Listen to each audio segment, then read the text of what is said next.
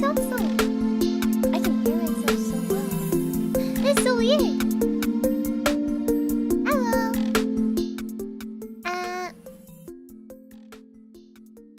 Hello, hello. Okay.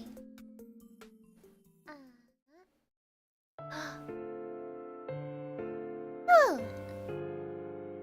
I brought my favorite song. Why does everything sound so weird? Oh, it's because I have my glasses on. Oh my gosh, I never realized that. Oh, because if I take my glasses off, my headset suctions like to my head. So I was confused, so I could hear myself so well. Okay, I know now.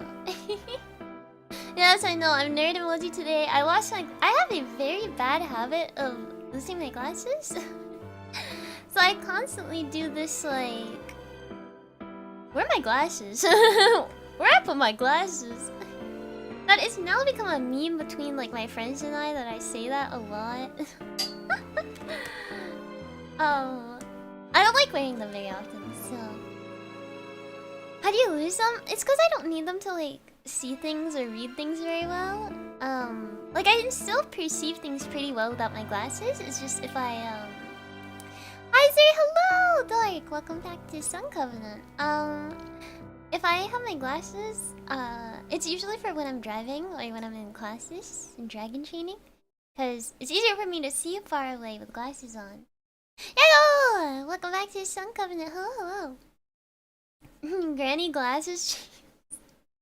Mama Dragon has those, it's really cute. But, oh my gosh, wait, the music isn't... there. Okay. Haguba style. But yes, it's so weird hearing myself so clearly while streaming. I don't like this. But yeah, I don't really need my glasses to see things much. I just wear them to help me, like, you know, clearer vision. Things are just like a little fuzzy. Just a little fuzzy. Just a little fuzzy when I have them off. Like my YouTube one, so I can't wave. What? What? How do I take your emote button? What the hell? Robbed? Wait, what?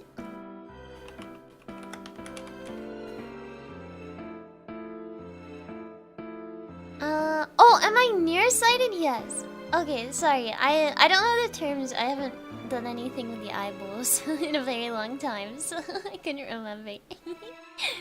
But yeah. I'm nearsighted. I'm pretty certain, right? The nearsighted is when I can read near, right? I'll say hello. Damn lucky, right? That's what nearsighted is, right? When I can read things close up. So I can't read things far away. It's really painful. Cause I'm so stubborn. I don't like reading things very far away, or like I don't like putting my glasses on unless I really need them. So I have like the stubbornness of like I will go into the grocery store without my glasses and I will persevere and I will like walk up to the aisles just to read the signs on the aisle. Like, it's not that bad. Like, I'm not legally blind if I take them off and I have to drive, which is a good thing. But it's just annoying. What's wrong? Dude, what's your issue? I come back, now streaming 3 days or something. You come back and you tell me, like, what's wrong with you? What's your guys' issue? Jesus. Busting my ass. Hi, say hi! You know, 5-foot speed. It's just blurry, like, I can make things out, but it's like harder for text, specifically. I do wear my glasses when driving, though, just as a precaution, but... Oh yeah, so basically... where are my alerts? Hello? Why'd they... Wow, I'm... Hello? The one day I like turned them on, I put the audio on and everything, now it's not working. Okay, well...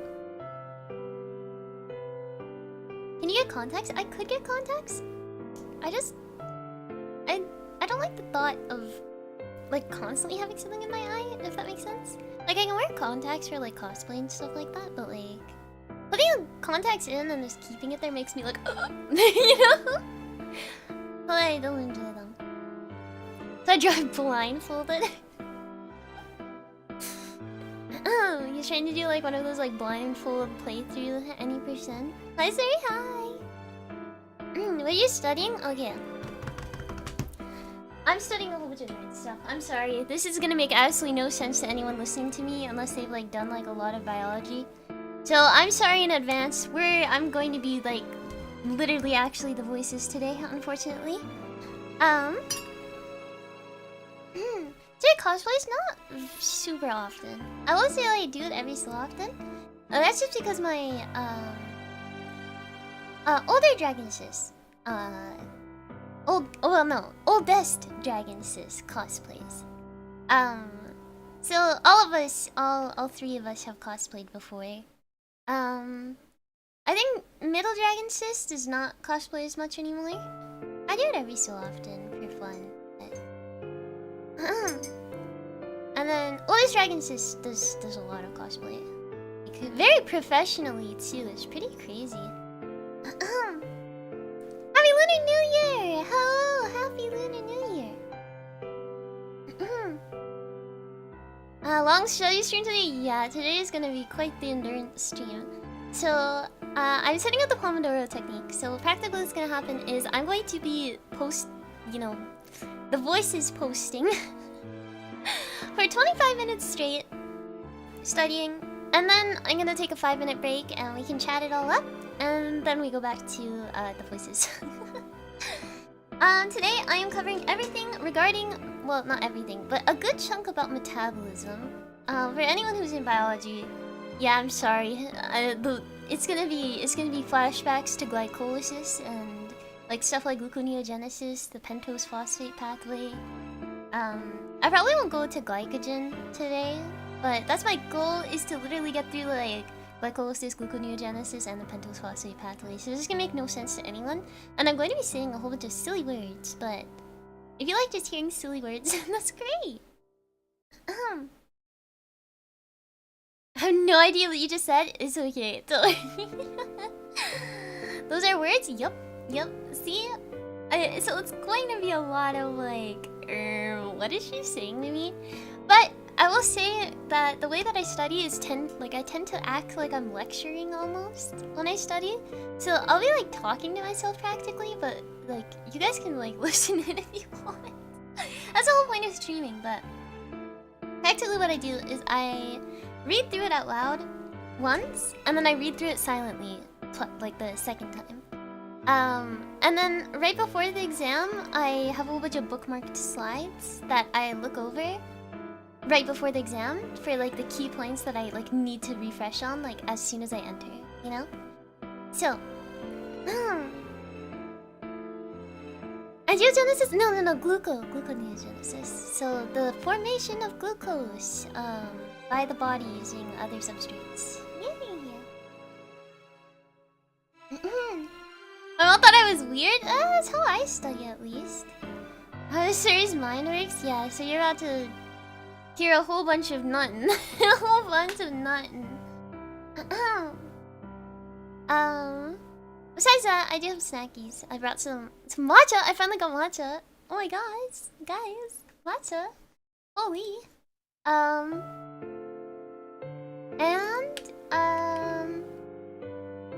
I got snackies. I got applesauce and some bread slices. Not like white bread, but they're like chocolate chip bread kind of stuff. Like banana bread, but not bananas.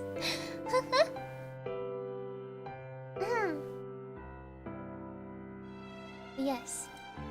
Matcha, dude, matcha's so good. Anyways. Okay. So. This is practically me an endurance stream, by the way. Like, I can study for probably like 7 hours straight. So if you want to tune in and out, it's totally alright. Or if you want to just put me in the background, you're just gonna hear me saying all bunch of words. I was thinking tomorrow maybe I'd do physics questions. I I have to study a lot in the next couple of days. But I was like, ugh, if I'm just gonna study and like be angry about studying, I might as well stream at the same time and complain about how much I hate school, because that's what I do when I study anyways, so. Dude, I don't want to wear my glasses. I'm gonna take them off. But then I'm gonna be like, I can't really read that word well. You're not gonna test us? You know, I hate tests. I hate tests, but it'd be kind of funny seeing, like, if I formulated a test based off of stuff I've lectured before, I feel like everyone would cheat, you know? Like, I can't stop you guys from cheating, technically. If you wanted to, really. I feel like it'd be really funny giving you guys, like, a mock exam of the exams that I have taken in the past. And just seeing how you guys, like, navigate through it. But that'd be really funny. Hi, hi! What are you studying for? Metabolism. Metabolism. Metabolism of the body. Bishop! It was our birthday yesterday! Can I skip studying? Well, happy belated birthday first! Happy belated birthday! Welcome back to Sun Covenant. Yes, you're dismissed.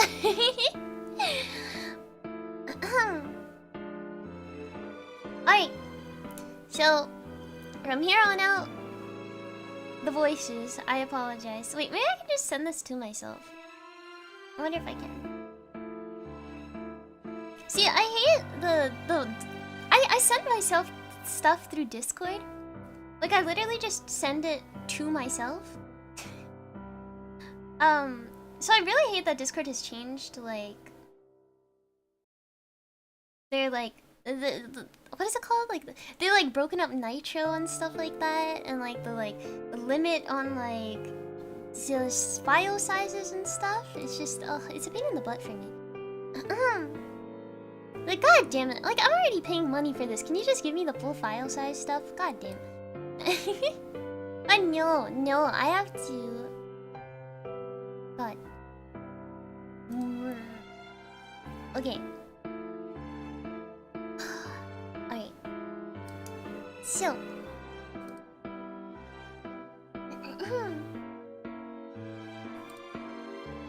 It's so winnable. Alright, I'm gonna start the timer. I'm gonna start the timer for whoever.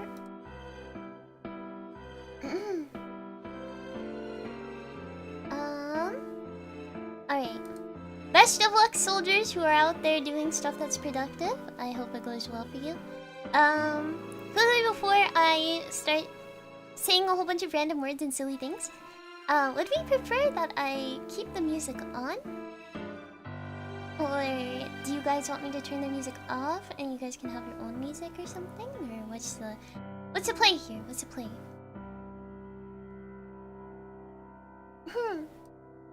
Keep the music on? Let's play my own music? Okay, as long as like my music isn't too disruptive. Or it's like on but quieter? How's this? Is that still like hearable for you guys? Is still audible? Listenable, perhaps? Okay. So it begins. I sit here and I read things on my screen and I talk out loud like I'm lecturing, but I'm not. I also had to do an assignment at some point. Guys, you have to remind me, please. You have to remind me. In like 2 hours. In 2 hours. Please remind me that I'm gonna write this in chat for a minute. Suri has to do an assignment in 2 hours. Wait, what would that be? That would be like 8:30 p.m. CST. Please remind her. Oh.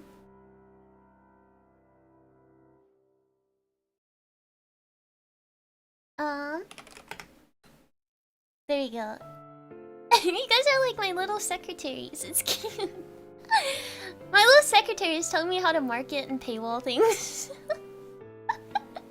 Put it higher! Paywall it more!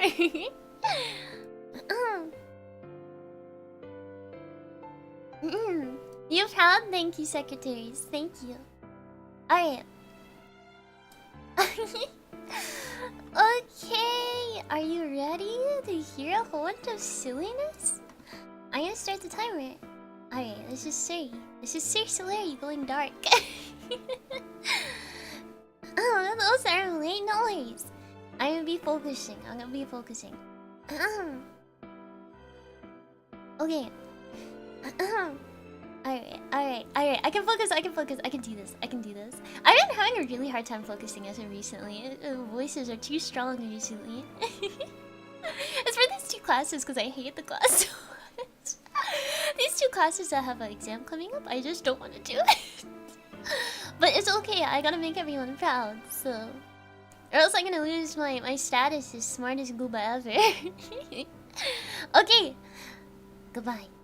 Well, not goodbye, but I'm gonna be here, but I'm just gonna be talking about random stuff. So, if you want to hear me just say a whole bunch of then welcome. Hi, Siri? Yes. We're about to start. Alright, 3, 2, 1. 25 minutes of... Oh, wait. Oh. There. 25 minutes of uninterruptedness. Okay. Alright. Metabolism. Enzyme catalyzed reactions. It's for synthesizing biomolecules. And... you break down food to get building block requirement. Highly coordinated multi-enzyme systems that cooperate with each other. Okay, wait, I remember this. Anabolism. Anabolism is when you build things up. Catabolism is when you break things down. Anabolism is building up a whole bunch of little pieces, building blocks. So simple molecules into big molecules, and catabolism is breaking down big molecules are in organic nutrient stuff, usually carbon-based stuff, and breaking it down into smaller molecules. And usually catabolism creates energy by breaking things down. This is why we eat food. Oh, okay. Okay, functions. Oh gosh, I can do this. Okay. Attain chemical energy in the form of ATP. You have to degrade energy-rich nutrients. And this is from the environment, or it's from solar energy. So that's why there's two different things. There's phototrophs and chemotrophs, but we're gonna get to that later. Okay. Molecules we ingest as food into building blocks or large molecules. Yeah, that's catabolism. Yeah. Okay. As into larger blocks such as proteins, nucleic acids, lipids, and polysaccharides. Yes, 4 macromolecules. 4 important macromolecules: proteins, nucleic acids, lipids, polysaccharides. Polysaccharides is sugars, lipids is fats, nucleic acids is like DNA and RNA and stuff like that. And then proteins is just protein and enzymes and stuff like that. Okay. Synthesis and degrade biomolecules, special functions in the cells. Yes. Okay. So there's... okay. 4 functions. Okay, I can do this. 4 functions. Energy. Building blocks for larger molecules. Wait. Energy? Breaking down into building blocks. Building up into larger molecules, which are macromolecules. And 4th is making specialized... wait. Synthesize and degrade biomolecules that have specialized functions in the cell.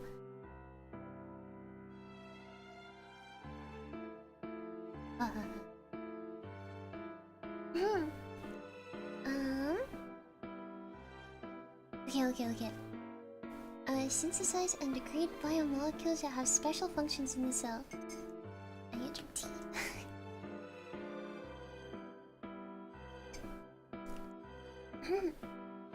I don't know, specialized stuff. That's how I'm gonna remember it. If they ever ask me, which one of these is the functions of metabolism? And it says something about specialized cells, well, you know, it's probably close enough. Okay. Okay, metabolic pathway is used when talking about a whole bunch of different pathways that are linked together.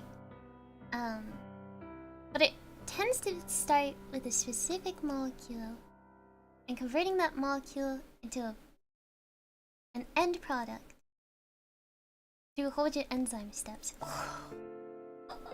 Okay, it's okay. It's so chill. This is okay. Okay, the pathways are coordinated regularly. That's understandable. Why wouldn't they be coordinated? Or else we'd have like the breakdown of glucose at the same time as the building of glucose. That would make no sense. So metabolic pathways is a series of reactions linked to each other. And that's from going from a starting molecule to an end molecule through a whole bunch of enzymes. Linked reactions. Yeah, because it's one reaction after another, after another, after another. That's why they do enzyme 1, enzyme 2, enzyme 3, enzyme 4. Okay. Okay. Okay. I'm so excited. I'm so excited to talk about glycolysis. I just want to get through this section so I can talk about glycolysis. I want to talk about glycolysis. Okay. Given a reaction with... Oh, I'm sorry. I just remembered. I have to look at delta G. My heart is so broken. It's okay. Given a reaction, then a pathway can be reversible or irreversible. Okay, yes. That's understandable. Reactions can go backwards and some can't. That's great. Okay, the first committed step is often the one that regulates the entire pathway. But that's not true for glycolysis, it's a second step. So, it's a second irreversible step that actually controls a lot of glycolysis. But we're gonna get to that later. Regulated are often at the rate-limiting steps. Reactions are regulated are often at the rate-limiting step. Okay, yeah. So slow reactions can often be improved using enzymes. Oh my gosh. Okay. Oh my god. Oh my god, it's this thing I was just talking about. Oh my gosh. Say hello. Hi. Hi. I can only say hi. I can't say much more. Okay. Okay. There's different types of metabolic pathways. Because we just talked about it. Metabolic pathways are a series of linked reactions that go from a starting molecule to an ending molecule through a whole bunch of steps within the enzymes. There's linear, there's branched, and there's the circular. No, circular? Yeah, the circular. Because there's the citric acid cycle, and/or the Krebs cycle, and/or the TCA cycle. I remember all those words. Linear. It's individual reactions, and some of them are reversible or irreversible. Usually starts at one end and then ends at the other. Usually the first reaction is the one that's irreversible and/or it's a rate-limiting step. It's usually the hardest to go over because it needs so much energy, and that's why it's irreversible. And usually, it's regulated and often you can use enzymes to catalyze the reaction at the first committed step. Okay.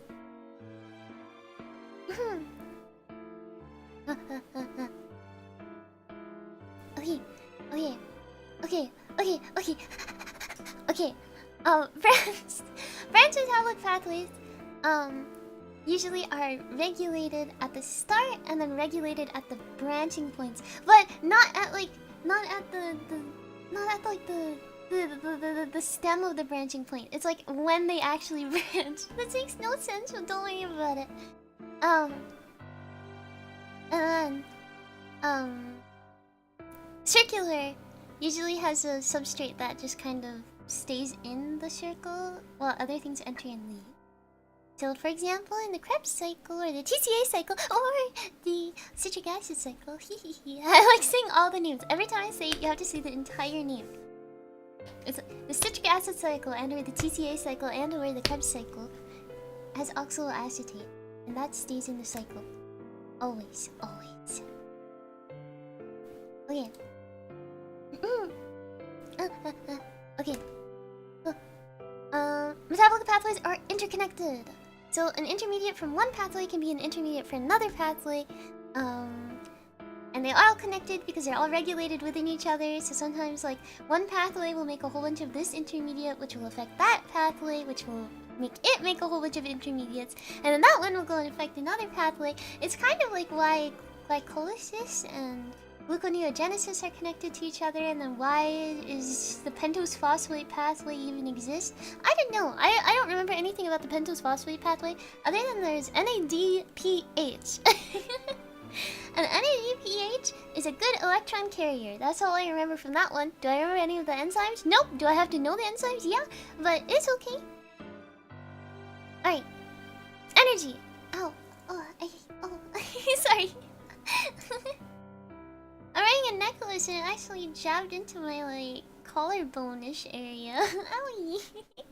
I'm okay though, don't worry. 300 word... I'm okay. Don't worry. Wait, what time is it? Okay, I have 15 minutes. 15 minutes uninterrupted. Okay. Alright. Energy. Three uses solar. I already forget the other thing. Wait, I gotta go back. What was the one? There was like, there's functions of metabolism. There's 4 of them, right? One of them is to make energy, right? One of them is to, it's catabolism, so it's to take organic substance and break it down. There's anabolism, which is taking building blocks and building them up into macromolecules. And the last one was specification, but I forget what the specification was. It was something like making and breaking down biomolecules that have special functions, something like that. Voices. Okay, so that means, okay, I know what the functions of metabolism are, right? Like, we're like, okay, we're like a third way through this section already. Wow, that's actually a lot more than I thought. Okay, so we know anabolism and catabolism. We know metabolism is enzyme-catalyzed reactions to, like, make molecules or break them down. So to make things up for make biomolecules, like macromolecules, or break down food into energy or building blocks. Yeah. Okay. Anabolism is building things up. Catabolism is breaking down. The functions are the 4 functions I talked about. Metabolic pathways categorized into 3 sections, which is a metabolic pathway can be linear, it can be branched, and it can be cyclic. And the rate limiting step is often usually the first step, except in glycolysis is technically the second irreversible step. And then in the branched system, usually the rate limiting step is the first step, and then usually it's the branching point is also the kind of like second/third rate limiting step. And the cyclic cycle usually has a substance that stays in the cycle and goes in. I think this is much as I can remember.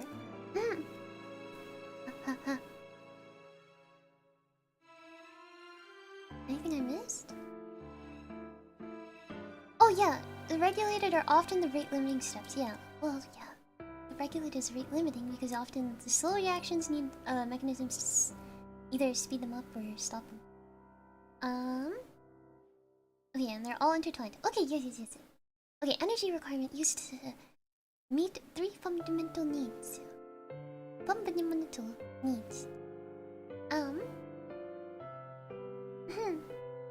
Okay. I can think. My cells are so hard right now.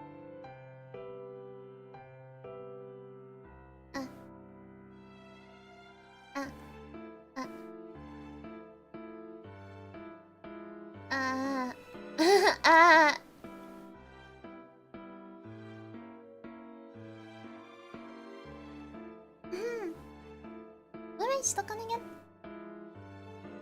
Oh, Okay, energy. What is energy for? Muscle contraction, it's for movement. Which some people are gonna be like, oh, but isn't muscle contraction technically movement? No, no it isn't. Muscle contraction can lead to movement, but I'm talking about cell movement.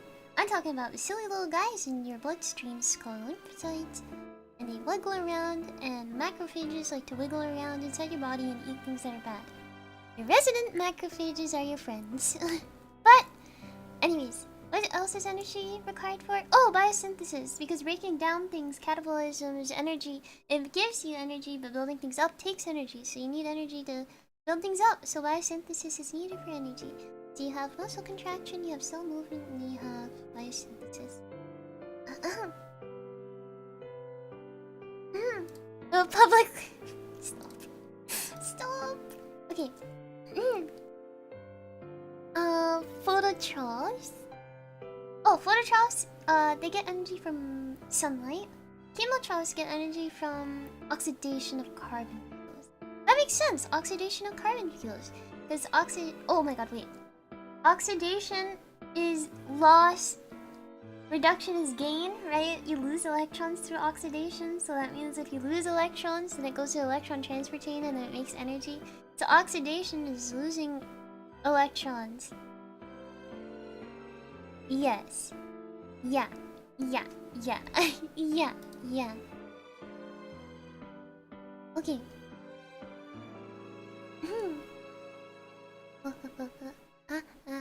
Okay.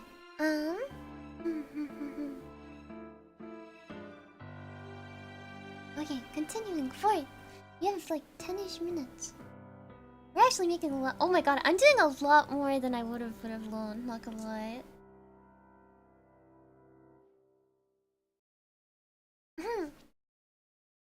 Enzymes only speed up the rate of the chemical reaction. Oh, we're getting to my not favorite part. Oh, delta G. Enzymes only speed up the chemical reaction. They don't change the equilibrium constant for the reaction. That makes sense. They can't thermodynamically change an unfavorable reaction. So they just make equilibrium happen faster. But if you pair up reactions together and stuff like that, you can do unfavorable reactions, but you just have to pair them up with the correct enzymes and everything. Well, the correct... Okay, anyways. Two thermodynamic properties. Okay. This is the stuff I have to memorize because this is stuff I'm not gonna be able to remember. Wait, energy, three things that energy does is muscle contraction, it's cell movement for macrophages, and biosynthesis, yeah. Okay, I remember it. Sorry, I'm just backtracking mentally. Making sure. Okay. Alright. Where is this? Where was I again? Oh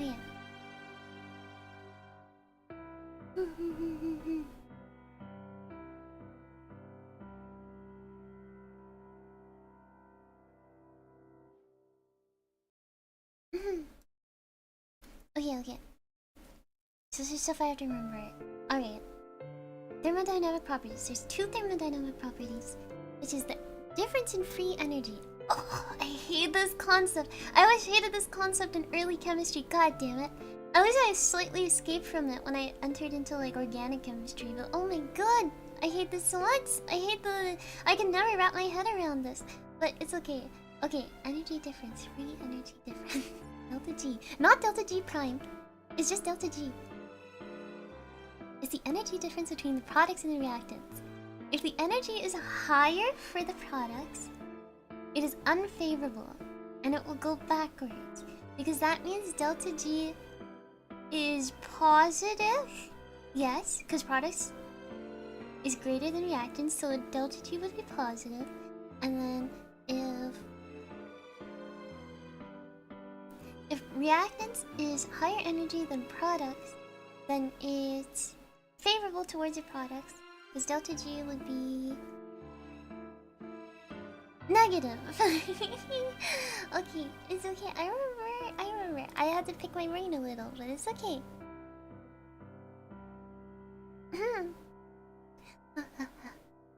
Hello.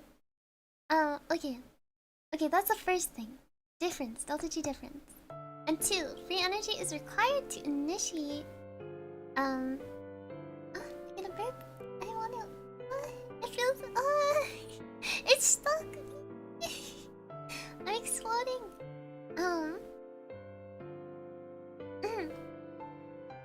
Free energy is required to initiate the conversion of reactions to products, and/or there is activation energy for something to happen.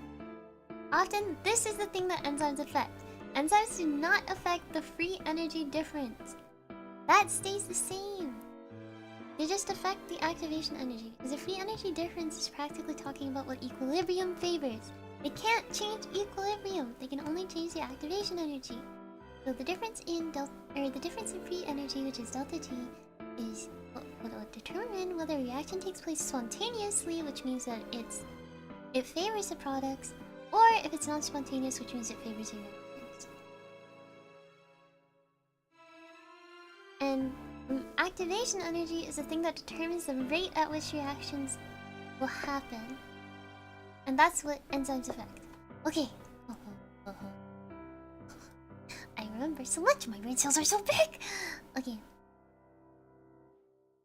Oh my gosh. Okay. Determining delta G. I feel like I need to like hiccup or something. There's something wrong with me.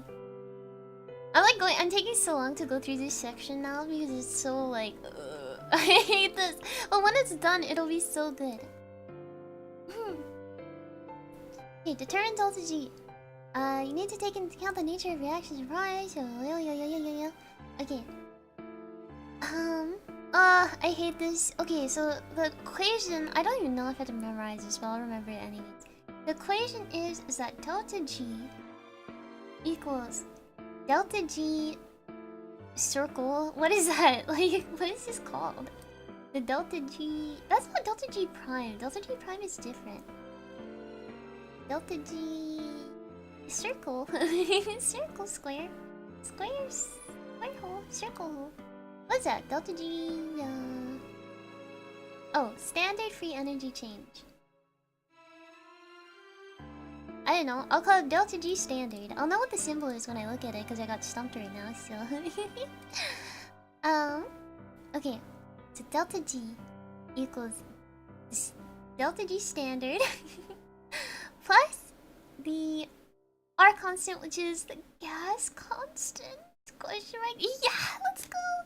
Okay, and then it's T multiplied by T, which is the temperature in Kelvin, by the way. By the way, yeah, that's why Celsius is so much better than Fahrenheit. Because guess what? If you have it, if you need it in Kelvin, you just add, like, you just do addition. But with the Fahrenheit, you have to do a whole bunch of silly math to get it in Kelvin. So therefore, Celsius is actually a more superior form of talking about temperature. It's easily convertible. Anyways. Okay. So, delta G equals delta G standard plus the gas constant multiplied by temperature multiplied by the natural log of products of reactants, right? Yes, and the concentrations multiplied by each other. Yes, molar concentrations. The free energy change under standard conditions, where everything is present at 1 molar concentration, an atmospheric pressure of 1, and the temperature of 298 Kelvin, 25 degrees Celsius. For biochemical reactions, it has been adopted delta G standard prime question mark, which refers to the standard energy change at pH of 7. Ooh. Because your body is in a pH 7.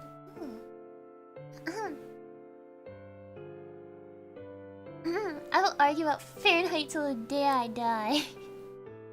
The amount of pain I can't imagine I'd go through if Fahrenheit was the standard. Anyways. How is delta G standard prime calculated? The simplest way is to measure the concentration the reactants and products when the reaction has reached equilibrium, therefore delta G is 0. So you just rearrange the question. It's practically what they're telling me.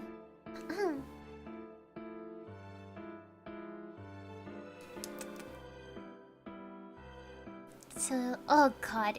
K equilibrium is that. Substituting above equation gives us. Oh, good lord.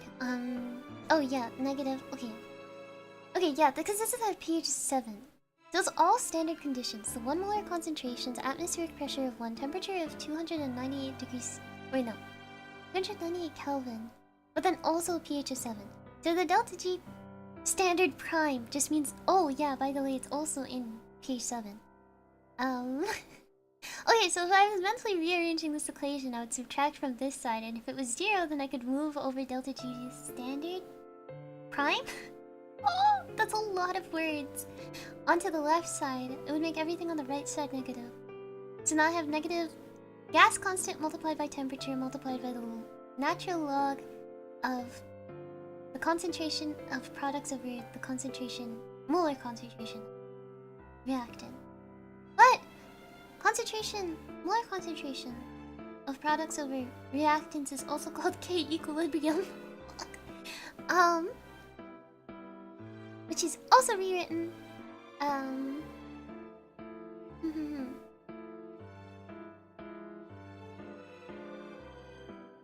Why are we deriving this? Hello? Sorry. Apparently we just don't like the natural log too much, so we're taking it out and multiplying everything by negative 2.3. Or well, not negative, but just 2.3 and turning it to regular log. Oh yeah! Oh my god. Okay, I get it. Oh my god. Oh my god, that's scary. Fuck. You guys can't. I don't know if you guys can hear it. You guys can't. Okay. There's an alarm that goes off apparently. Holy Christ, it scared me. Okay. Alright. Now we start the break. Alright, I'm not gonna think about anything. Hello everyone. How's it going? Have I been saying a whole bunch of silly words? Do they sound like actual words at all? Hello. You cast scare? It worked. Oh my god. That actually scared. That was so loud. Holy.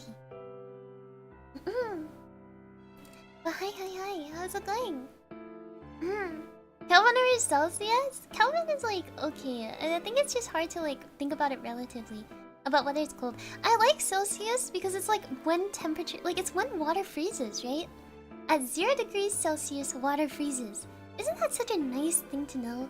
Because then if you're like, oh, it's negative 5 degrees Celsius outside, then you're like, oh, it's cold enough that could be ice outside, or there could be snow outside, or something like that. But if it's any warmer, then you're like, oh, now I know that the snow is melting probably. Or it's like, oh, there's no way that there's snow, it's gonna rain today instead. Or you might have freezing rain at the very least. Celsius is very versatile. Oh, do you remember what Delta G? Oh my god. Okay, Delta... Wait, I'm not supposed to think about it, but now I want to answer it. Okay, Delta G standard is... It's the standard condition, between... Oh god, okay. So, it's... Products and reactants are both at 1 molar concentration. We have a standard temperature of 298 degrees...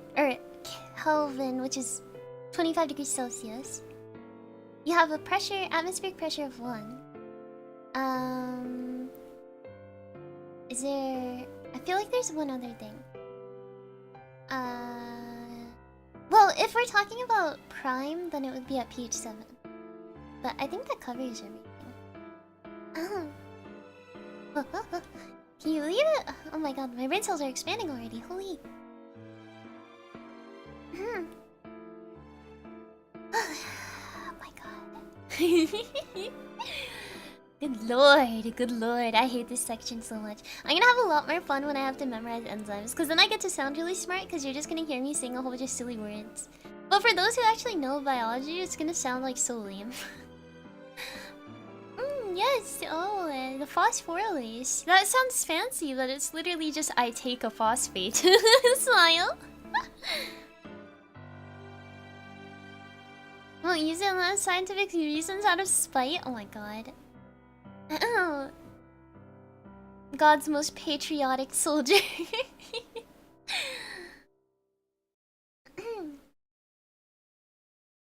So many words, right?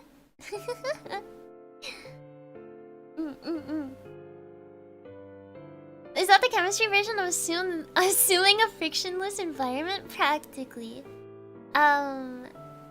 If you're at like perfect standard condition, then that's practically what it is. It's like, yes, assume that the table of this is frictionless. Which I have to start studying for soon. I have to study springs. I have to study springs. I have to study like simple harmonic motion stuff, like so springs, but simple harmonic motion. I have to study sound waves. Oh fuck. Dude, I'm so bad at sound waves. I'm so bad at them. I'm so bad at sound waves. I can't wrap my head around it. It's like how many nodes or whatever. I'm like, oh my god, what is he saying to me? Maybe we can like go through questions together that I can find online that are relative to what I'm doing. And you guys can like tutor me. All the physics nerds out there can tell me what I'm doing wrong. And be like, you fucking idiot! You're supposed to input this equation in. And I'll be like, guys. I can't do it. It's okay. Let's go for the night? Alright. Take care. Harmonics is so difficult for me. It's so painful, but it's okay. It's okay. I have 16 seconds before I die instantly. I'm kidding, but...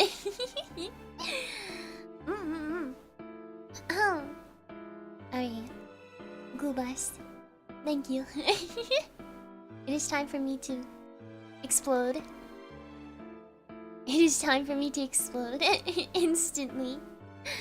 Okay. See you soon. Yes.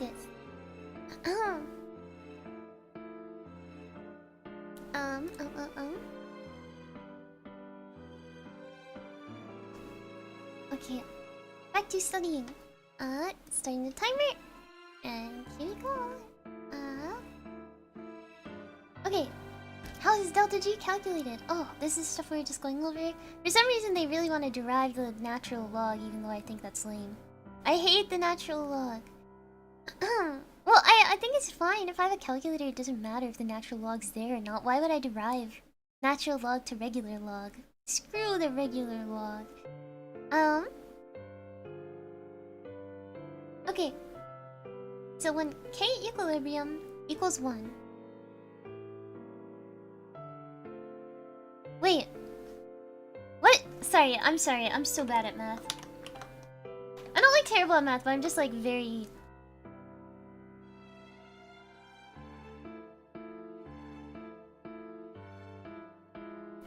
What is the... Does natural... Wait. God damn. Wait. Natural log not of 0. Natural log of 1. What is that? That's 0, right? Yeah. And then the natural log of anything above 1 is...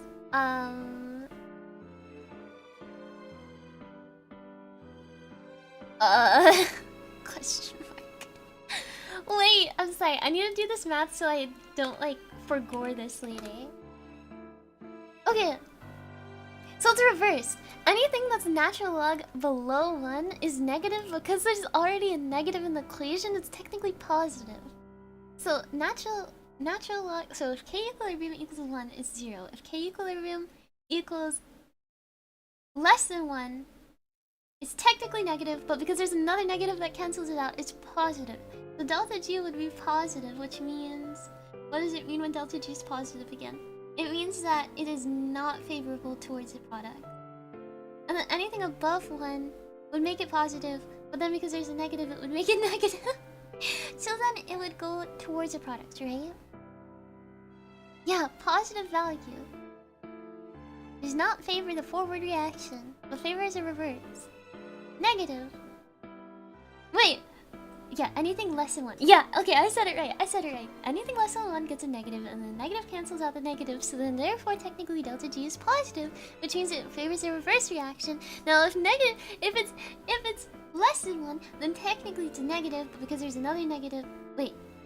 If it's greater than 1... I literally just said the thing I was about to say. If it's greater than 1, then it's positive, but because there's technically a negative in the equation, then it's negative again, anyways. So, if there is a forward reaction... Oh my god. My brain cells... Okay. Oh my god. Can I get... How long? Okay, we're almost out of this one. Kind of. We're almost out of this. Okay. Gotta persevere. Okay.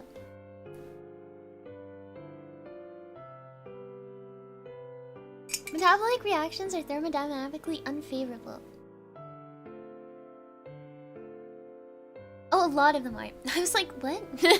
Hello? How do we function then? Could you get around the positive delta G? Okay, positive delta G. That does not mean delta G standard prime. Right? Yes.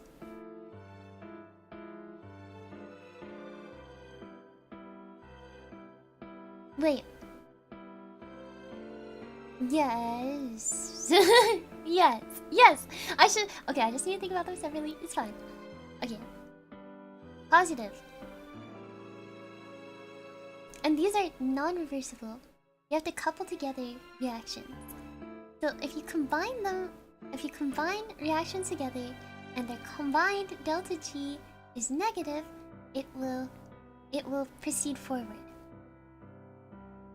That's why we couple reactions, and that's often the hydrolysis of ATP with an unfavorable reaction. That's why things require energy, because when ATP is broken, it releases energy. And it releases so much energy when it's broken that it literally is such a negative delta G value that things will always nearly proceed forward. Wow! My god! Isn't biology silly?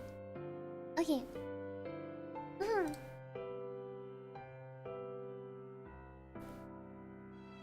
When it comes to metabolism, the energy currency is ATP in most living organisms. We extract energy from things that we eat, and it is primarily stored as ATP, and it's known as the donor of the most free energy for most energy-requiring processes in the cell.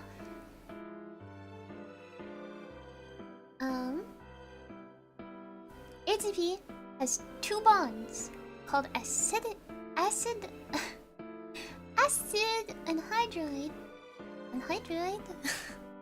anhydride bonds, because it's bonds between 2 acid groups, and lose a water molecule upon formation. Yes, because hydrolysis, to break it, means that water is added, right? Hydrolysis uses water to break things. Yes. There's... What is... Where... Whoa. Where are my acidic anhydride bonds? This? And this? Right? You guys can't see what I'm pointing at, but I promise I'm pointing at something.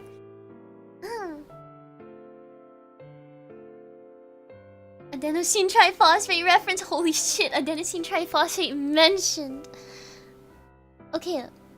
Where are my acidic anhydride bonds are the ones between the phosphates, right? I'm gonna assume that, yes. Because the one between adenosine and the phosphate is likely... That's not 2 acid groups, right? Because wait, no, nucleic acid? Whoa. I gotta think about this. If adenosine is a nucleic acid, is the bond between adenosine and a phosphate, is that an acidic anhydride? Whoa. Wait. ATP acidic... or acid anhydride bonds. Okay.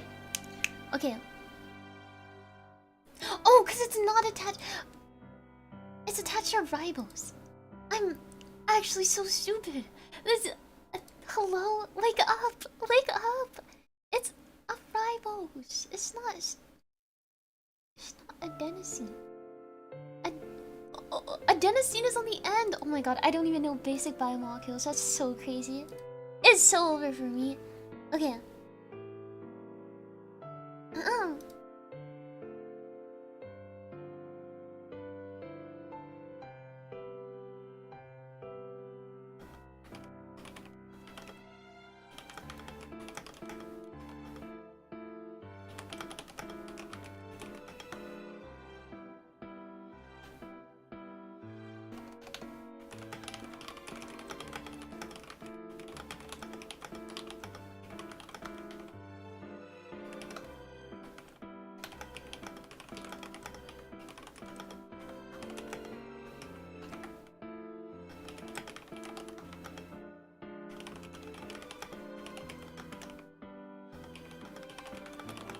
Okay, I know I'm distracted. I'm sorry, but it's important. I promise you I'm distracted for a good reason.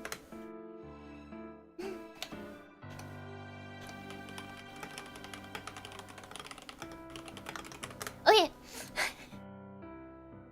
Okay, alright. Okay. Okay. Acid and hydride bonds. Okay, high phosphoryl transfer potential, meaning that it readily transfers phosphate group to water. Cause yeah, it's literally just a whole bunch of phosphates. Yeah. Okay, that's the standard free energy. Hydrolysis of ATP, eternal phosphate group into ADP, and inorganic phosphate is a very negative 30.5 kilojoules per mole, which is a very negative delta G. I'm so hungry. Okay. Okay.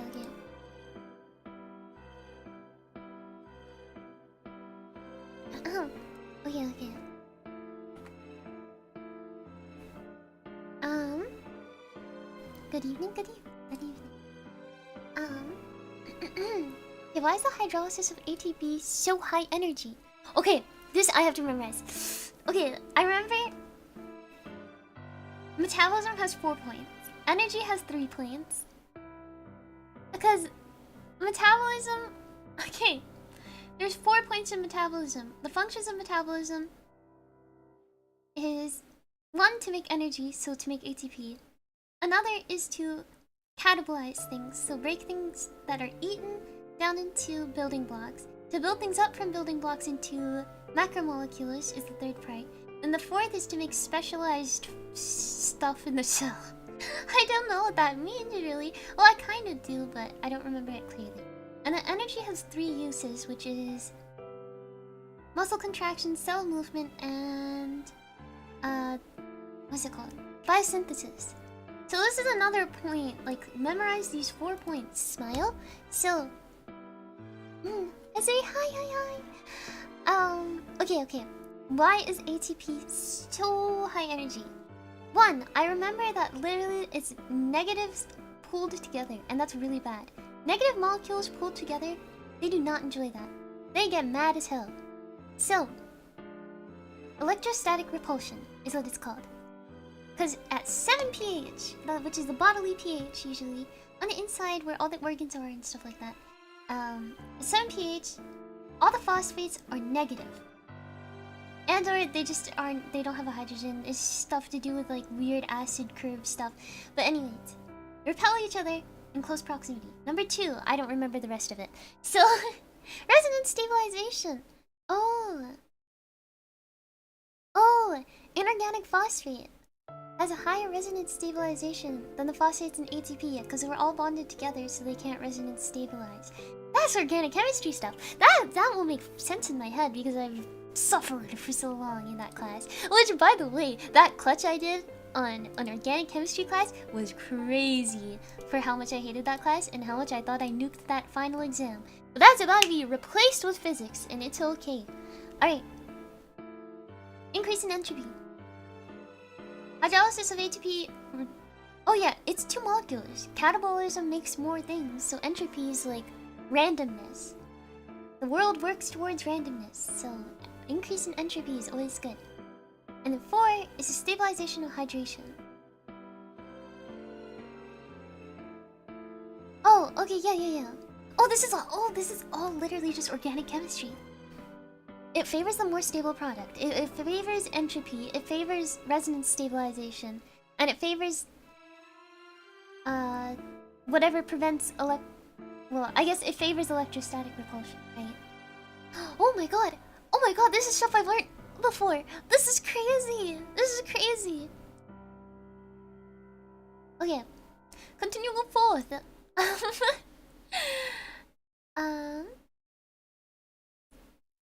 An ATP is actually considered a intermediate molecule in comparison to, for example, 1,3-biphosphoglycerate, phospholynyl pyruvate, creatine phosphate. Creatine!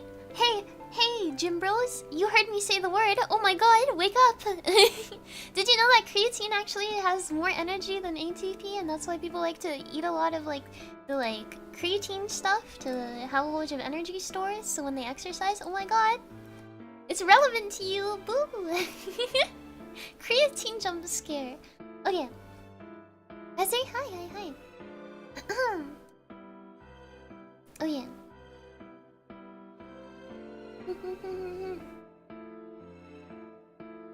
Okay. Phospholynyl pyruvate is the highest energy. Then it's 1,3-biphosphoglycerate. Then it's creatine. Then it's ATP. Then it's after that. There's low energy forms, which is like glucose 6p, glycerol 3p, glucose 1,6-phosphate, pyrophosphate. So it's something that's broken down after ATP loses 2 phosphates. So you have AMP and pyrophosphate, which is 2 phosphates together. Do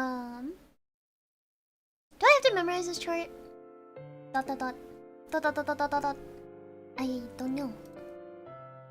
Oh, there's no way to bookmark. I'll bookmark this on my big old goober iPad. Give me a second. I must bookmark this in my goober iPad. I should bookmark all the silly little lists. This is a list that needs to be known. I probably need to know the Delta G stuff over here. I probably need to know that. And where's the other list? What's over here? Functions of metabolism. Okay. I got it all down. Alright. Cute Gula, thank you. So, where does energy that ATP possess come from? It comes from the breakdown or catabolism of biomolecules we eat. Wow, you eat and you make ATP. That's crazy. It's often carbon fuels, so usually glucose and fats that are oxidized. We talked about this metabolism. Catabolism is often oxidation because it's the loss of energy, which is favorable. And biosynthesis is the opposite, which favors the buildup of things, which requires energy. So it makes sense that when you eat things and it breaks down into energy, that it's catabolism, because it's a forward-favored reaction, which breaks down things, which makes energy. Yay! We eat things and we make food and energy, and yay! Okay. Okay. Oxidation is a loss of electron. Okay.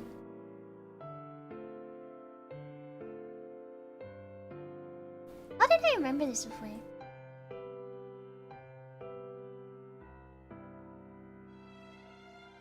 I forget. There was like a phrase you're supposed to use to memorize. Oxidation is the loss of electrons. And then reduction is gain of electrons, but I forget. All I know is that it's called reduction because you get more negative. That's how I remember it. Oxidation and redox reactions. Wow! Loss or gain of electrons is accompanied by the loss or gain of one or more protons. This is Lewis versus Bronsted. Oh, this is a whole bunch of silly words that I don't want to read. Oh my god. I'll say hi. The molds are back. Let's go. Okay. Oxidized, which means usually it tends to. Okay. Let me remember this. Lewis is gain or loss of electrons, so this is often redox. Bronsted is gain or loss of a hydrogen. They match sometimes, and then sometimes they don't. So, in this one, you can't see what I'm talking about. But in this one, something loses a hydrogen. Therefore, it's being... If you're losing a hydrogen, you're also losing electrons, right? Because if you have a hydrogen, then you're an acid. And if you... Wait. Wait! Oh no, I'm confusing myself. Frick. Okay. Lewis. A Lewis base has electrons that it donates. A Lewis acid takes electrons that are being donated.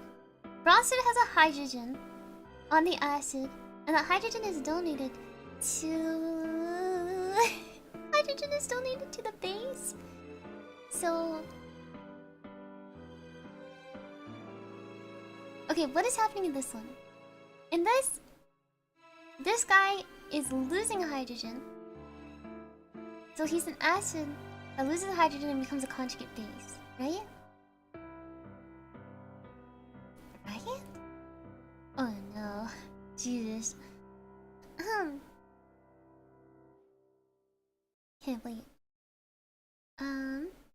If I remove this, you're...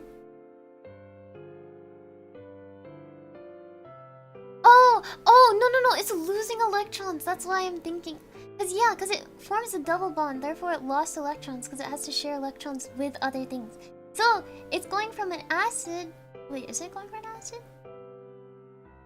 You know what? I'm just gonna stop trying to make a connection between Lewis and Bronsted.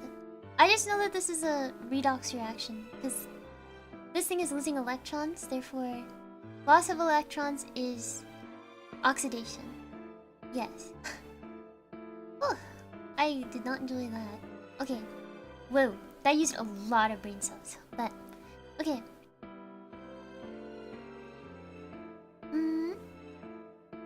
More reduced the starting carbon, the more energy released during its oxidation. Okay, that makes sense. That makes sense. So, methane has the most bonds, so it has the most energy.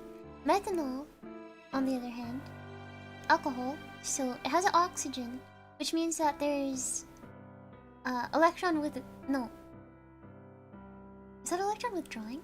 Yes. Right? It's electron withdrawing because it's directly connected to the carbon. It's electron withdrawing, therefore it has less energy. Double bonds means even less, and double bonds and an oxygen means even less. And then carbon dioxide just sucks. Screw carbon dioxide, goddamn. Oh. Oh yeah, okay. Consider two major sources of fuel, which is glucose and fatty acids. Wow. Fatty acids are far more reduced than glucose and have far fewer oxygen groups than glucose. Therefore, far more carbon-hydrogen bonds that are sources of electrons. That's why the degradation of fatty acids yields far more energy than glucose. That's true! That's true! So facts, king! So facts! Good example, okay, two-step reaction. This is substrate level phosphorylation. Ooh, yikes. What does that mean? Search Google for the formation of ATP. By transferring a phosphate group to a high energy compound like an ADP or GDP. Okay, I can get behind that. So we form ATP. That's substrate level phosphorylation. That's good. That's good. All right. Yes, I see that. We're transferring this phosphate group. We're transferring this phosphate group around, and it's two steps. But we do end up with a phosphate group on adenosine diphosphate to make adenosine triphosphate. Okay. I'm almost done this section. This section sucks. I hate this section so much. But it's okay. We're almost there. Alright. So what did I want to do? I wanted to do 4 sections. I'm assuming that's going to take me about 5 hours? Sorry guys. The voices, this is an endurance stream, so... Okay. One of the goals of this course is trying to emphasize the seniors metabolism. Okay, wow. Activated carriers. Electron carriers, such as NADH. A general redox reaction with NADH. That's pretty chill. Ooh, I got shivers, what the hell? I was doing activated carriers, like carriers of electrons. Is anything like NADH, NADPH? Anything that has a hydrogen. I don't think adenosine triphosphate is just like a... Is it an electron carrier? I think it's just like a... It's just a paired entry. Like, it's just... It's paired, like... Exergonic, like, reaction, right? I'm gonna switch it up. Wait. Is adenosine triphosphate a electron carrier? Does it connect?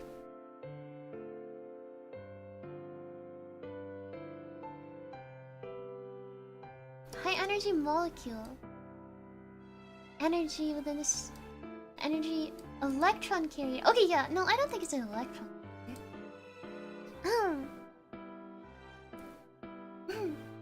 Typical and the dog pulls out Google. Oh. Can I ask you? Oh, you can ask me in a second. I promise. I promise. It's just 1 minute. 1 minute of me saying silly words. Okay. FAD is a second activated carrier of electron. Okay. So we know NAD, H, FAD is NADPH a electron. Is NADH electron carrier? Reduced electron carrier. Yes. Okay, so it's an electron carrier. Reduced just means it's even more negative. It has a lot of electrons. Okay. Oxidized and reduced forms of FAD and are FAD and FADH2. Okay. Oxidized. That means oxidation is loss. So this does not have electrons. FADH2 has electrons because it has hydrogens.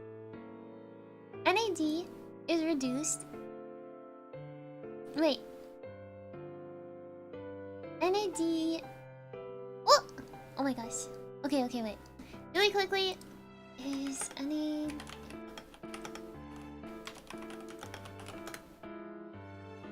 Yeah, it's the reduced form. Okay, I just accidentally wrote this backwards. Jesus. I was like gonna confuse myself for a second.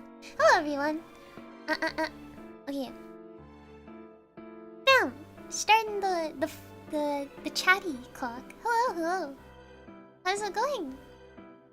We're almost done this section. I'll probably finish this section and move on to glycolysis in the next 25 minutes after the break. Yes. Oh, hello, Gordon. How are we doing? I hope... I'm surprised there's so many of you. I just thought everyone would be like, God damn, she's talking a lot.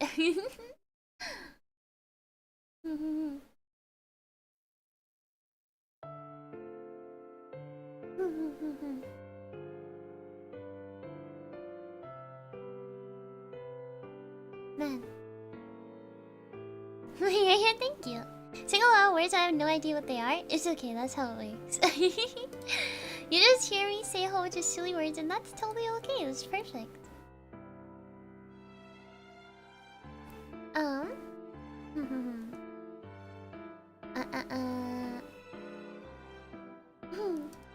So how are we doing? The voices are real down today? What? No. Voices? Good thing I'm... God damn, she talks a lot. Mesmerized, seeing, hearing me say a whole bunch of silly words. So silly words.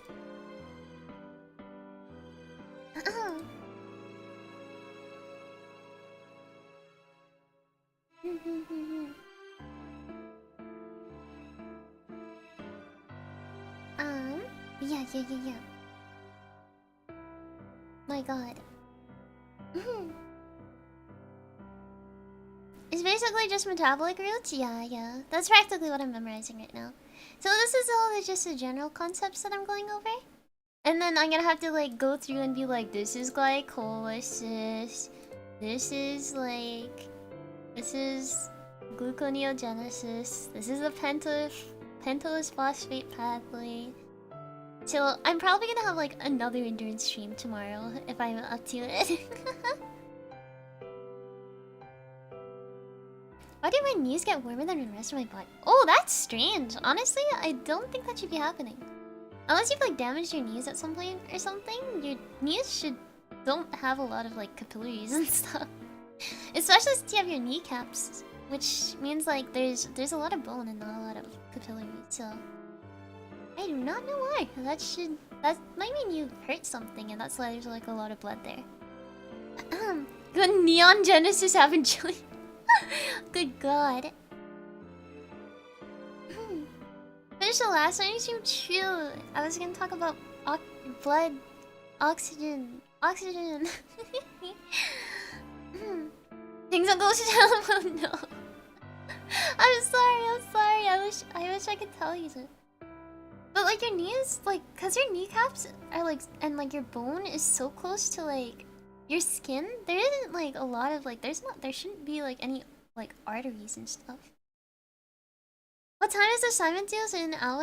I have to get started in an hour, so I'll just literally be silently doing the assignment live as well. You guys won't be able to see it, of course, but that's what I'm gonna be doing. Actually, I need to go to the washroom soon. I should have gone to the washroom before I started stream. God damn it. Have you seen Cell Signaling already? Yeah, a good portion of it. That's what I mostly did last. I didn't like go too far into the endocrine system and stuff like that. And I don't really talk about much here other than maybe during glycogen I talk a bit about insulin and epinephrine, but those are kind of just those things. But for like, for example, for like muscles and like smooth muscle and stuff, I've talked a lot about those kind of signals, like systems, but this time around I'm just kind of talking about what enzymes are here and memorizing structures. God, I'm gonna probably have to memorize the structures of a whole bunch of different molecules, but I'm probably just gonna accept my fate and take the L. I'm not gonna lie. I'm gonna memorize a handful of them, and if I'm like, whoop, what is that? When they ask me on the exam or something, I'm just gonna accept my fate. I'm just gonna accept my fate. Oh, okay. The clock. Before we get started, I'm gonna quickly go to the washroom. I will be right back, I promise. I'm just gonna let you guys sit here. I'll be right back and then we'll get started again. Oh yeah, I'm alone in the house today, so I get to be as loud as I want, even though I'm not gonna yell.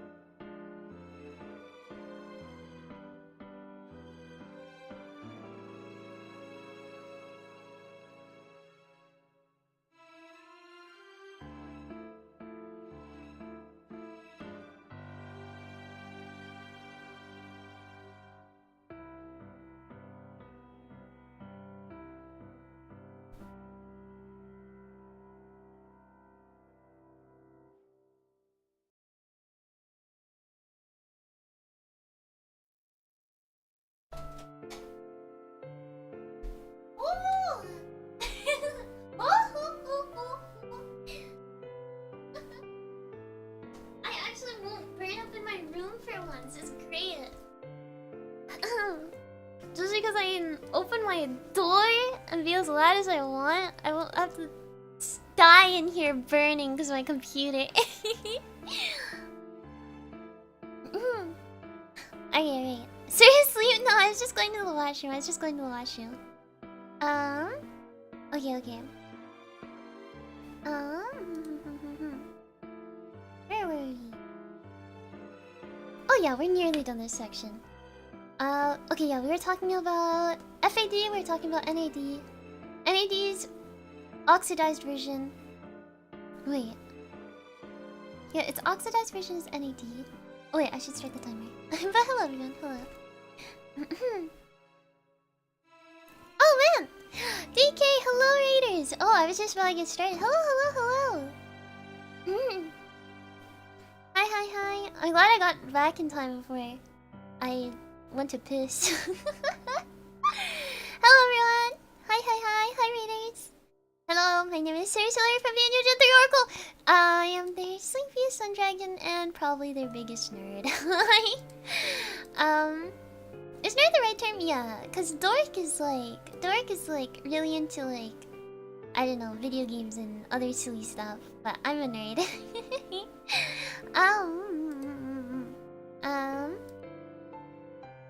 Get pulled. I love but also hate your raid message.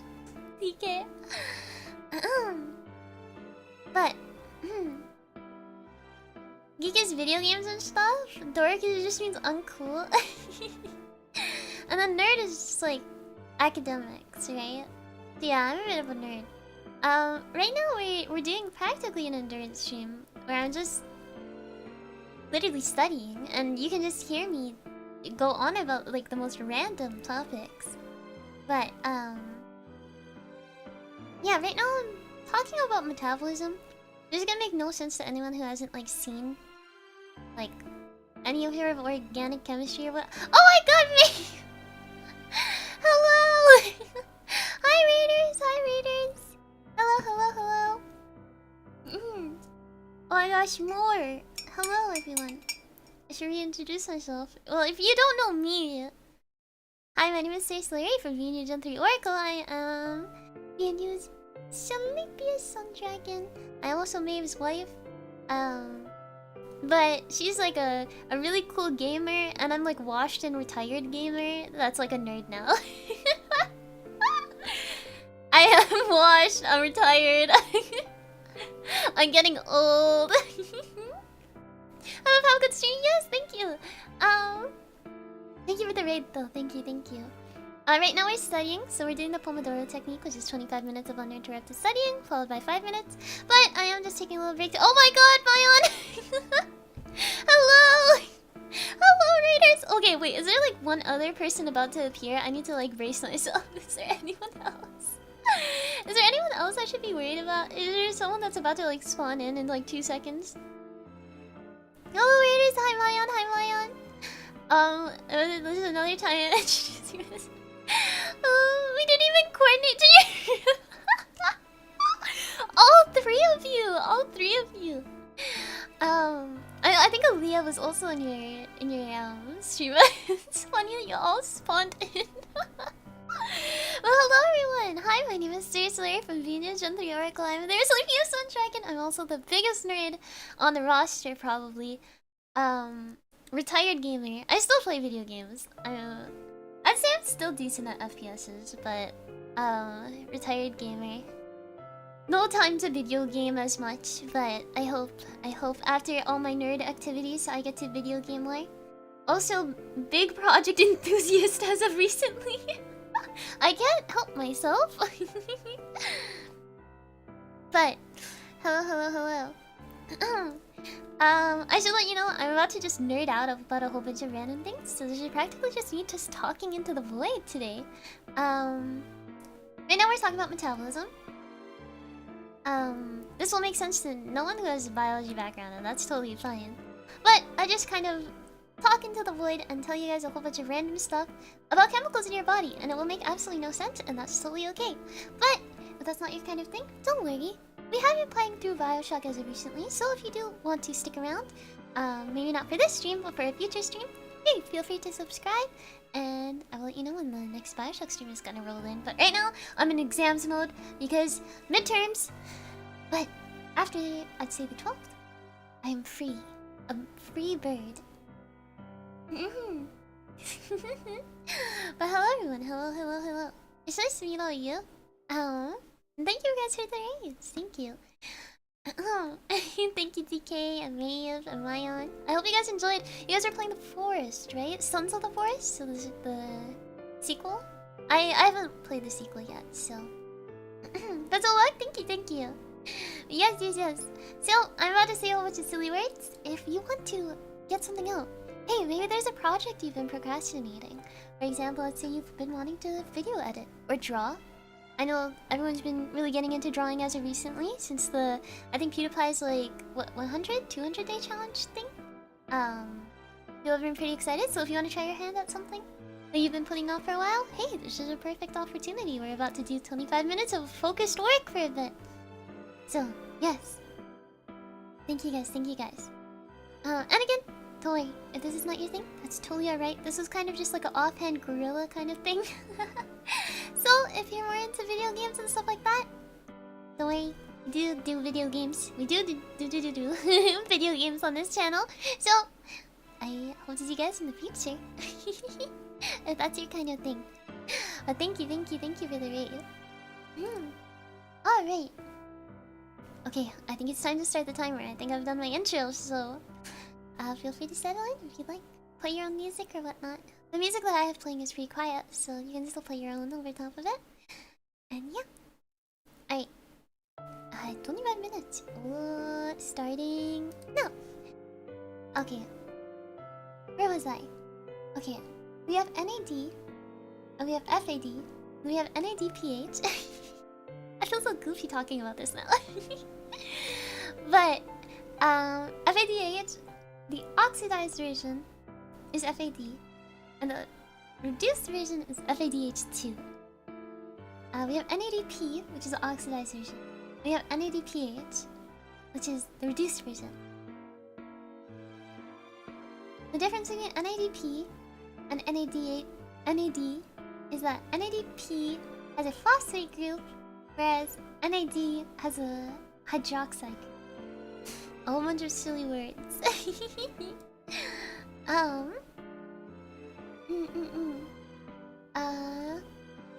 So those are our electron carriers. So we have our activated carriers of carbon fragments. So 2 carbon fragments. And this is coenzyme A. You've probably heard of acetyl coenzyme A if you've done anything adjacent to biology, but because the 2 carbon unit is considered an acetyl group.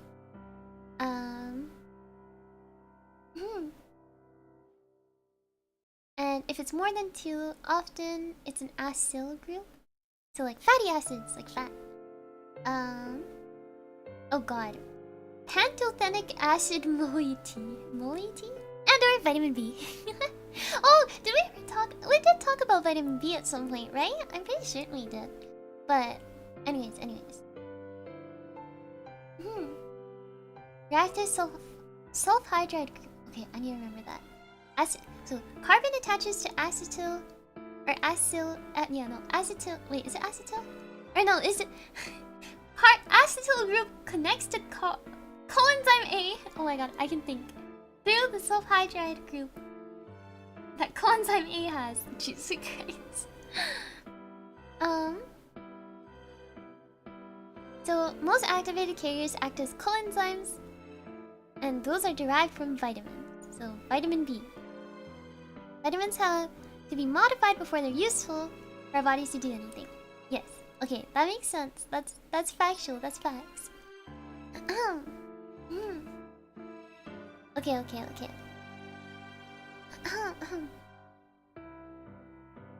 Niacin? Yes.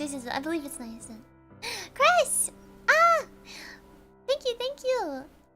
Thank you for rejoining the Sun Coven. I appreciate it. Thank you for upgrading. And lastly, okay, metabolic pathways are regulated in 3 principal ways. Alright, I can memorize this. And this is another list. I have to write down. But we're at the end of this section, so it's so winnable. Okay. So, there's 3 primary ways where metabolic pathways are regulated.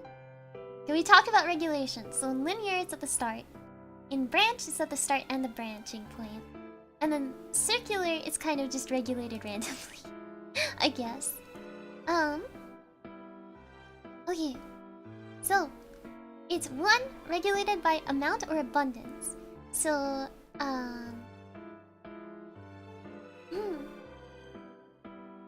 So it's coded by Chin. Oh, okay. So it's dependent on how many are encoded. Or not like encoded, but how many are produced. So if enzymes catalyze reactions, if we want to control reactions, we can control how many enzymes are produced. So this is like, for example, epigenetics. So for example, inherited depression... Sorry, this is a very random topic. But inherited depression is actually a thing. Where you can actually inherit histone tags. So that you have reduced amount of like... For example, let's say like dopamine or something like that. Or whatnot. But obviously with care and stuff like that, you can like that's if it can be changed forwards, it can be changed backwards. It's not irreversible still. Oh, hello. But yes.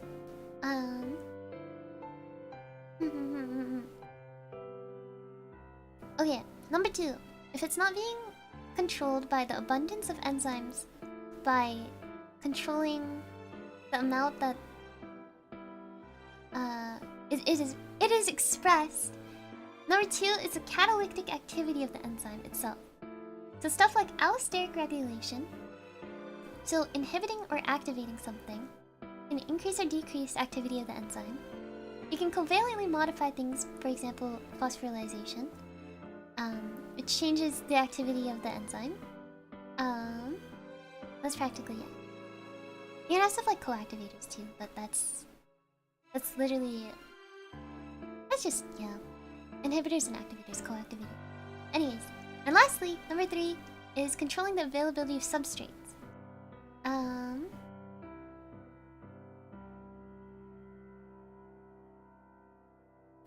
So you can, for example, you can regulate the rate of fatty acids being transported into the mitochondria. Holy shit, mitochondria mentioned? Oh my god, mitochondria.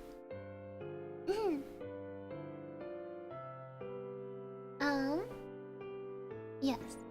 So it's something called sublocalization. Yeah, okay, sublocalization is like what is available and where. Okay, that was a crisp snap. God. And wow, I've done that section. Holy. So what are key takeaways? I don't know. Regulation of enzymes, maybe? So key takeaways: anabolism and catabolism, the functions of metabolism, all that delta G crap, different functions of metabolism pathways, so linear, branched, circular. The need for energy, like why do we even need energy? Why is ATP so good? Is another one. Which is just a whole bunch of organic chemistry.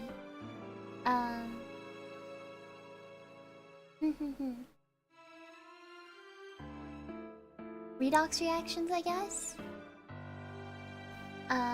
Electron carriers. And 2 carbon carriers. So coenzyme A. And regulation. That's practically our takeaways from that.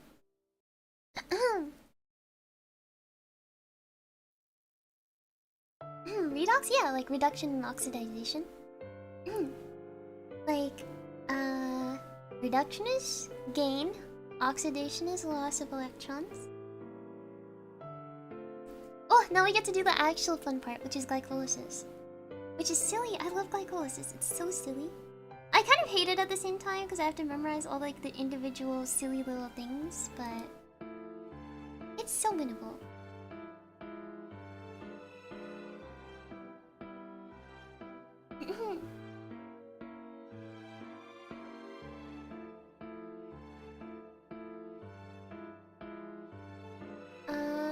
Let me check. That one is paying off? Let's go! The mitochondria! Let me check. Where is this thing? Yeah. Alright. Time to open this up. We're going to the next section. So that means we're hoping to get halfway through when we finish this section. Alright. Glycolysis. Wow. Oh my god. Okay. Supermassive black hole. Okay. Why start with glycolysis?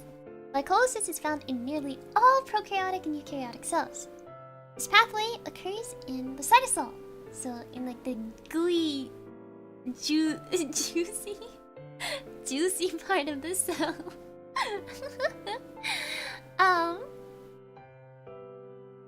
As soon as glucose is transferred into the cell, enzymes of glycolysis can immediately act on it. It converts one molecule of glucose to 2-pyruvate. I remember this. I remember this. Why do I like itchy? Stop! Ew! I hate that feeling. Okay. So first, this pathway generates ATP. Second, the number of intermediates that this pathway has is the building blocks for biosynthesis of other molecules such as amino acids and fatty acids. And that's why glycolysis is so important, because it has a very central role in metabolism. The intermediates of this pathway serve as building blocks for biosynthesis of other molecules such as amino acids and fatty acids. Yes, because pyruvate is really important. Pyruvate literally just goes everywhere. Okay. Good lord. Good lord. How does it taste? I wonder what like pure cytosol would taste like. Just pure unfiltered cytosol. Juice. What does cytosol taste like? Probably like water, but with a gooey texture. Ew! I don't like that very much. Okay. Oh my god, another list? Good lord, I'm so good at bookmarking lists. Okay. This list says that there's capturing of energy from food occurs in 3 stages. The first stage is when large molecules of food are broken down to smaller molecules in the process of digestion. Okay. Number 2 is small molecules are processed into key molecules of metabolism, notably acetyl coenzyme A. Okay, that's number 2. Number 3 is ATP produced from the complete oxidization of acetyl component of acetyl coenzyme A. Is it really directly? No, it's electron transport chain, but sure, I guess. Also, my tea's cold! Ah! Okay.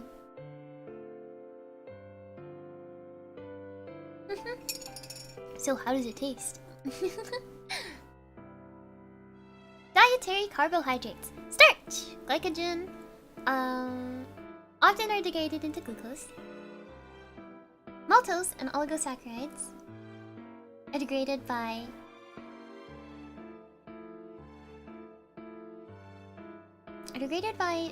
salivary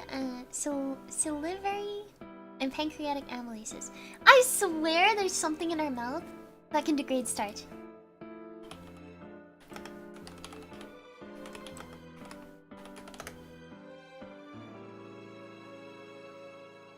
I'm so convinced that there's something in our mouth that degrades enzymes. Or like that's an enzyme that degrades starch.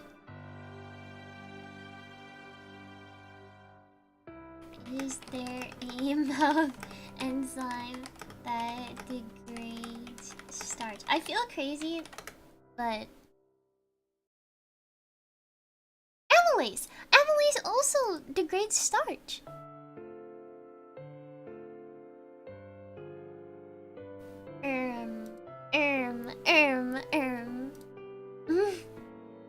It says maltose and oligosaccharides are degraded by salivary and pancreatic amylases. But amylase also degrades starch, sillies. Okay, anyways. Well, it degrades starch into oligosaccharides. Like, does that...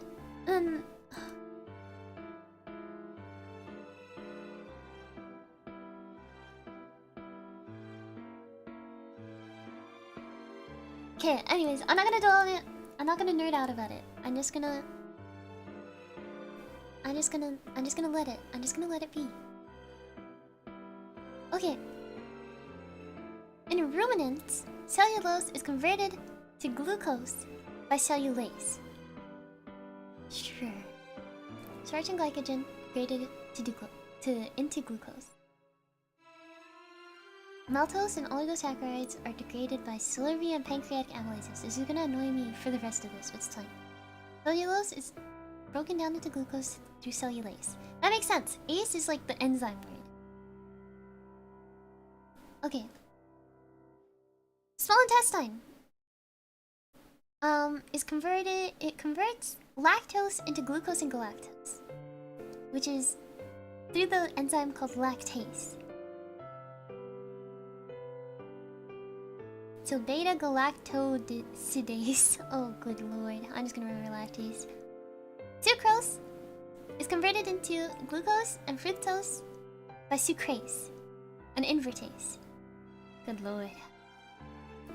Maltose is converted into glucose by maltase. Lactose and fructose can be further converted into glucose. Monosaccharides are transported into the cell and subsequently into the bloodstream. Good god. Alright. Okay. Oh, I have to memorize this chart. I don't want to memorize this chart, but I have to. Okay.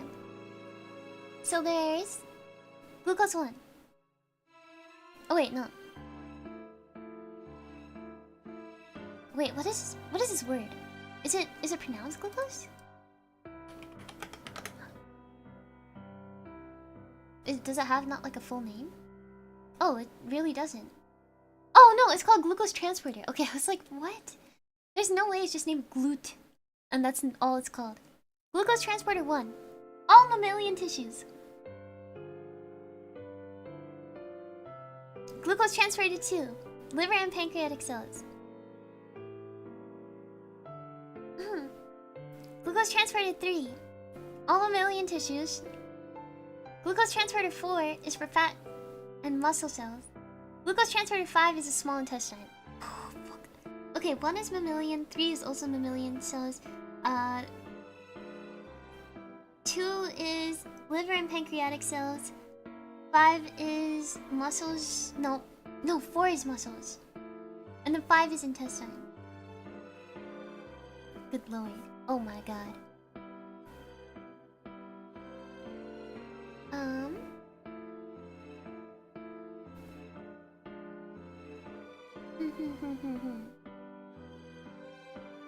What does KM mean?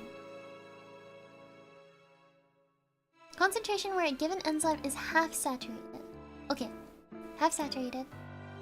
Normal glucose levels in the bloodstream is about 5 millimolars at fasting and 10 millimolars after eating. So that's why the liver and the pancreatic cell, if it's above 10 millimolars, that's why the pancreas signals and the liver signals to take up glucose. Regulation of insulin, yes. And then everything else is 1, because that's just basic tissues need to constantly consume glucose. Fat and muscle cells are higher because they shouldn't honestly take up so much glucose because the brain needs it. So only when there's enough excess is when it goes to fat and muscle cells. And the small intestine, because that's where food is absorbed, it has really high, it's at 15 millimolars. So it doesn't absorb absolutely everything. That makes sense,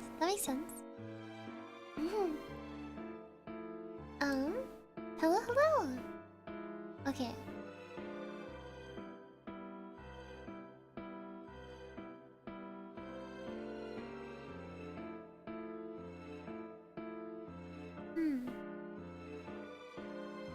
Okay. Due to pyruvate can result in different outputs depending on the organism and tissue conditions. Glycolysis can be divided into 2 parts. Stage 1 is energy consuming, stage 2 is energy producing. So stage 1 traps glucose in the cell, modifies it so it can be cleaved into a pair of phosphorylated 3-carbon compounds. Net input of energy. Stage 2 produces energy by oxidizing 3 carbon compounds to pyruvate while generating 2 molecules of ATP. Net output of energy. Oh, this part is gonna be so difficult to remember. Oh, this is gonna be so difficult to remember. Oh, okay. How many steps is there? 4, 5, 6, 7 to 10? God damn! 7 to 10? Okay, we skipping stuff. Okay.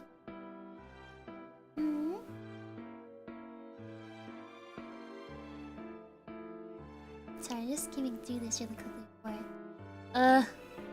This is so terrible. I hate all of this.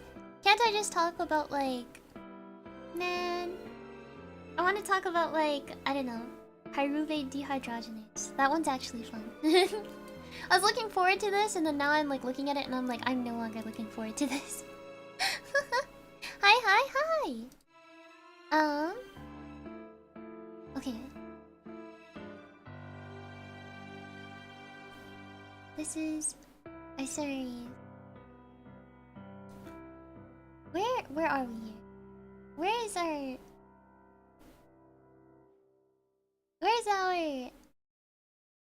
Okay, that's energy producing. So where did we stop?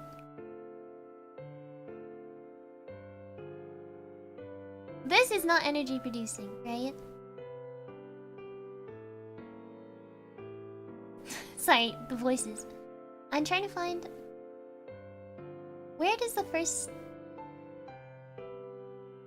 section of this end? There's stage 1 and stage 2. When does stage 1 end? Is it once NADH is produced?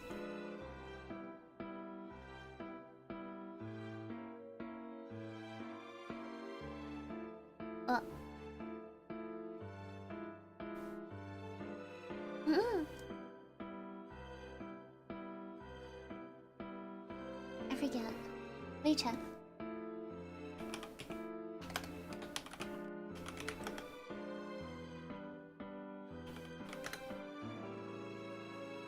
Let me check this. Energy investment. Okay, once we get to fructose 1,6-biphosphate.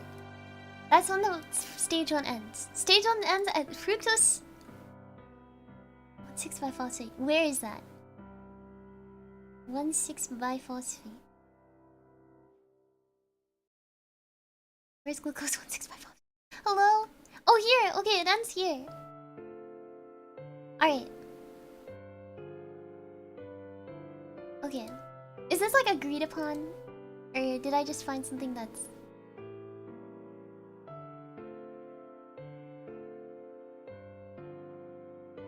I'm pretty certain. Yeah. Wait!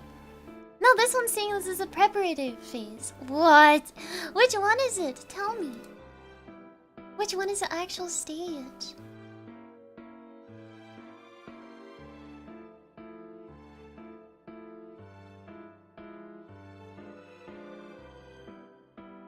Okay. People are saying past fructose 1,6-biphosphate.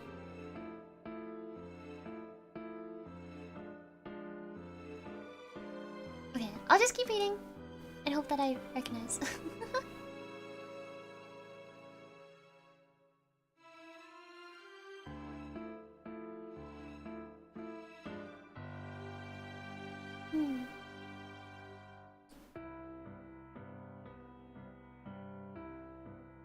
Alright. Oh my god, it doesn't save. God, this is terrible. Wait, there's probably a video. Wait. There's definitely a video up here. Somewhere. Yes. Video. Okay. Tell me, where does it switch?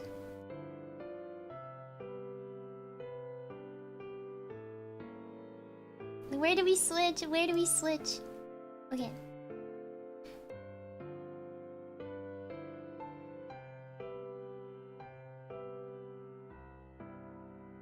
At this point in glycolysis is 2 glyceraldehyde, 3 phosphates.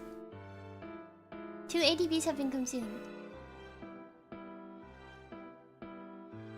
Energy producing. Okay.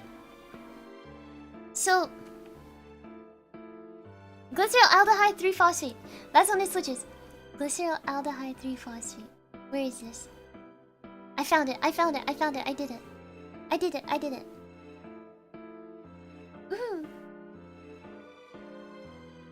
Glyceraldehyde 3-phosphate. What does that mean? Oh, here. Okay. So anything past... So step 5. Okay. Sorry. The voices, I promise. Okay. Let me look at this.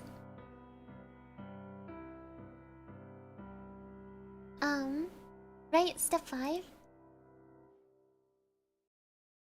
Wait, what step was this? Yeah, okay, wait. Let me check something. Wait, where am I? Wait, I'm so confused. Okay, wait, duplicate tab. Alright, it's okay, guys. I got this. Oh, yeah. Okay, yes. Anything past step 5 is... Okay, yes, so I was right. When NADH is made, that's when we're entering the other phase. Genius Suri strikes again. Genius Suri and her intuitive abilities. How's study going? It's going good. I think I'm literally just about to be caught. I'm bracing myself for the giant, like, ringing timer thing. It's incoming.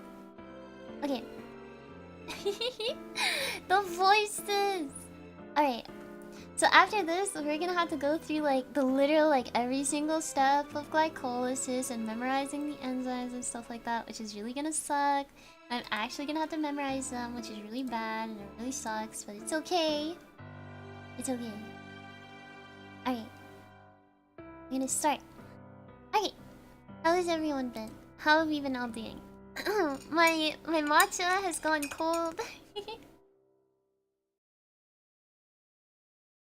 My matcha latte is cold. I'm about to have some snackies really quickly.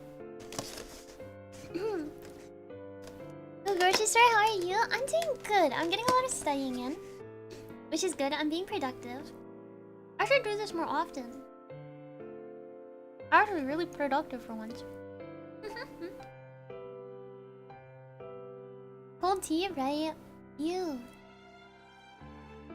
How am I supposed to enjoy my, like... What is this? My marble bread. Cake loaf thing? Loaf cake? How am I supposed to enjoy my marble bread without tea? It's more expensive somehow. True. Am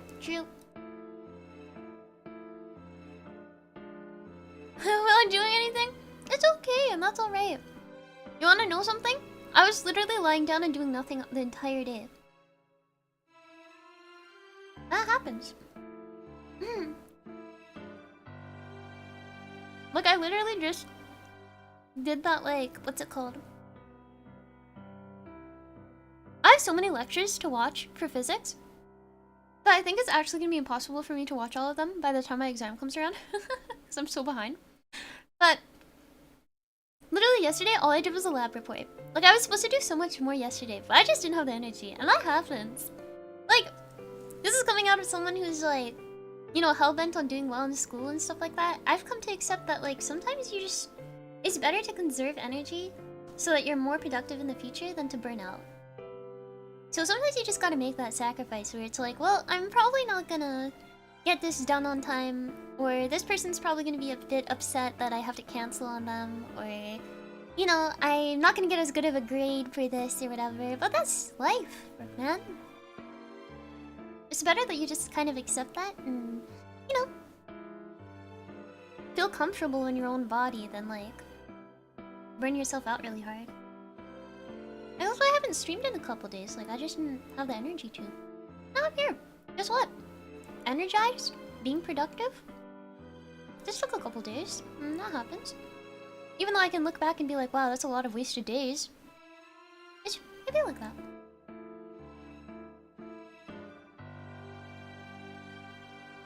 I somehow do not believe hearing that from you. What do you mean? What does that mean? Come on. You mean like I won't finish those lectures in time. There's a lot. There's a lot. I'm not good at physics, bro. I'm probably just gonna go and like ram my head into a wall and like look at the questions and then search up like online how to do this question. And then learn it that way and then know none of the theory. Just only be able to know reading the questions and inputting the equations. And that's it. I'm probably gonna do that. Like, I'm not gonna read any of the theory, the lectures, and stuff like that. I'm just gonna, like... Crazy to hear you sometimes do nothing. I guess, like, you can consider it, like... Like, I just laze around, if anything. Like... And by that, like, I mean, like, I wake up and I, like, lie there for, like, an hour or two. Like, that's my morning routine. I cannot wake up and just immediately get going. I need to wake up, lie there for, like, an hour, and then I'm, like, okay to go. Works well with physics, actually? Yeah, I'm hoping that it will.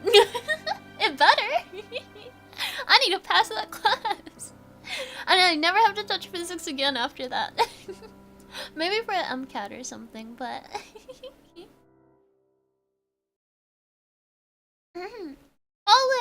Colleague! 4+ hours of lectures? Dude, I have more than just 4 hours. It's actually really bad, but... What am I gonna do? I used to panic really hard about those kind of things. But now I'm like... What's the point of panicking if it's just gonna exhaust me and stress me out more? And like unfocus me? I'm just gonna accept fate. That's really my approach. Well... I'm just gonna accept fate. Oh! Oh yeah. See, like, I can like go in. Wait, let me see. How many lectures do I have to watch? Technically, I'm just gonna literally do questions. I'm not gonna watch the lectures. Because even when I watch lectures, I'm like... What? Like... That's...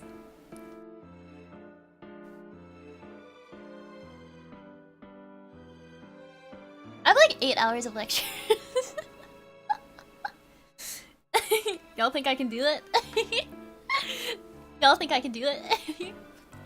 I think what most I'll do is if I get to a certain section and I get stumped, I'll just like go through the lecture. But 4 times speed. I'm telling you, like, it just happens. And like, that's it. It's just, that's it. And that's how I function. I function on like time constraint. Like, I will not watch lectures unless I know something's going up. And that's just, I don't know, that's how I work. It's study time? Oh yeah, Goofa, what? It's okay, it's physics. That's not like, no one cares about it. It's like a, and it's like a first year physics.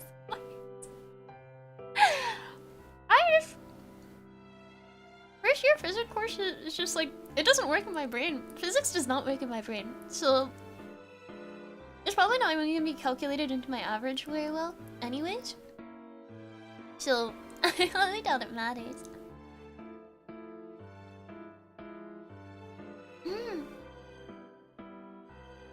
Oh yeah.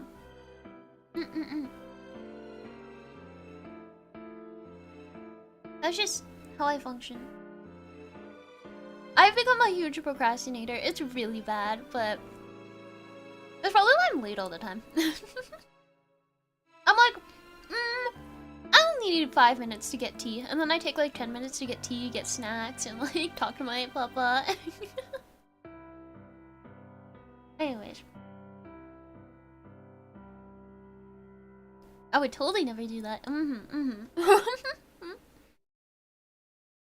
Hours is a lot. I don't know why I do this, but it's so chill, right? In the end, you always just say that in the end. It's so chill. Oh.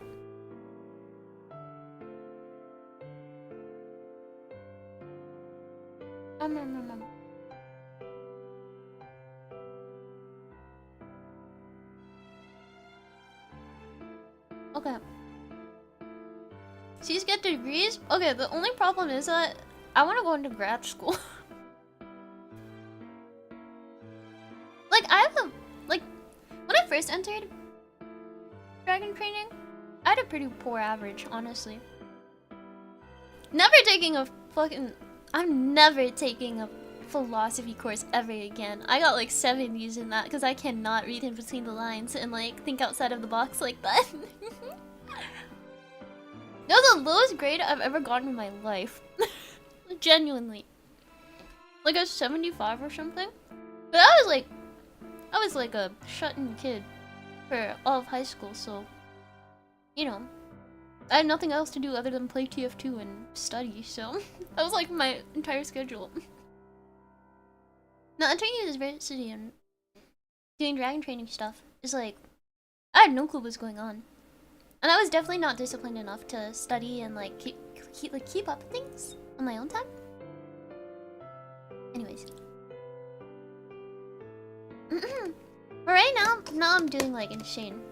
It was actually pretty impressive on my behalf. I did not expect getting a really good grade in organic chemistry. So now that I have a good grade in my previous sem, it's time to slack off this sem. Come on. I busted my ass last sem. It's time for me to kick back.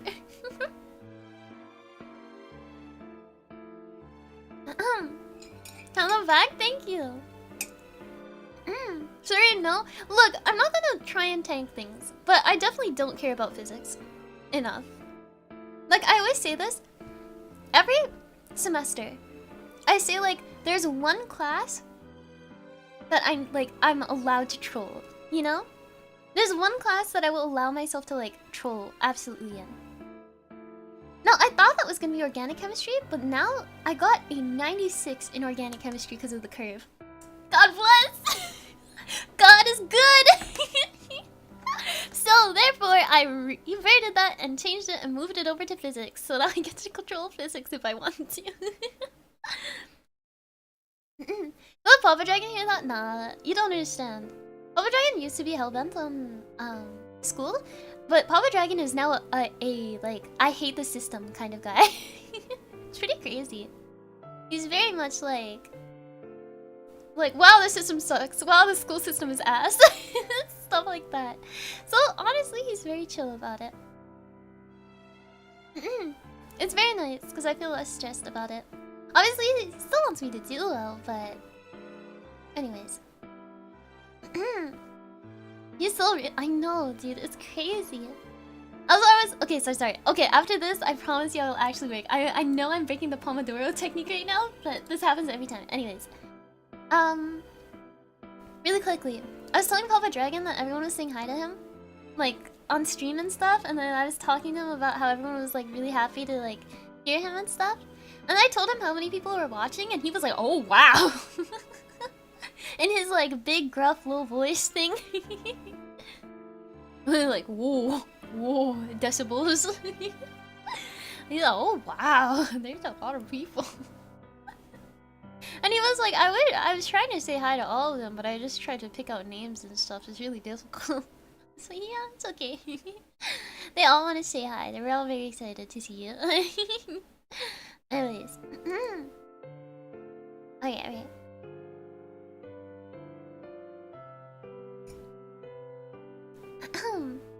And I even asked him, I was like, they do want you to come on stream at some point, but I said that I assumed that it was way too, like, it's too difficult for you to, like, sit down for, like, multiple hours and talk. And then Papa Dragon was like, yeah, no. I don't want to. He was like, I can pass by from time to time, but I don't wanna sit for multiple hours and talk. We cannot teleport bread anymore. This is a bucket. Oh, dear God, there's more. No. Thank you, Mr. M. Creeper, for the $5 super chat. Yes. Okay. I'm going to continue studying. It's time for me to continue studying. Good lord, 8 hours of lectures. I'm not gonna think about it. You think I can do an 8-hour endurance stream on Saturday? But that's the thing. It's gonna be more than 8 hours if I do it. Because the thing is that you like watch a lecture and then you pause it every so often. Even if you do 2 times speed or whatnot. It's like you pause the lecture, you like you pause the lecture, you like look, you know, like you look through it or you're catching up writing stuff down. I'll probably just do an endurance like doing questions over and over again kind of thing. Oh fuck, why do I have to clear my throat on? Put your paper next to it while you take notes. I actually, guys, wait. Okay, one last thing. Can you hear this? Probably not. My what's it called? My sound canceling stuff probably doesn't pick it up. You can maybe hear it while I'm like talking at the same time, but it's like my iPad, my big goober iPad child iPad has like the nice like screen that has like the paper feeling and the paper sound when you like write on it. And it's very satisfying. Although it's really annoying because it scratches really easily, so then it like makes all the pixels hard to see when I'm drawing. But wow. That's a thing? Yeah, it sounds like it. Wait, maybe I like wait. Okay, sorry. I'm gonna turn off. I know this is gonna be really annoying. I'm gonna turn off the noise gate that I have. And you're probably gonna have to like you're probably gonna hear my computer now. Yeah, you can hear my computer ring. But is this like oh wait, maybe I don't know. Where can I hold this where it'll hear it?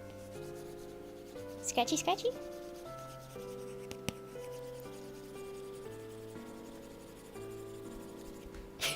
Maybe? I don't know if you can hear it or not. But it's very satisfying. I hear it? Okay, so I'm not crazy. That's a lot of computer. I'm sorry. It's because it's really close to me. And I have like 8 programs open right now. I have Chrome open, I have Firefox open. Why am I using 2 different browsers? Don't ask. I just do that, okay? I open first I just open PDFs on Firefox for some reason. I also have my VTuber stuff open. I have Shoost open. I have OBS running. Like Discord's also running right now. So same? Okay. So I'm not crazy. That's good to know. I can like close Discord, but my computer always is just like whirring because of all the crap that I make it go through. I am so sorry. My PC is just an endurance PC.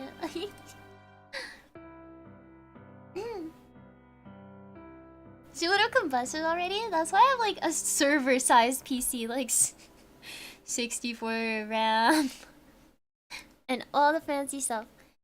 3060 is kind of getting outdated, but it's still a really good graphics card. Besides such. Okay, anyways, enough goofing off. I must return to studying. Alright. Starting the timer now. Oh yeah, I also have to do my assignment after this. After this timer, remind me that I have to do an assignment. Okay, we're going through steps. How many steps are there? There's 10, right? There's 10 steps of glycolysis. The first step is people would say that this might be the rate limiting step, but it's actually the second step that's rate limiting. Or actually no, it's the third step. I'm pretty certain. Cause that's phosphofructose kinase. Oh fuck. Okay, sorry. It's so chill. It's so chill. Okay. Oh yeah. First step of glycolysis. Right? First step of glycolysis is glucose to glucose 6-phosphate. So it consumes ATP, therefore it's irreversible. And it's catalyzed by something called hexokinase. This is the first irreversible step. It's phosphorylation of glucose. So we exchange the hydrogen for a phosphate. This is done by hexokinase, so this is glucose and ATP that makes glucose 6-phosphate, which is ADP and H. Okay, look at the structure. I'm staring at the structure politely. I will remember this. Okay, first step, glucose to glucose 6-phosphate. So it's phosphorylating glucose, which is done by a kinase. This kinases add phosphates, and this one's called hexokinase. in... Is this in the liver, right? It's called glucokinase or something like that? Or there might be a different enzyme that I'm thinking of. Wait. Glucokinase.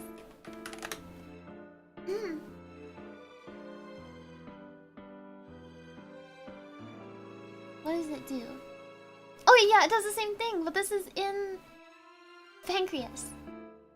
Right? This is pancreas and liver. Genius Suri strikes again. I can never be stopped. I'm so good. Okay. How do I remember all this silly knowledge? How do I even remember any of this? Okay. First step is irreversible. Second step is reversible. Glucose 6-phosphate is turned into fructose 6-phosphate. This is an isomerization. Those are isomers. There's no atoms lost, but only a rearrangement. Conversion of an aldose to ketose by the enzyme phosphoglucose isomerase. Isomerase, isomerization. That makes sense. Phosphoglucose, it's glucose 6-phosphate. That makes sense. Now the thing is, do I remember the structures of aldoses and ketoses? Let me think about this. Problem of an aldose. Glucose is an aldose. Fructose is a ketose. Right? I do this all the time. Is fructose a ketose? Fructose is a ketose. Glucose is an aldose. Galactose is an aldose. Mannose is an aldose. Fructose is an aldose. Wait, no. Fructose is a ketose. God. Oh my god. It's still over. It's still over. Okay. Alright. I need to get like eye drops. I stare at my screen so much. I need the eye drops. I need to buy like a giant pack of it though. I need like a giant crate of just eye drops. Especially for VR. Oh my god, my eyes are so dry after that. Anyways. Sorry, you keep seeing me like tilt my head like this because I'm like leaning on my hand. How can I make myself look less like silly?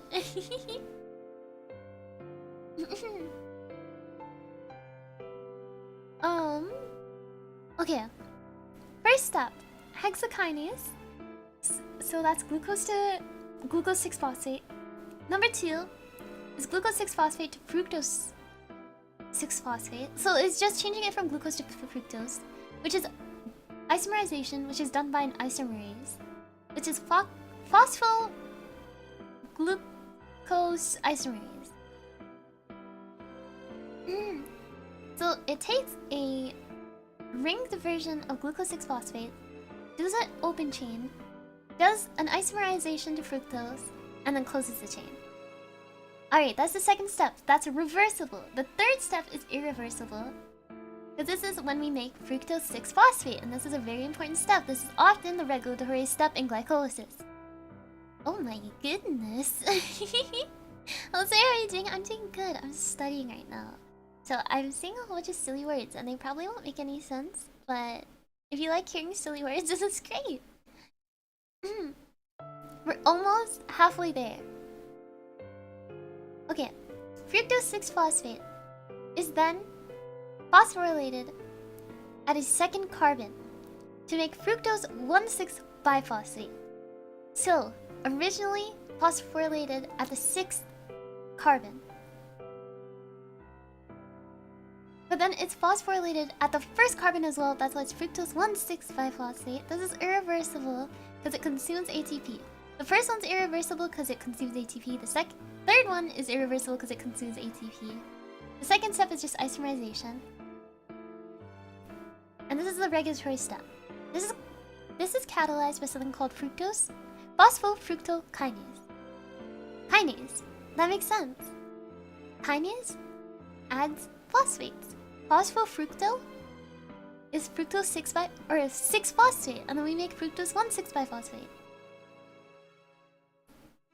Phosphoglucose isomerase does isomerization, and it does it to phosphoglucose and or glucose 6-phosphate, and hexokinase and or glucokinase. Is it glucokinase or glucose kinase? I forget. It doesn't matter, but Okay. I'm like getting out of breath saying so much. So what are we talking about? We're talking about glycolysis. It's a very fancy process in the body, but I'm just saying stuff out loud to study. And yes. HTP is one of my trigger words. TW. Cleavage of 1,6-biphosphate. The two different 3-carbon molecules. In this step, is fructose 1,6-biphosphate cleaved by an aldolase. Because we're talking about... Wait, an aldolase? I thought this is a kinase, or is a key... Wait, when the isomerization... Wait, I just need to look at the isomerization. Yeah, we went from aldose to ketose. Why is it... Wait, why are they called... Why are they called aldolases again? Is it because it... Is it called an aldolase? What is this? It breaks down certain sugars. Okay.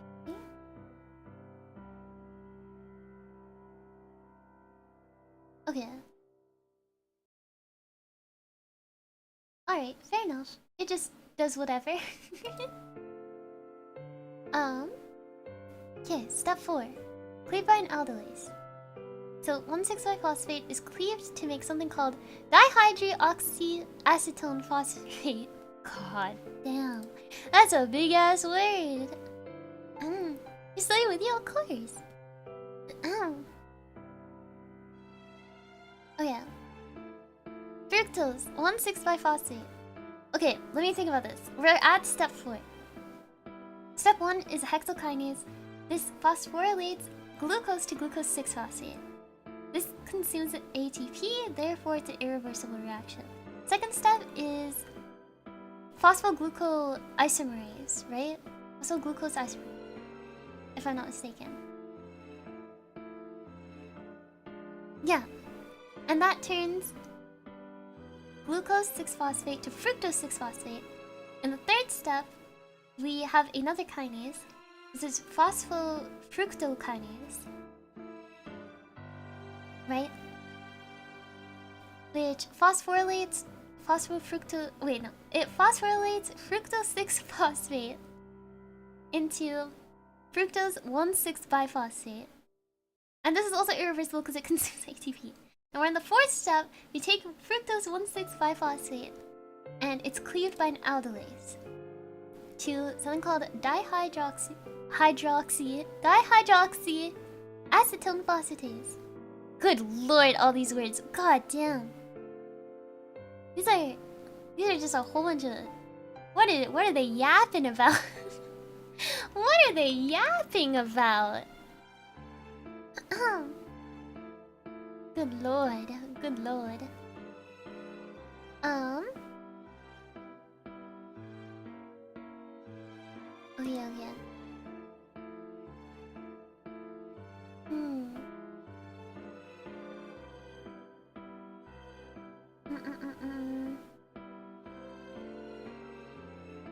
I'm thinking. I'm not okay, dihydroxyacetone phosphate. Oh my god, why would they call it this? DHAP. Dihydroxyacetone phosphate.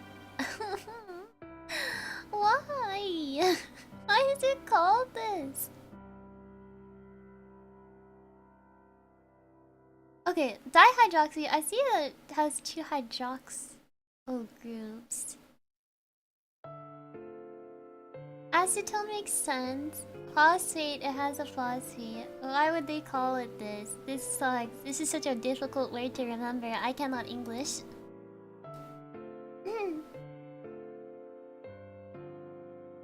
Retain this while streaming? Thank you. This is genuinely how I study. Is like saying things out loud and like lecturing myself almost. So at this point, I could probably boot up stream and just start talking into the void. So okay. Step 4, cleave by an aldolase. So that's fructose 1,6-biphosphate. Cleaved aldolase makes dihydroxy acetone phosphatase. No, not phosphatase, phosphate. It's just phosphate because phosphatase would be okay, but anyways. Because phosphatase removes a phosphate group. And then the second thing it makes is glycerolaldehyde 3-phosphate. Okay, the fifth step is converting dihydroxyacetone phosphate into glycerolaldehyde 3-phosphate. Because glycerolaldehyde 3-phosphate can enter glycolysis immediately, but dihydroxyacetone phosphate cannot. Ooh, that's a lot of words! Again, that's a lot of words. There's a lot of words. Okay. The hydroxy monoxide myself. Water.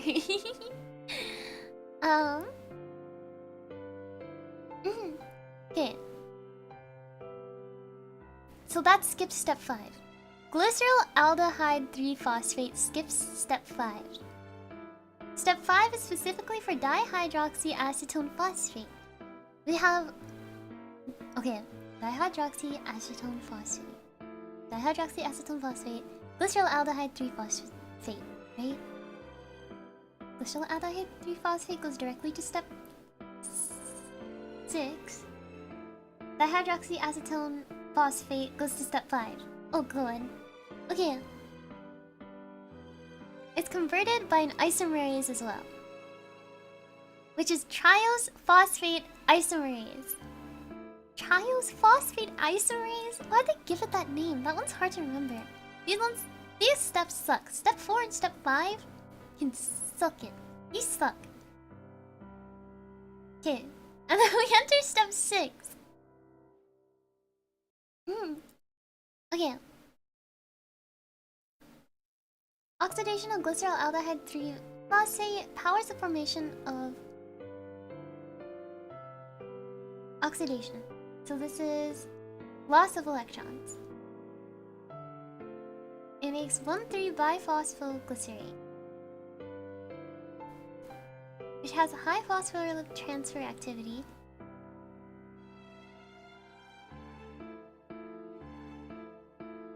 Oxidation.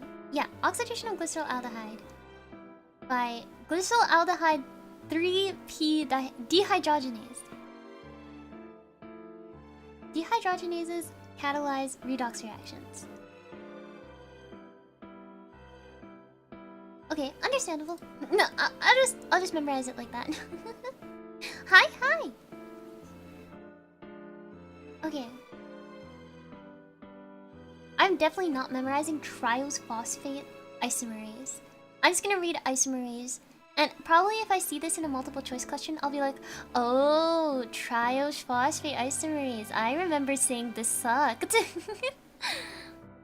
Okay. Step 6.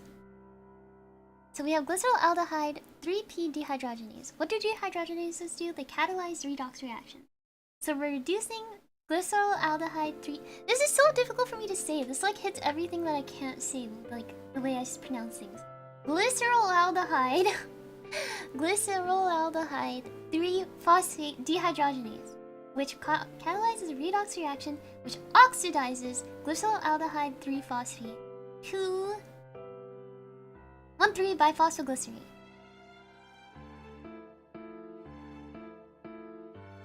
Okay. Okay. This is reversible because it doesn't consume any energy.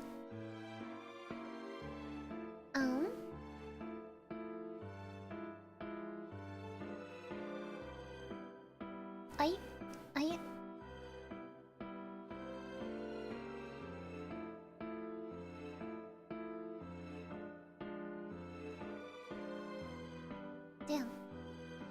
Really confusing.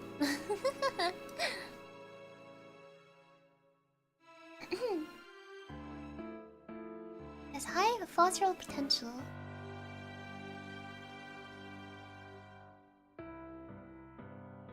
Oh, I see. Okay. Anyways. What is it called again? 1,3 bifosylglycerate. 1,3 bifosylglycerate. Now step 6. Phosphorus transfer from 1,3 bifosylglycerate to ADP to form ATP. This is the first energy producing step in glycolysis and catalyzed by phosphoglycerate kinase.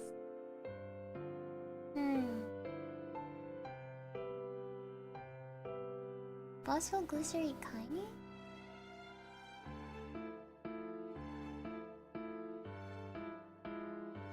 I thought kinase is supposed to add. I guess it does make sense. But if it was called phosphoglycerate kinase, you'd assume that it would add. Oh, well, the reverse reaction, it does technically add a phosphate group. So that makes sense. That makes sense. That makes sense. Okay. And then 2 ATPs are produced in this step because it happens twice because we have 2 1,3 bifosylglycerates because both those 1,3 bifosylglycerates came from glyceraldehyde 3-phosphate. Yes. Makes sense. And then now steps 7 to 10. Good God. Assignment. True. Okay. After this 7 minutes, I will get on the assignment. Okay. The assignment is like about peeing. I'm sorry, I love saying that because it just sounds so random, but it's about the renal system. It's just about the kidneys, calm down. Solari Dragon, thank you. Alright. So I think this is just gonna be a memorizing game. The one difficult thing is that I don't know if I'll memorize all these structures. All these structures are very confusing.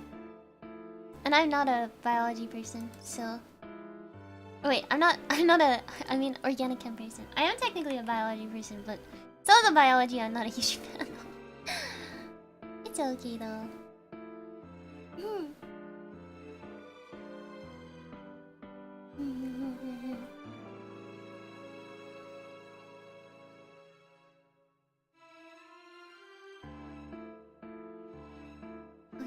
Okay.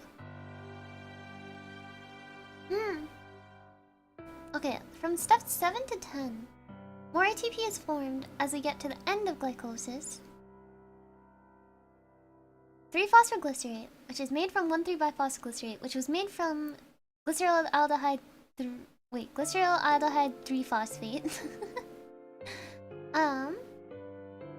Is converted to 2-phosphoglycerate. Okay. By phosphoglycerate mutase. That's step 7. Step 8 is 2-phosphoglycerate is then converted to phosphorenyl pyruvate by an enolase.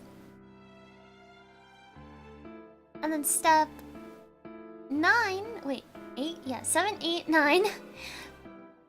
Phosphorenyl pyruvate is then a high phosphoryl transfer compound and is able to donate a phosphate group to ADP as the last step of glycolysis, catalyzed by pyruvate kinase. Wait, why is this... The word is 10. Oh? Wait. Step 7, 8, 9... Am I stupid? Whoa. 6? Okay, this is step 6. Unless they mistyped it. Oh, I think it's mistyped, maybe. I think the previous one that I talked about is step 7. And then this is 8, 9, 10. 8, 9, 10. Yeah, okay. Well, it's just miswritten, I guess. That confused me for a second. I was like, what the fuck? God damn, do I not know how to count? I gotta resign. It's time to shut her down. Hell no.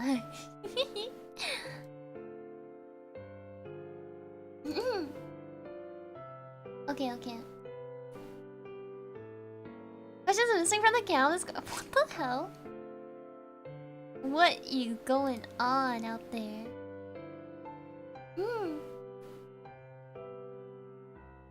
Okay.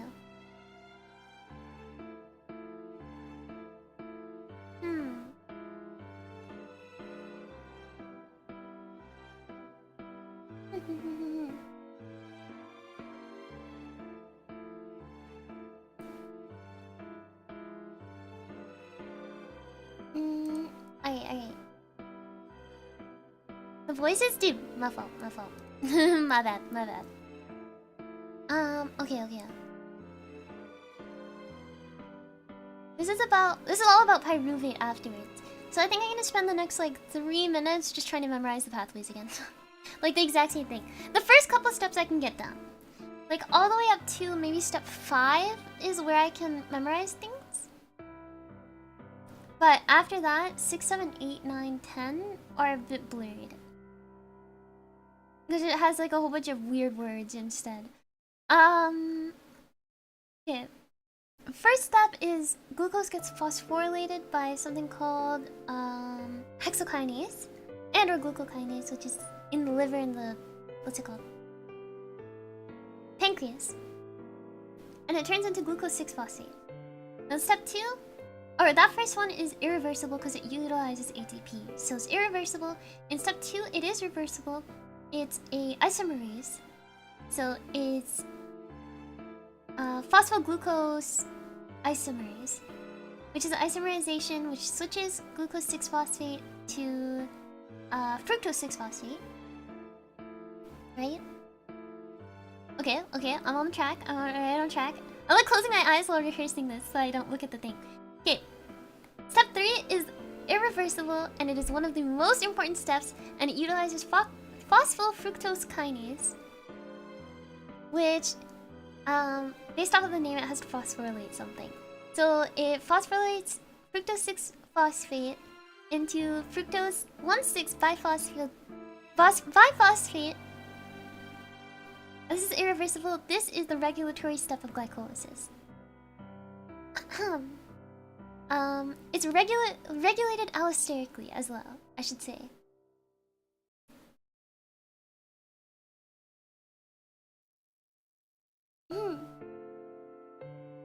Okay. How are you? I'm good. Isomerase and vial? Yeah, because we had to talk about glycolysis. So isomerase, it's transferring glucose into fructose, so we have to memorize it. Okay.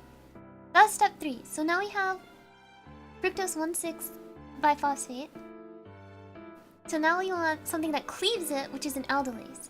Aldolase will cleave fructose 1,6-biphosphate into glycerolaldehyde 3-phosphate and dihydroxyacetone phosphate. That's step 4. And then in step 5, glycerolaldehyde 3-phosphate will skip this step, but dihydroxyacetone phosphate will enter this step 5. Oh, okay, timer. Long break? Oh my god, I'm gonna have to do my assignment in the long break. Because in step 5, dihydroxyacetone phosphate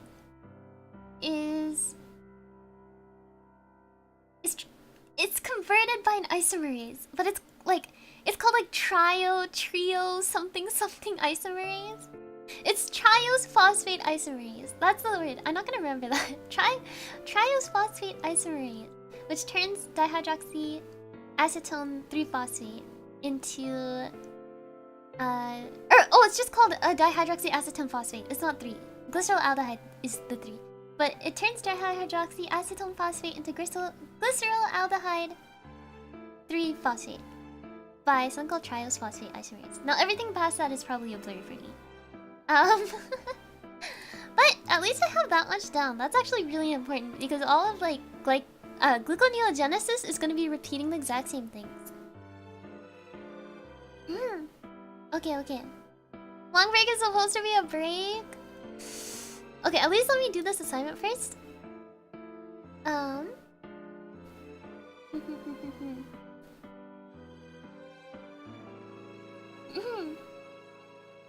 Okay. Okay.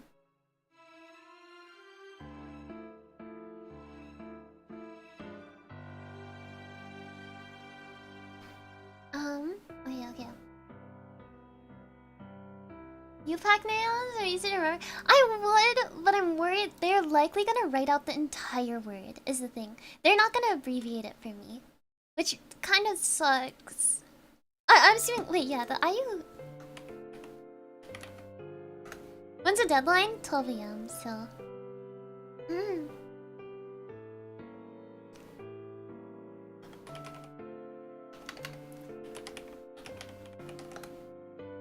Yeah, I don't think I'm gonna get this nomenclature if I'm honest. I'm pretty certain. Also, sorry, if you see like my mouth going like, oh, that's actually my hand up against my face. So I think my hand, like, cause I make my hand like do a little circle like this. It sometimes thinks that my fingy is my mouth, so it makes me go like, whoa, which is silly. So sorry, what are you doing? Studying. So much studying. But it's okay. So the last second submission? No way. Look, I'll boot it up right now. It's gonna be easy for me. I just... Ugh. Babble. Okay. Let me boot this up. And let me do this really quickly. It probably shouldn't take too long, but... Alright. 6 hours stream, let's go. How far are we already? We're not even at 3 hours, that's not even that bad. I've like memorized a lot so far, so this is always good.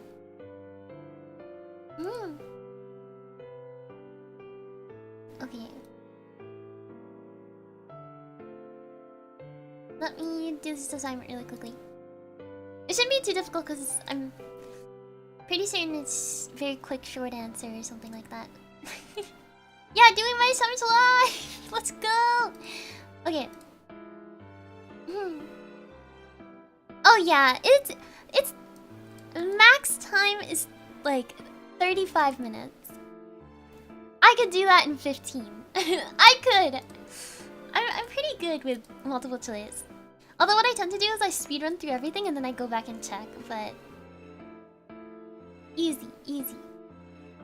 Wait, is it all multiple choice? I'm assuming it's all multiple choice, but if it isn't, then I'll speed type. Wait, let me get my keyboard out just in case. I'm the fastest person in the West.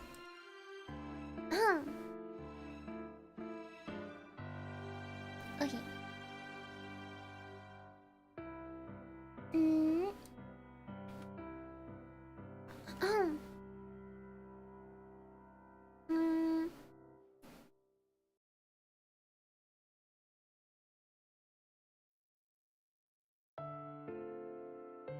Oh, this music is so calming. This makes it so much better.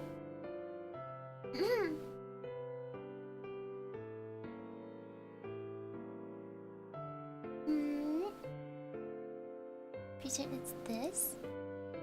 Oh, nice. Hehehe. Yeah.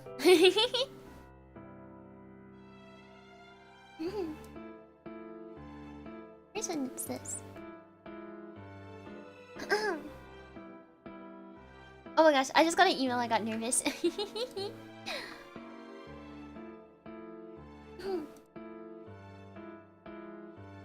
remembered this. Oh god, okay, wait, let me think about this. I'm thinking about the kidneys right now. It goes... It should go... Oh yeah, it should go... Nephron, urinary bladder, urethra. Right? It should be 3. Nephron, ureter, urinary bladder, urethra. Let's go! I'm so smart.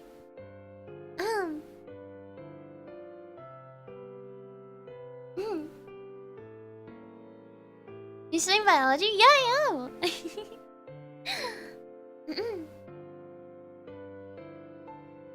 Oh yeah.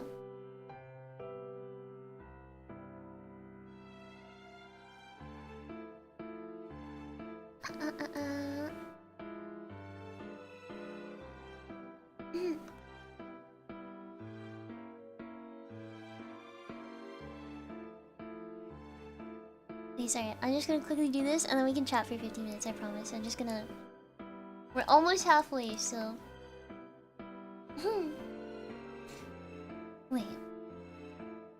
This is... Yeah, okay. Guys, don't worry, I got this. I'm so good at this.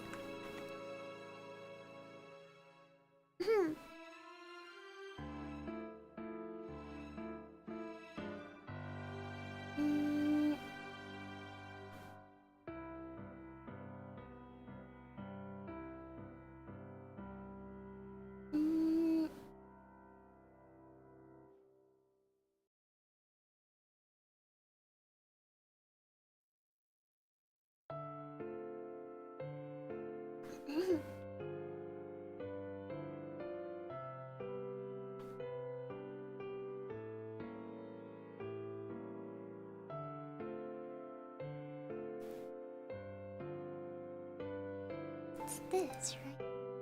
Nice. Okay. Oh, genius. Okay. I was nervous. I was nervous.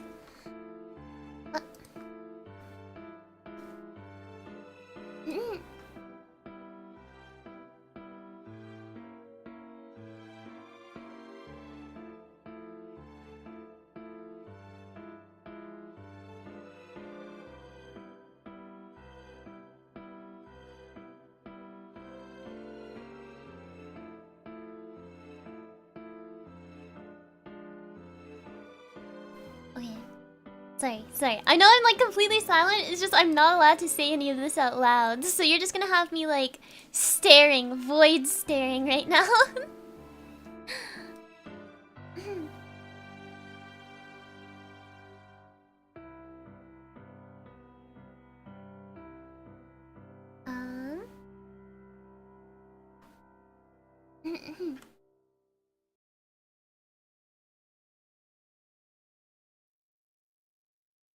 Okay, this is that. I can't say it out loud, so I'm gonna awkwardly just... This is this. This is here. This is... that. ... question mark. This is called this. This is called... that. This is here. This is about that. This is, wait, no, it's the other way. It's that way. Okay. And then this is about there. And then this is here. Genius, Suri. Oh my god, I'm so good at this. Okay.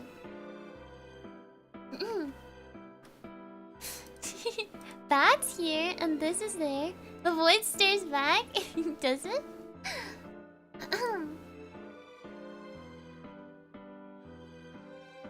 Oh my gosh.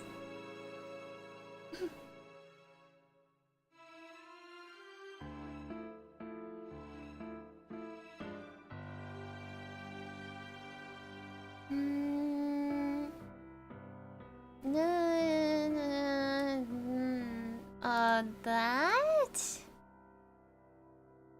Me? This can't go through. Oh, yes! Genius. I'm so glad. It's so satisfying that they give me like the response back immediately. Whether I got it correct or not. Because, oh my gosh.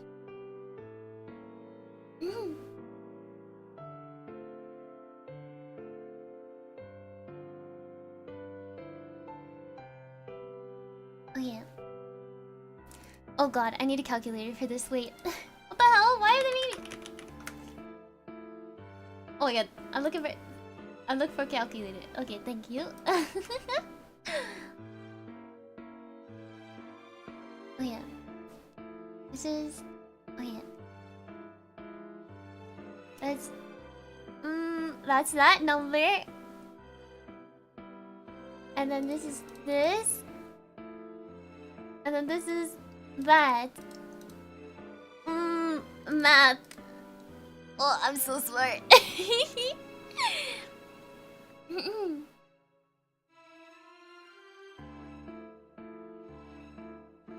They're risky? No, I'm okay. Oh.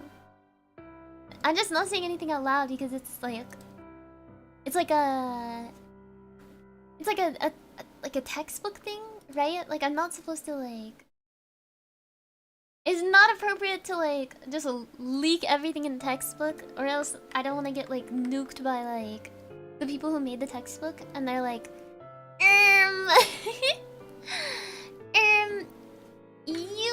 are sharing all of our info and stuff without permission, and it's like, oh my god. Okay, but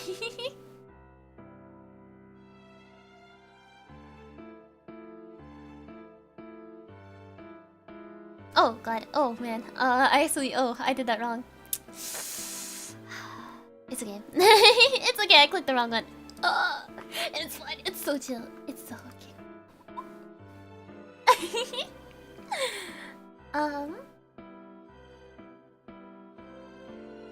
What is this?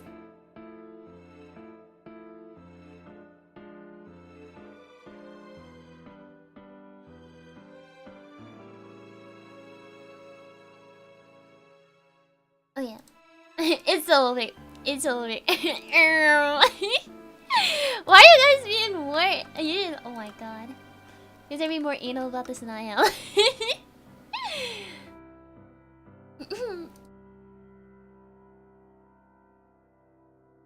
I'm always done. I'm literally just a couple questions away.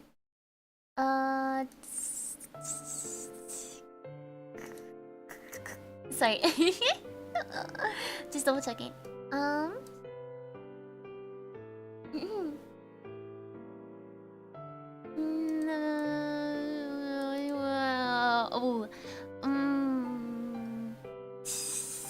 It should be.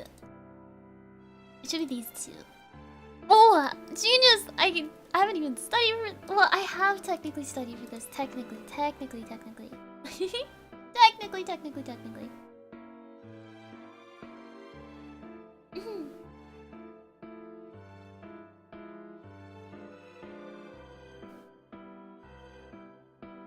This should be.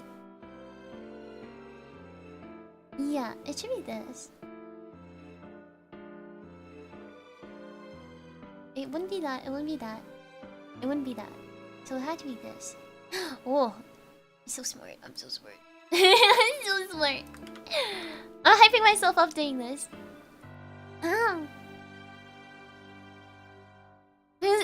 What?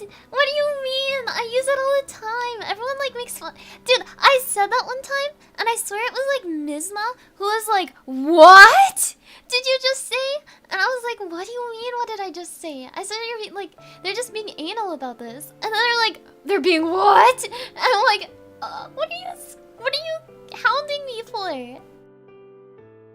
I had to explain that like the term is.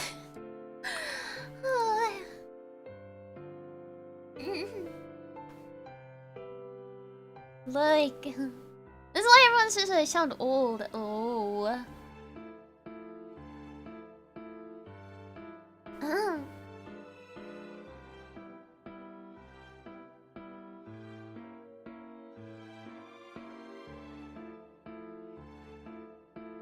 So use that word. Oh.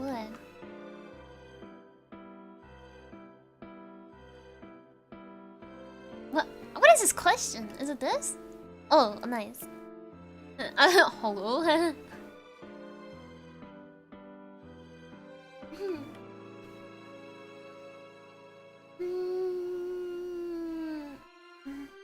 What is this?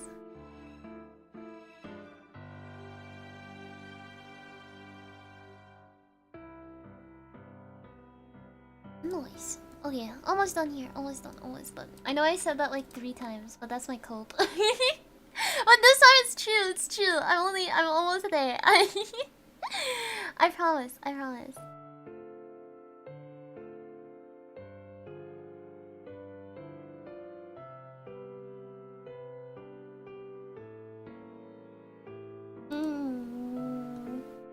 Too light.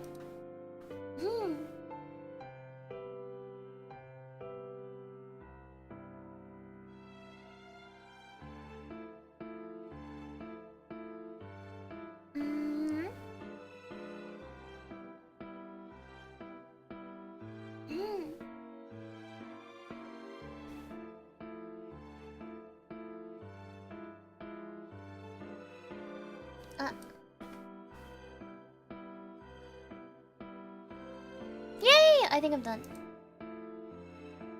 Noise. one multiple choice incorrect. Oh. It's so over for me. It's so over. It's so over. I failed one multiple choice. It's over for me. I gotta wrap it up. Oh, music very good. I'm glad you like it. I'm glad you like it. Disappointing. Disappointing. It's always a one. It's always a one. There's always a one multiple choice. Anyways, break time. I think about nothing. I think about absolutely nothing. You're homeless out, right? Well, it's over. It's over. Okay, 15-minute break. Ugh. Is the EP kicking in? Somewhat. I feel like I can get through what I need to today. You had a good run, right? Well, seems like I'm never gonna get a job in my life ever. It's over. In this economy, you snooze, you lose, pal.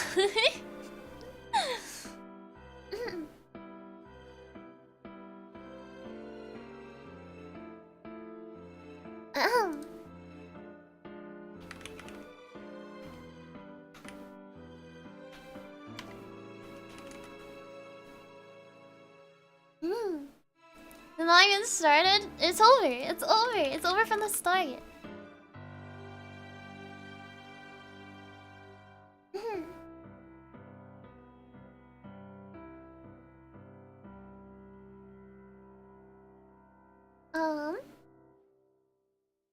You cannot snooze, right? No snoozing. No snoozing.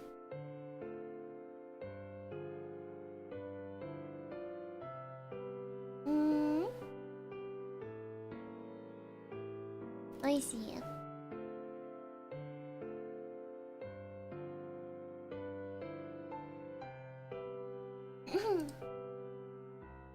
Oh my god. So, how are we doing? How are we doing? Chillin'? Chillin'?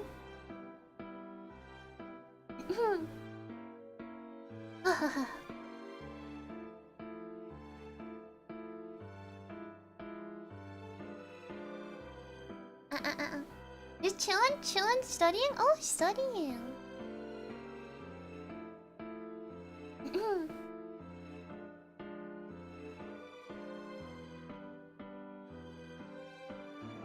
Just chilling. That's good. That's good then. At least we're all relaxing. That's always a good thing. Wait. Okay. Sorry. I'm distracted because one of my tuba friends has messaged me and told me that I've made it into a video or something. What is this? Question mark? That's what I'm thinking. Oh, it's false. I see it.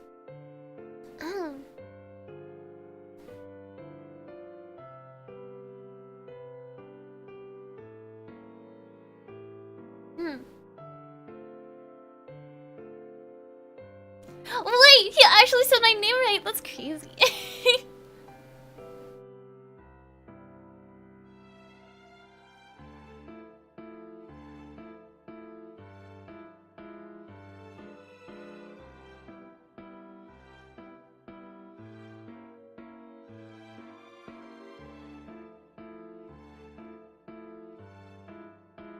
Oh, that's sweet. Oh, thank you, Mr. Too. Good, good. You better credit her. I'm joking. I'm joking.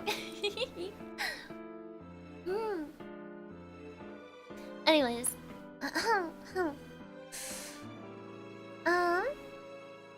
Did I mispronounce your name? Oh, sometimes people might, but anyways. I was just wondering why they like sent me a timestamp, and I was like, what is this? So I clicked it, and oh my god, it's me! He like... it's so embarrassing. Don't put me in there. It's okay. Don't let me be seen. Don't let me be seen. I do not want to be perceived. anyways. I'm just chilling. I appreciate it. I appreciate the support.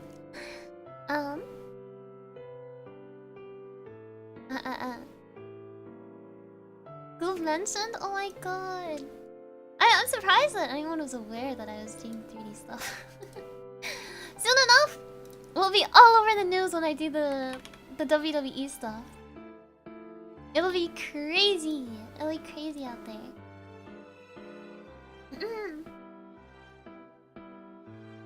But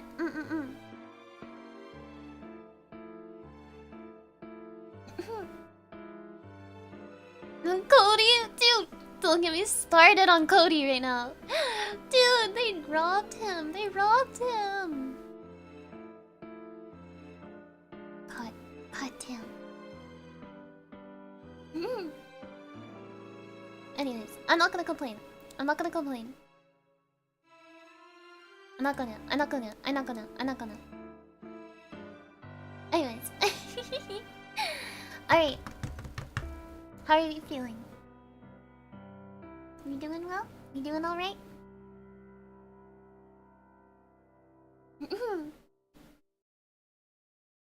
I am, I'm thinking.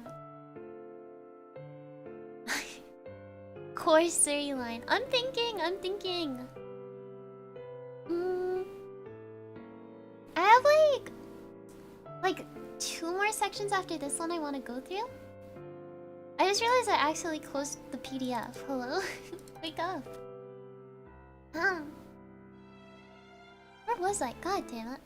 Why am I so silly? Oh, here.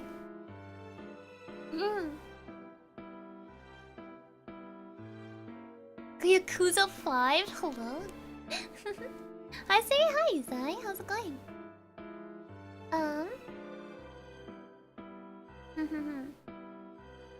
You wanting to look down and do my work? Breaks are hard. I know, right? I keep looking at my stuff, but I don't mean to. I might make some more tea in a bit. Maybe some coffee to keep me, like, up and running. But I'm considering.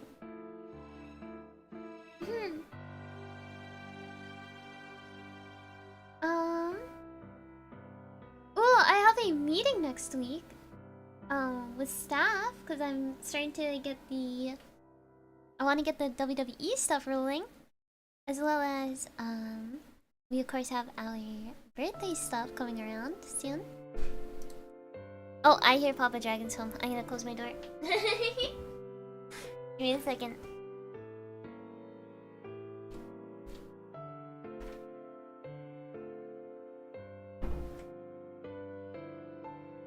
Okay.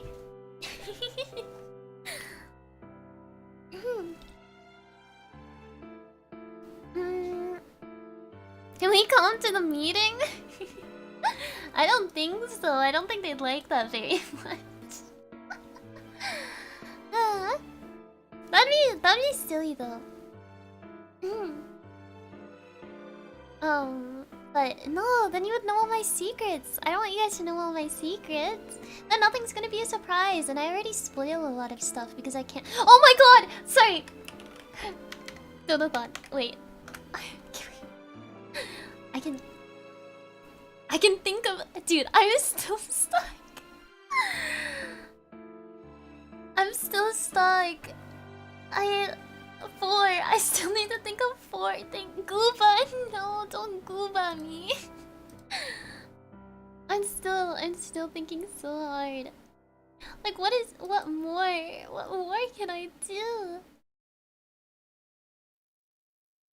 Who is that in the other room? My dad? You want Papa Dragon to say hi again? Like...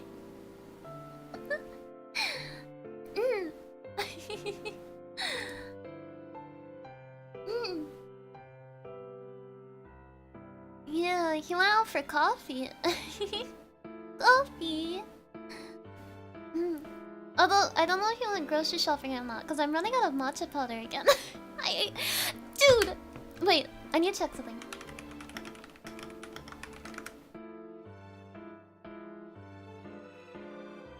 Where is this? I need to make sure that this is like a.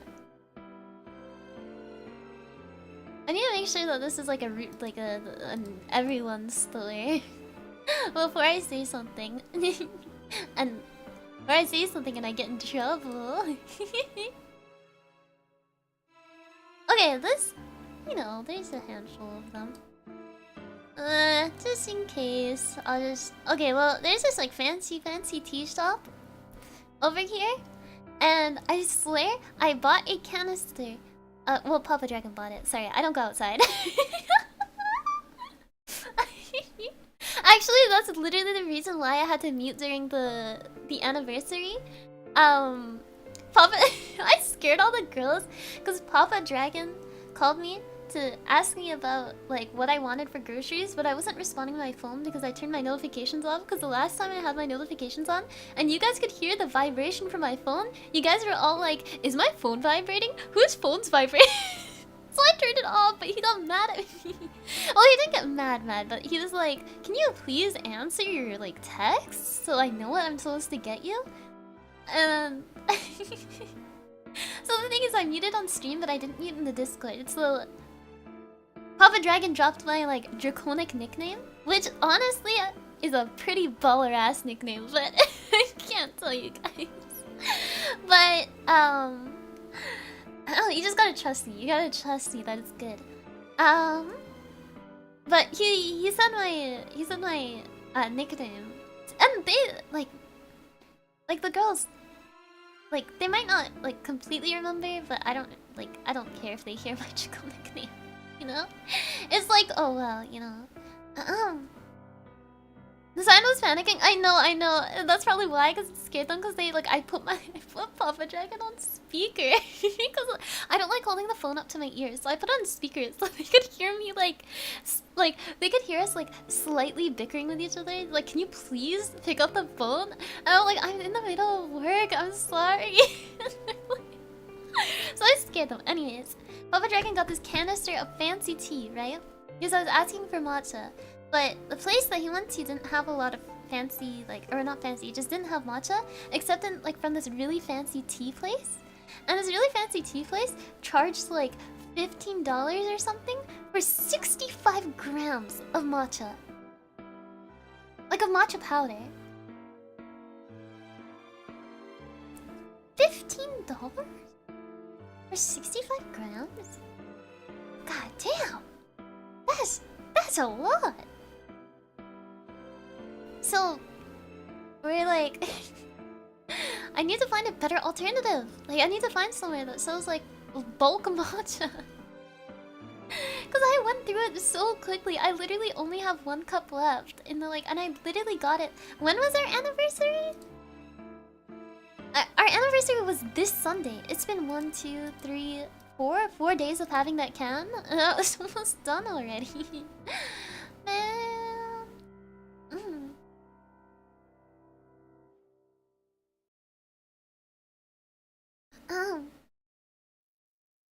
Anyways, order online? I'm impatient.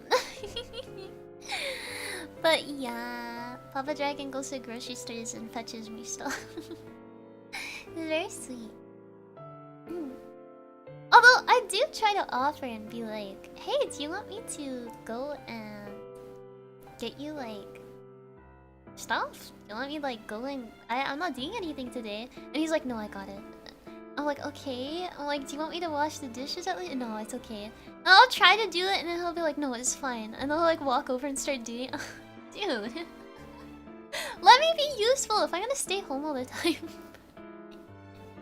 He doesn't even let me let me go and get gas either now. Like usually Mama Dragon makes me go and get gas, but like Papa Dragon is just on the weekend. He's like, he takes all the cars out like throughout the weekend and just refills your gas anyways. I'm like, dude, can I not be useless, please? Can I please not be useless? I got all my teas online. What's everyone's favorite tea? Question. What is everyone's favorite tea? Tea enjoyers out there? Tea enjoyers? Ginger peach. Ooh. Coffee? Okay, you know what? I'll let that slide. Coffee! Oh my god. Okay, but you can't just say coffee. Like, is it decaf? Is it like black coffee? Is it like coffee with cream and sugar? Come on. Oh my god. Ginger honey. You guys actually like how ginger tastes? I don't like how ginger tastes. I only drink it when I'm sick, but maybe that's why I don't like it, because it reminds me of when I'm sick. Well, if I don't drink tea, then do you ever like drink coffee or cold coffee or whatever? Iced coffee? Earl Grey is really good. I like London Fogs, which is like just Earl Grey with a whole bunch of sugar and milk. I am definitely a sugar and milk enjoyer. I love lattes. Turn it off? Darjeeling? What is that?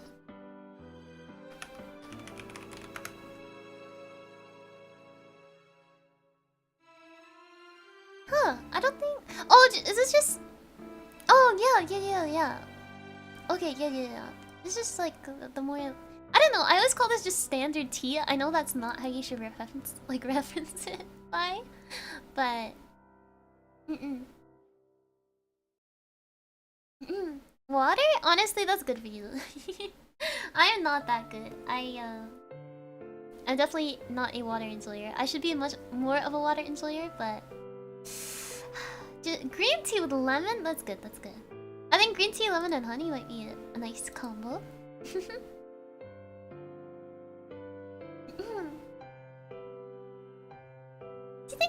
Do you think I can get a petri dish online? Like, do you think I could do you think as one of my donathon goals, I could literally do like a hand cam petri dish? Like, it would be a series of streams, right? I could probably get a gar at the very least.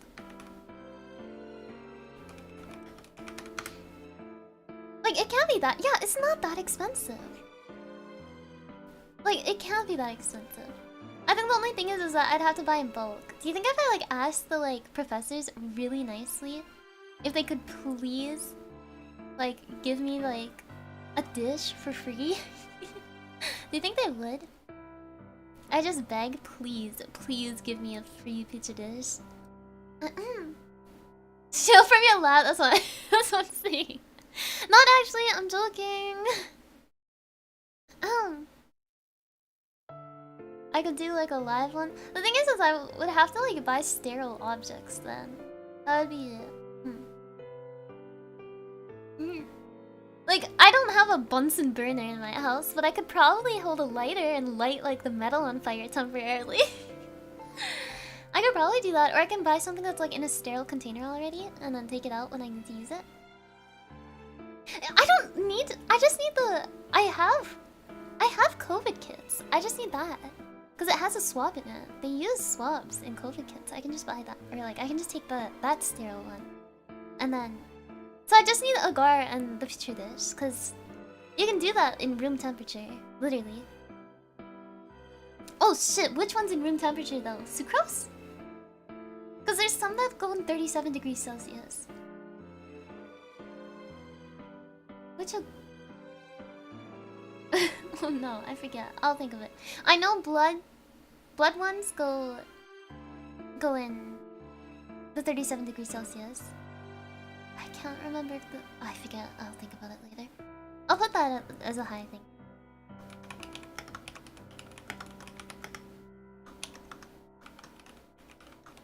Oh yeah. See, now I have 3 left. I have to think of 3 left.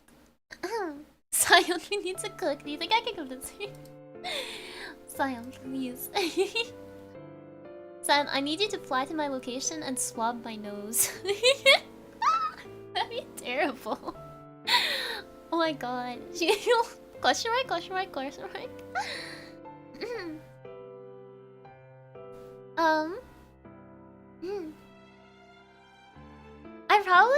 I'm trying to think. If I need to, like...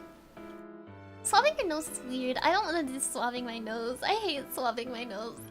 I honestly... Well, would I be more comfortable with swabbing the inside of my throat? Because... Wait, can I even do that? Okay, I have to look at what petri dishes can be done in room temperature. Anyways. Okay. Will the swab get burnt? Okay, yeah, no. I'm not gonna. If I'm using like a throat swab or something, I can just use the swab itself. I won't have to light it on fire. If it was something like a culture and I was using like the metal scoop, I don't know what it's called, but that's when you need to set it on fire to sterilize it. But the swab you don't need to if it's already sterilized in a package, so I can just stick it in my nose or something. And then you guys can see all the disgusting bacteria. Yay! And then I think what I'd have to do is I'd have to like sneak it in my bag? Question mark. And then drop it in the biohazard container. The biohazard container. Yay!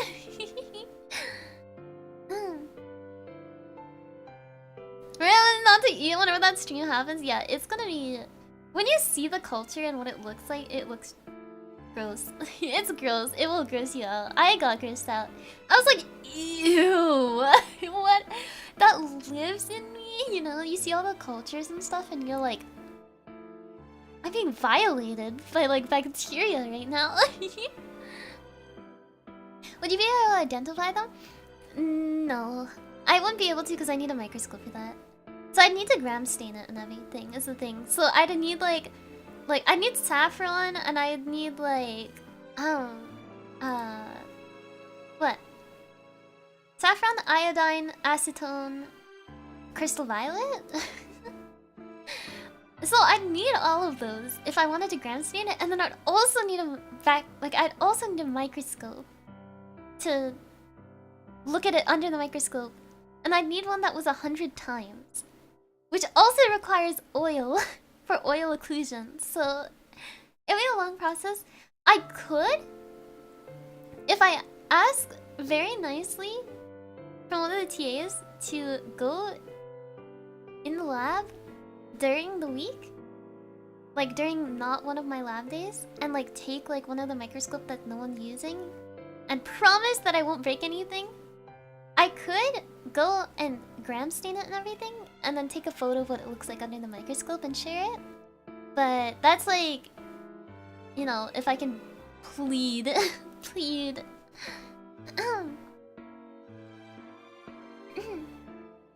Medical technologist? No.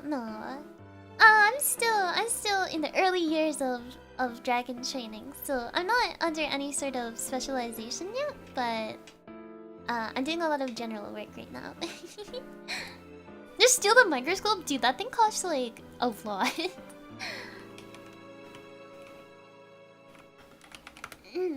forget how much they told me. It's like $300 or something. Guys, do you think one of the goals we can get is getting a microscope? Can we get a microscope? I'm joking, we're not getting a microscope. We are not buying a microscope. Do not buy a microscope. We're not buying a microscope. We're not buying one. We're not buying a microscope. We're not buying a microscope. Ah, Yogi, hello! Hi, readers. Probably could. We're not buying a microscope. That's so expensive. That's so expensive. I don't want to buy one. Put it on throne? Guys, I would fight for my life, but I cannot. It's only like a few hundred. That's still money. We're buying a microscope. We're not buying a microscope. We're talking about making. We're talking about. I have a donathon coming out, a birthday donathon, and we're talking about one of the really expensive, like high up there milestones, is doing a petri dish. Cause I should introduce myself. Hello, my name is Solari from PNU Gen 3 Oracle. I am their sleepiest sun dragon and a huge nerd, super big biology nerd. So we're talking about petri dishes.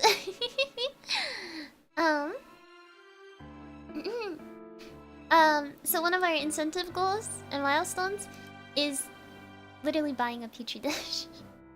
And I know how to properly set up petri dishes and stuff, and like where to swab and like how to incubate it and stuff. So we're talking about a petri dish and then swabbing like the back of my throat or something.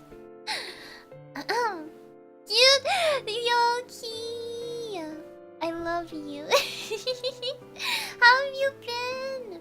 Ah, also, if you guys didn't know, you guys should check out Yoki. Yoki's birthday is very soon as well. Yoki's birthday is, I believe, next week. So, if I'm not mistaken, if I'm completely mistaken, feel free to correct me. But I'm pretty certain Yoki's birthday is next week. I'm so tired. Oh my god, I understand. Don't worry, don't worry. But you should definitely check out Yoki's channel. She's a lovely artist if you haven't seen her art and her OCs. I am in love with one of her OCs that's like this, like... She's like this very like calm... Like, I forget what the term is, but... She's a businesswoman and she looks great. Oh, your sleeve too comfy? Thank you.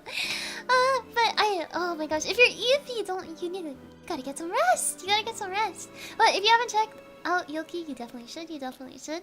She's a lovely singer. She does amazing growls. And a lovely artist. But yes. You should definitely check her out.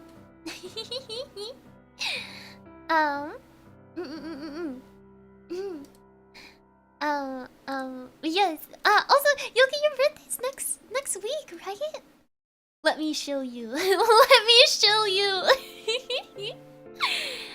Oh.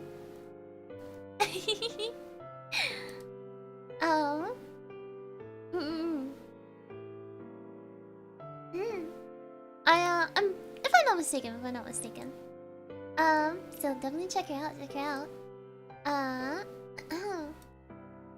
Alright.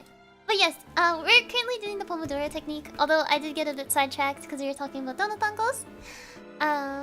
But welcome everyone, welcome. And of course, if this isn't your kind of thing, don't worry, we do also play video games over here. We'll sometimes do art every so often. What else? We've been pretty obsessed with Metal Gear and Bioshock as of recently. We've switched off Metal Gear temporarily. We were on Phantom Pain, but we're taking a bit of a break because it's a longer game. And we're playing Bioshock, so. How's the grind going? It's going good. We're about to get started again after a pretty long break. So, we're back to talking about glycolysis. I was gonna say gluconeogenesis, glycogen. No, none of those. Wrong ones. I was gonna start talking about glycogen metabolism, but we're talking about gluconeogenesis. Wait, no, we're talking about glycolysis. We're talking about gluconeogenesis after. Okay, look, I'm a little scrambled.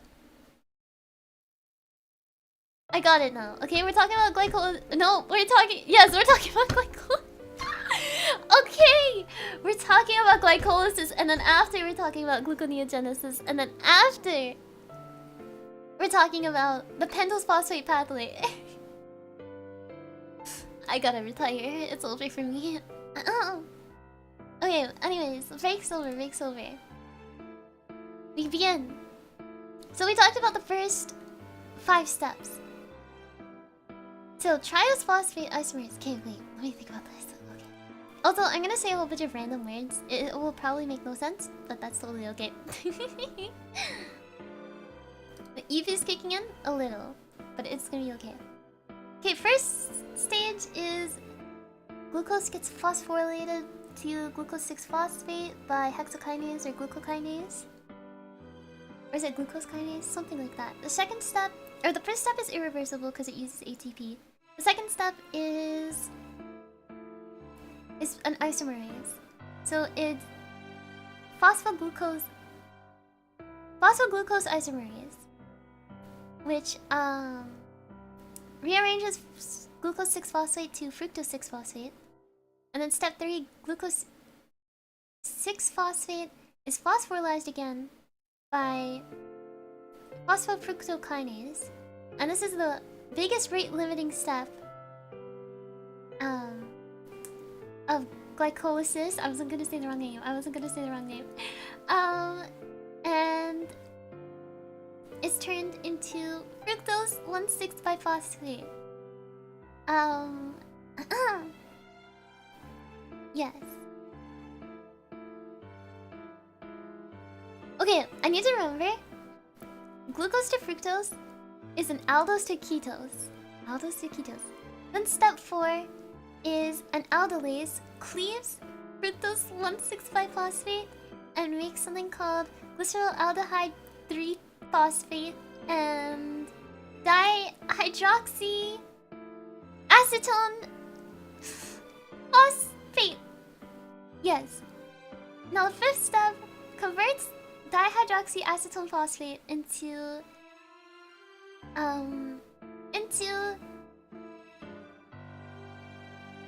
glyceraldehyde 3-phosphate using an isomerase called triose.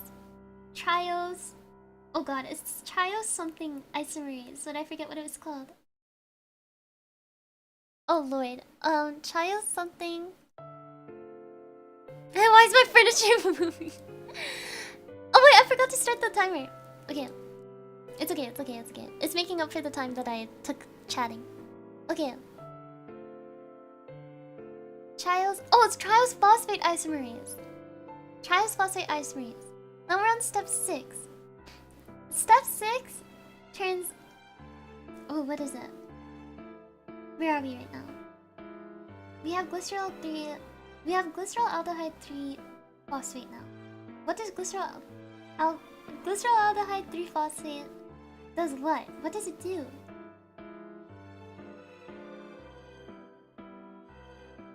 Oh, okay.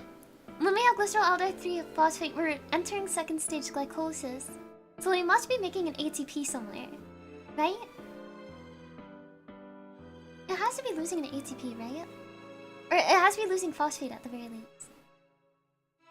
Oh! Oxidation. See, this is... I knew I was gonna get caught here. This is the part where I'm gonna forgo it.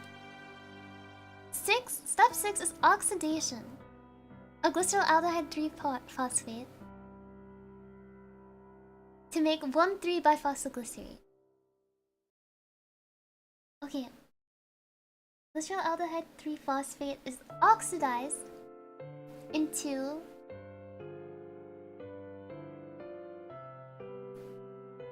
oxidized into 1,3-bifosylglycerate. And this is done by dehydrogenase. Because dehydrogenase does redox reactions, and because it's getting oxidized, it should be redox. So this is done by glyceraldehyde 3p dehydrogenase. Good lord, all these words, they sound like a whole bunch of silly things.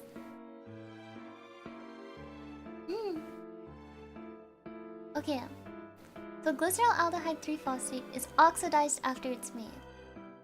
It's oxidized and it makes 1,3-bifosylglycerate. And this is done by glyceraldehyde 3p dehydrogenase. So it's literally the name of the thing. Okay. And all of these are reversible except the two that I mentioned before. Another irreversible step will be near the end. So after we get 1,3-bifosylglycerate, this makes NADH, by the way, because it's an oxidation, so the electrons have to go somewhere.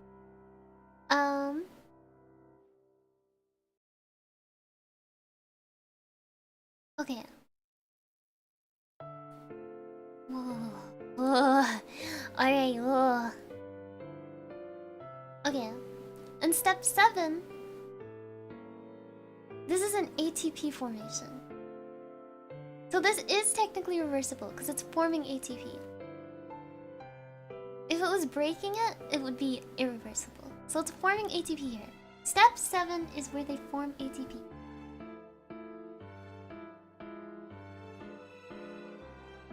Okay. So 1,3-bifosylglycerate is phosphorylated again. Or no, it's not phosphorylated. It actually does the opposite of phosphorylation because it's for some reason it's a reversible step. Well, obviously, there's reason for it to be reversible, but it's... Even though you're using phosphoglycerate kinase, you're removing a phosphate group. Because technically the reverse is if it's phosphoglycerate kinase acting on 1,3-bifosylglycerate, it's doing a reverse reaction because phosphoglycerate kinase would add phosphate, which makes bifosylglycerate. Whew! Oh my god. Okay. Step 6 is glyceraldehyde 3-phosphate. Glyceraldehyde 3-phosphate is oxidized by glyceraldehyde 3-phosphate dehydrogenase.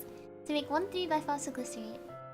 1,3-biphosphoglycerate is then relieved of a phosphate group by something called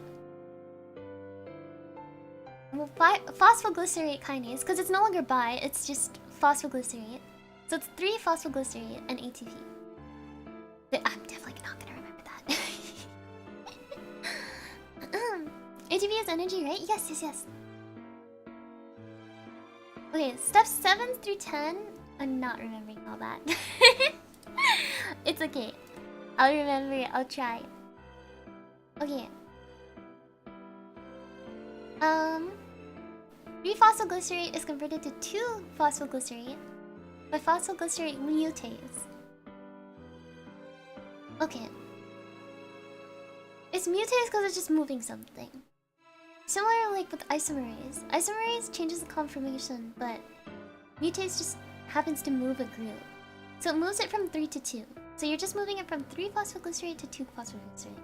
So 1,3-biphosphoglycerate is a phosphate is taken away by phosphoglycerate kinase and reverted into 3-phosphoglycerate. 3-phosphoglycerate is mutated by 2-phosphoglycerate, or no, just phosphoglycerate mutase, which turns 3-phosphoglycerate to 2-phosphoglycerate, which then 2-phosphoglycerate is converted into something called PEP, PP, or phosphoenolpyruvate, and this is a very high energy molecule.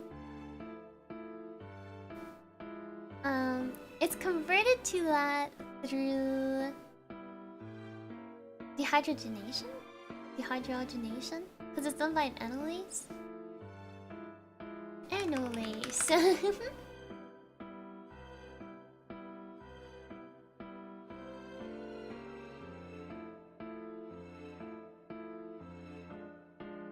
Yeah, dehydration. Oh, it's dehydration. Yep, dehydrogen. Okay. Alright. It's so chill. It's so chill.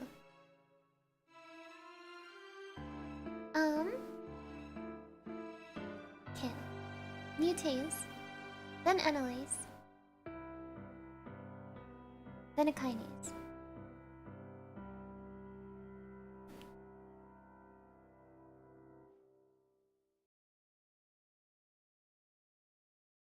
I don't know why these kinases are named after the end product, but the earlier kinases are named after the starting product. Which is a little confusing, but I'll just remember it from here on now. Then near the end they just switch things up for no reason. So 3-phosphoglycerate is converted to 2-phosphoglycerate into biphosphoglycerate mutase. 2-phosphoglycerate is then converted to phosphoenolpyruvate by an enolase, because it turns into an enol, I guess. So that's how I can remember enolase.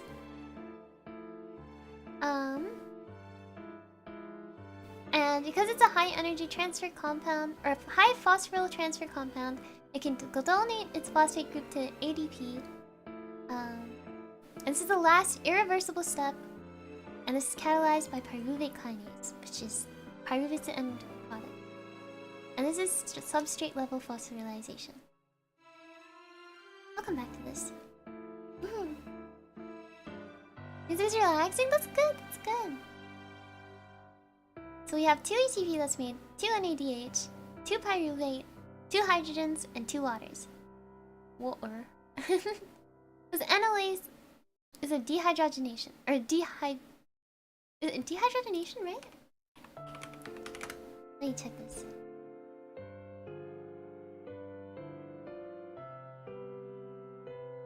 Dehydration.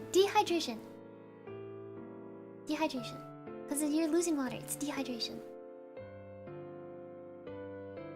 Okay, yeah, lose 2 water, lose 2 hydrogens.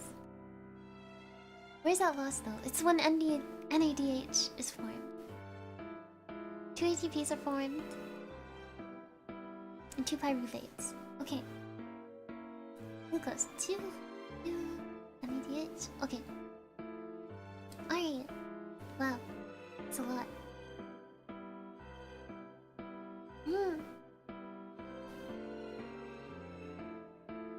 So 1, 3, and the last step are irreversible. Okay, now that we've gone through that, this will be a lot more smooth sailing, hopefully.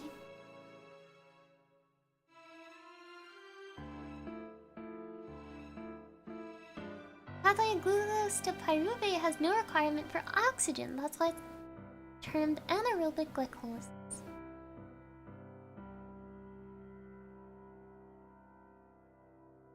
Further metabolized at pyruvate.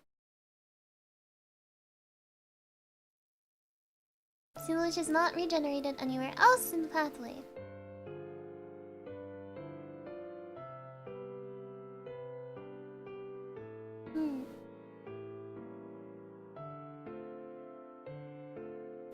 The reaction catalyzed like dehydrogenase. Glycerolaldehyde dehydrogenase. Where was dehydrogenase again? Glycerolaldehyde dehydrogenase was oh, here. One of it's 1,3-bifosylglycerine.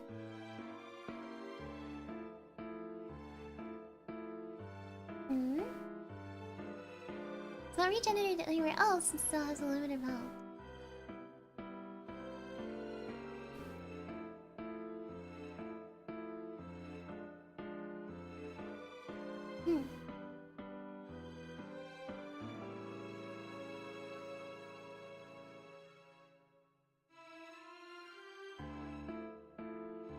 Oh, I see.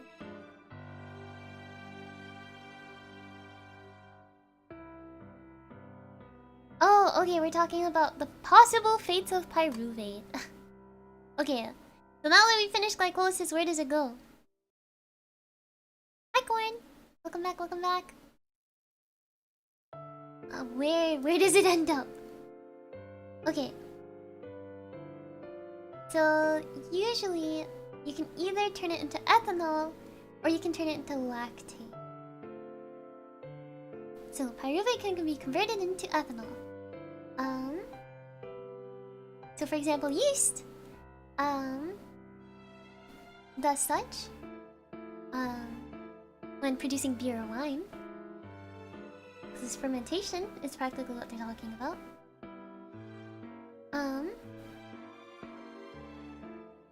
NAD is regenerated in the second step of this conversion.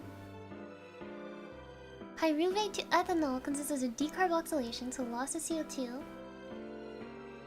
to form acetaldehyde. Acetaldehyde? And a redox reaction where acetaldehyde becomes reduced to ethanol from electrons donated to NADH. Oh.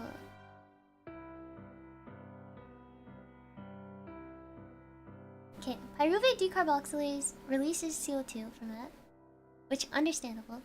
I wouldn't think you'd need an enzyme for that, but I feel like decarboxylation happens spontaneously usually, but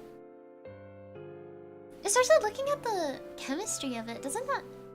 Is it because of this double bond? Sorry. Is it... Why isn't it... Why would pyruvate not Okay, wait. Why does pyruvate not spontaneously decarboxylate?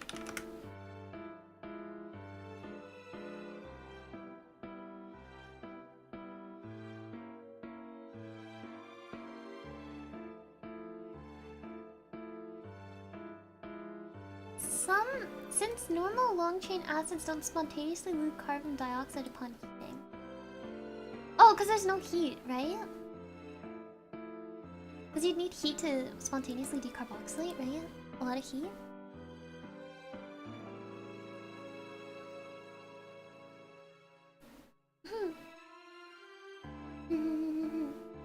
Oh, rest well. Take care.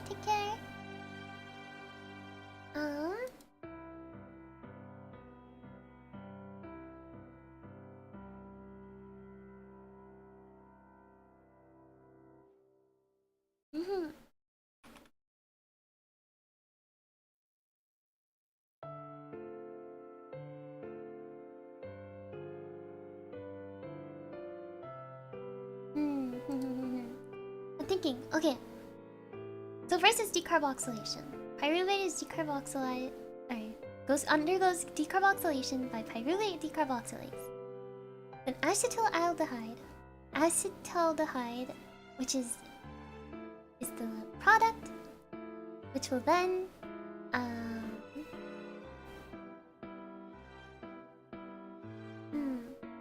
Oh, it's a redox reaction, yeah. It's a reduction. It's a reduction. Reduction, right? Yeah, reduced. It gains electrons. And this is where NADH donates the electrons. And this is called alcohol dehydrogenase. Oh, that's silly. It's called alcohol dehydrogenase because it makes ethanol. Ethanol. Okay, pyruvate can also be directly converted into lactate. NADH is reduced from pyruvate to lactate, or can reduce pyruvate to lactate, regenerating NAD. Thus, conversion of glucose to lactate is also redox neutral. There's no net oxidation reduction.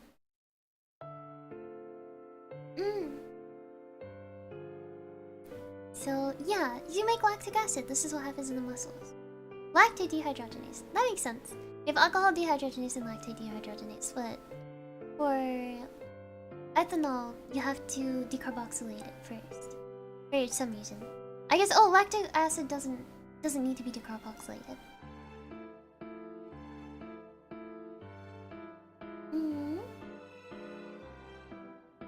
Yeah, muscles function anaerobically for short periods. It lowers the pH of the muscles to as low as 6.3 pH, which inhibits phosphofructokinase. That is the third step of glycolysis. That is important for There's the third step. First step is 6-3 SREs. Oh, this is to make 1,6 bifosfoglycerol. Or no, 1,6 fructose. Fructose phos. Wait, 1,3 biphosphate fructose. Wait, is that how you say it? I feel like I'm mixing up the terminology. It's no, it's fructose. You say fructose first, right? You say fructose 1,6 bifosfoglycerol. Or no, 5. I keep wanting to say bifosfoglycerate, even though that's not the right term. It's 1,6. Wait, fructose 1,6. Right? Fructose 1,6 biphosphate. Bifosfoglycerate is the product of the oxidation of glyceraldehyde. But that's 1,3 bifosfoglycerate. Then you have fructose 1,6 biphosphate. Okay. I got it, guys. Don't worry. I got this. So you do the assignment? I did do the assignment. I'll get rid of the pin.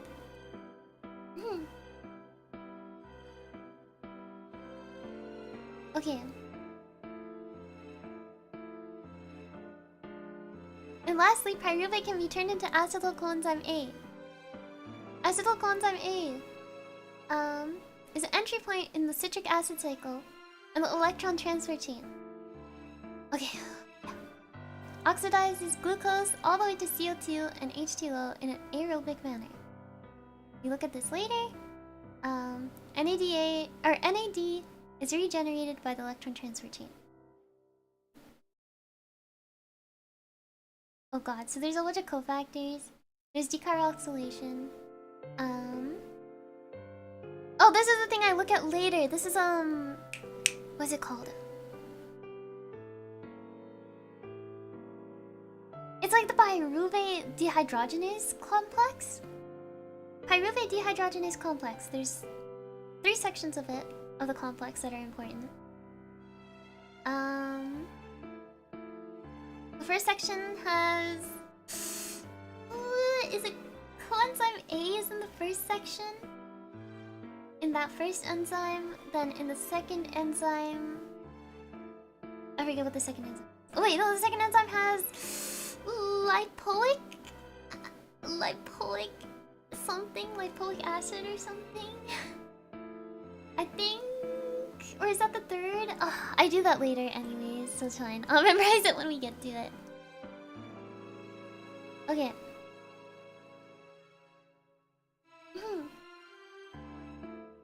Oh, this is so boring. I don't like this section. I only have a bit of this section left and I can persevere through it. If I read through it, then at least everything will click a lot faster, but this is so boring. Anyways. Main sugar is glycolysis is glucose. There's other two sugars that are worth examining because they're common and present in our diet. This is fructose and galactose. Fructose is a component of sucrose, a table sugar, also known as corn syrup, which is used as a sweetener for many foods and drinks. Galactose is lactose, and this is milk sugar. It's metabolized by glycolysis, but they enter it at a different point. So galactose enters at glucose 6-phosphate. Good lord, okay.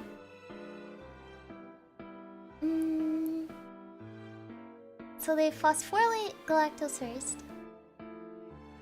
Then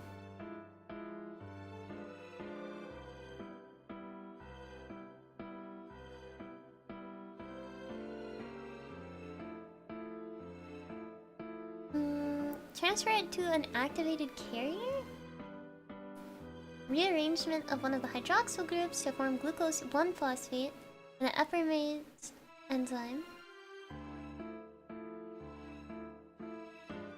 This glucose 1-phosphate is then converted by glucose 2-glucose 6-phosphate by isomerase called phosphoglucomutase. Because that's also moving the phosphate. Whereas we see a mutase later, but I forget where that was. What moved to phosphate last time? There's a mutase on Solari. Oh, here! There's phosphoglycerate mutase. Wait, isn't that the same one we just said? Huh? Is that the same? Is that the same? Is he the same? Phosphoglucomutase.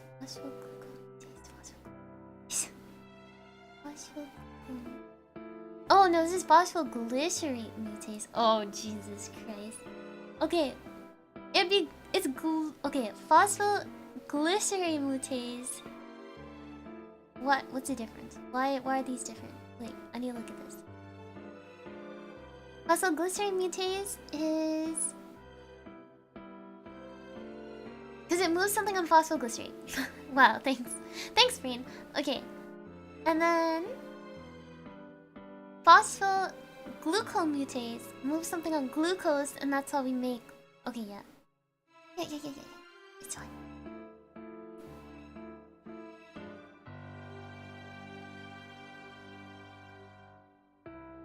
Epimerase. Okay, well, this is just something I'm gonna have to memorize. This is something I'm not gonna memorize by tonight. Like, I need to go over this again tomorrow, so. Boo! High fructose corn syrup! Boo!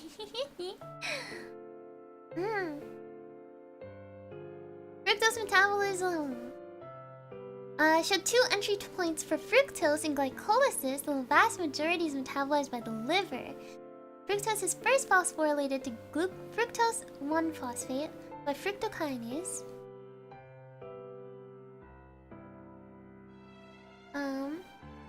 Is then split into 2 3-carbon sugars, dehydroxyacetone phosphate, and glycerolaldehyde by special aldolase. Wait, isn't this exact same thing? Glycerolaldehyde 3P? No? Oh, okay. Triose kinase adds a phosphate to it. Anyway, it's later.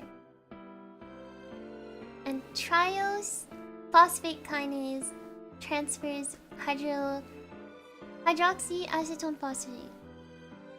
But this happens later in the line. This is why this is a problem, because it enters way lower in. It enters lower than the rate limiting step of glycolysis. So whenever you eat like really high fructose content, it just enters the the sugar metabolism cycle after the point of regulation. So it just sneaks in there. So if you eat too much of it, it sneaks into your metabolism without even your body being able to regulate it. What you studying for?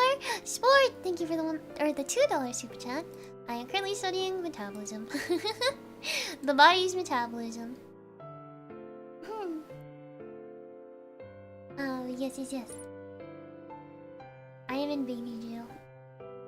I'm almost done.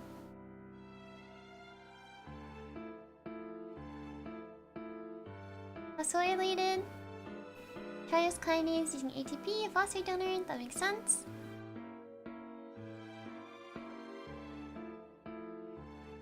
Okay. This is a really small section about regulation. Ugh, this is terrible. Oh! Just as I said that. Okay. We only have like 10 slides left in this section. Okay. Start. 5 minutes of uninterrupted nothing. Hello.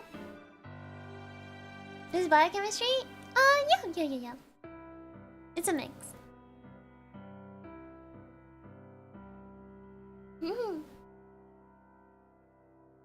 Yes. Hello.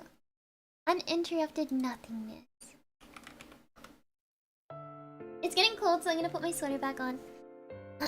I look like a mom right now. I can like draw it out, but the way I'm dressed is so like mom, and not like cool. Like, hello guys, I'm 50 years old, drinking hot water, kind of look.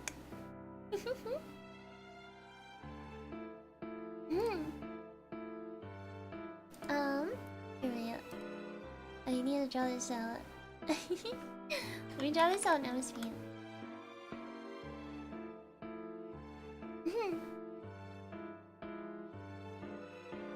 That's too big of a pen. Okay. Oh, you guys can't see it. Give me a second.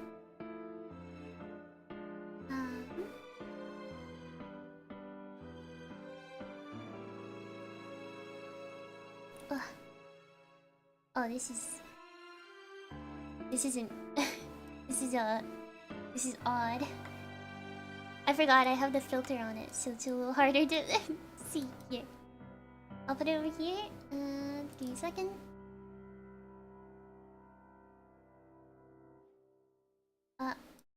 There we go. Okay.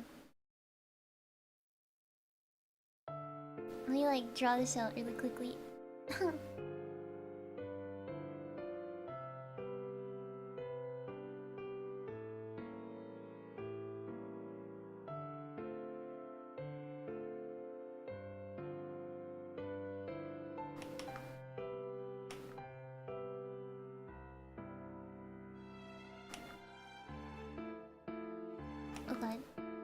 I'm beefing so bad, Alison.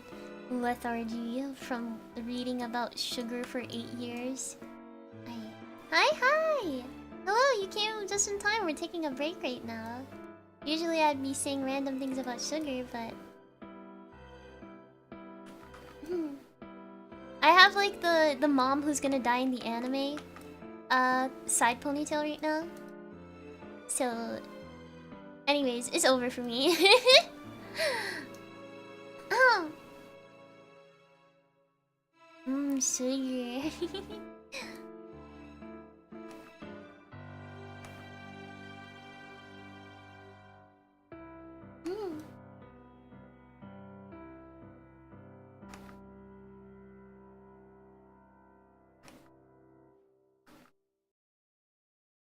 Oh my god.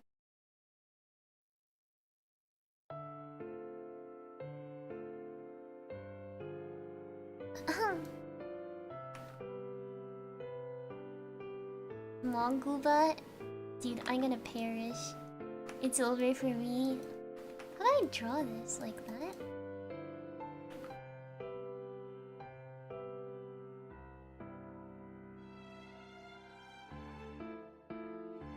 I look so old.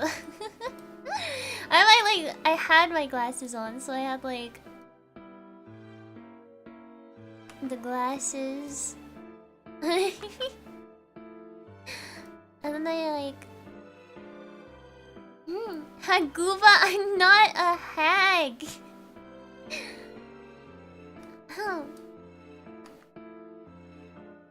We have people who are like goddesses that have been alive for a trillion bazillion years.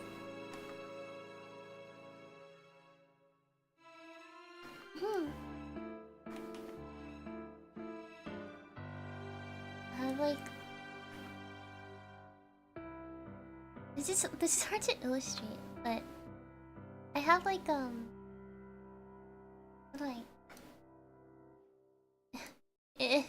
I'm struggling now. Okay, wait. It's so long. For what? Okay. Let me see if I can accurately draw this with it this small, but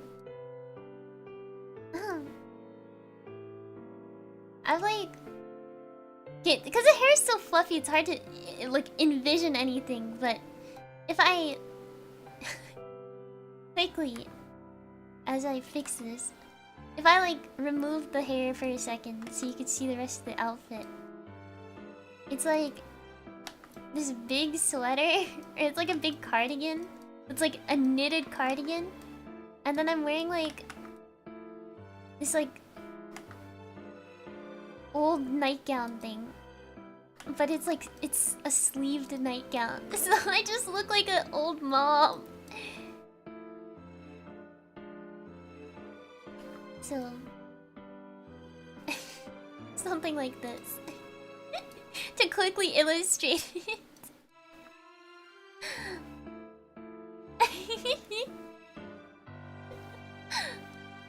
Oh, you can't see the bottom. Wait. That's the leg. That's how I drew the bottom. But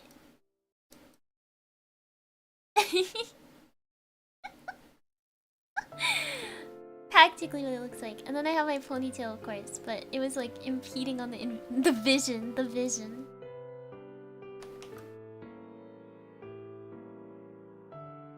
This is practically what I look like. Excluding the fact that my legs are like tiny for some reason.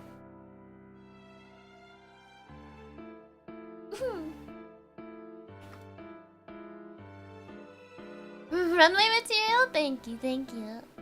I'm quite the goat. As you can see. Usually I'd wear like slippers or something too. I got Crocs that I wear in the house.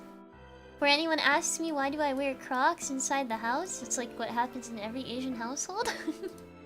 You have to have the designated indoor slippers for absolutely no reason. Good night, good night. But yeah, that's it.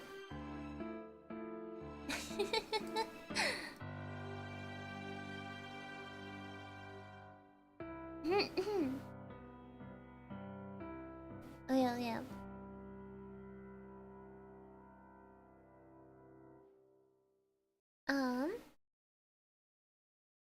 Continuing forth.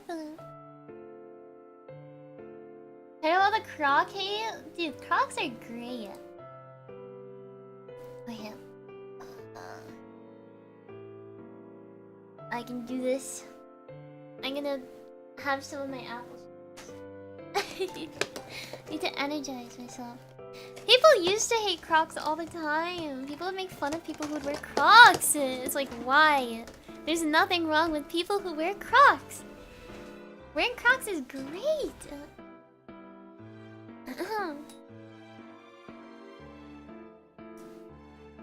Oh yeah.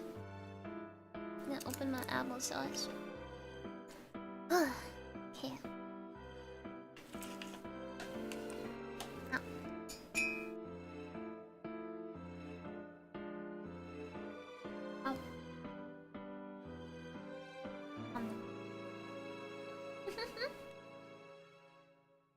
I can confirm that. The indoor slippers. It's unbeatable.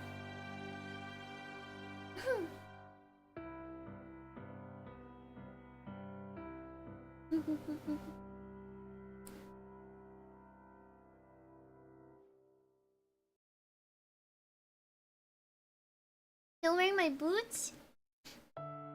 Are they Tims? I really want a pair of Tims. I'm kind of sad that I can't. There's no Tims in my size. I forget what shoe size I am in men's again.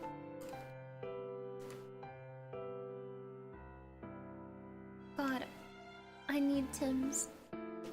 Or J's.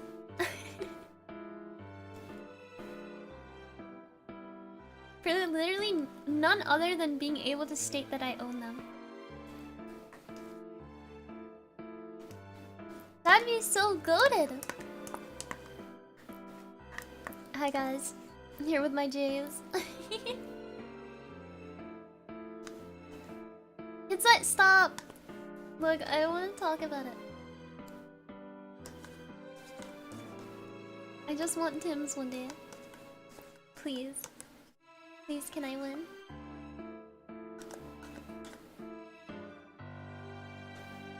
Can I please win?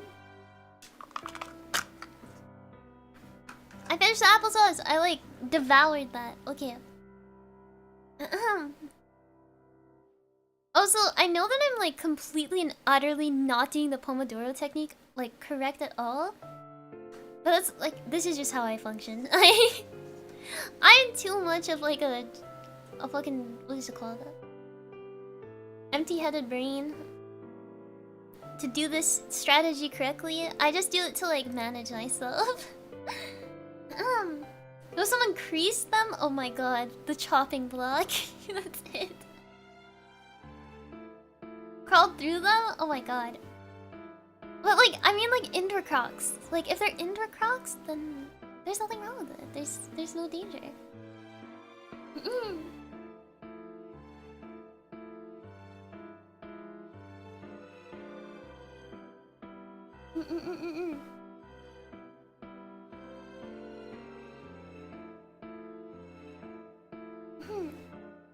Wait.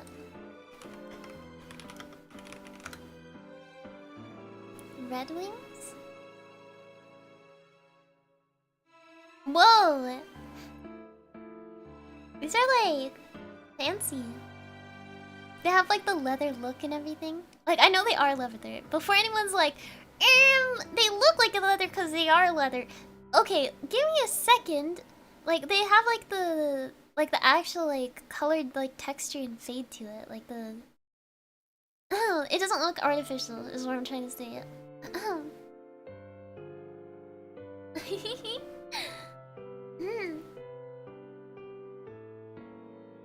What? What's your issue, buddy? Pal? Why are you looking at me like that? I'm sorry, the voices. I just like doing that.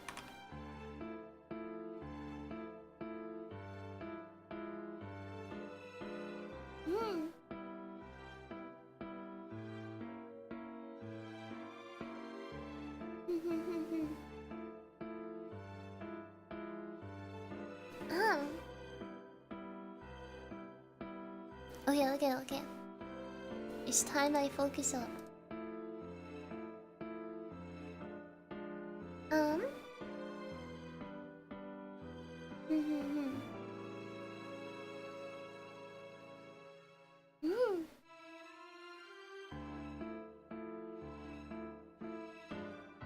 Okay.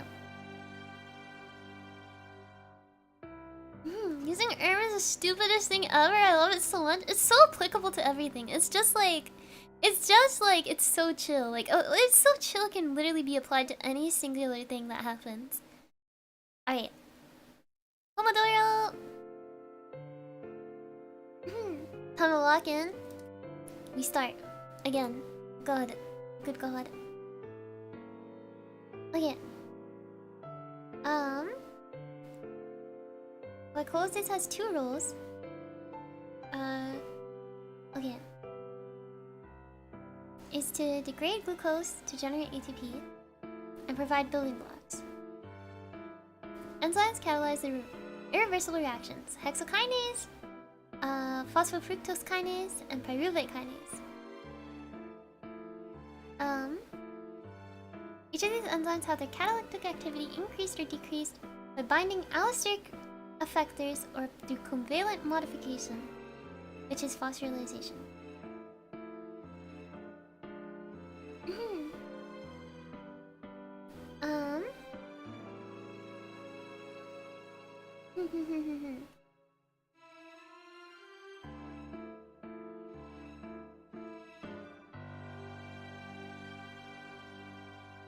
Okay, we consider it in the muscle and the liver. Because the role in those areas are very different. I think I need to... Yeah! Sorry. I need to blow my nose. Give me a second. Here, wait.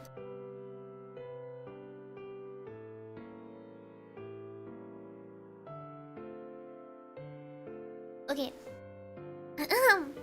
I'm sorry, I'm not a tissue box person. I'm sorry, I'm a toilet paper roll pilled person. So what you are is a toilet paper roll. I'm sorry, I just think it's more, it's like, I think it's better. I don't got a weak nose.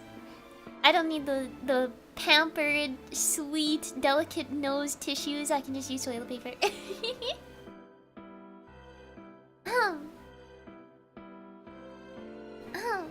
Why do you need to clarify that? Because it sounded like I ripped paper, but I didn't.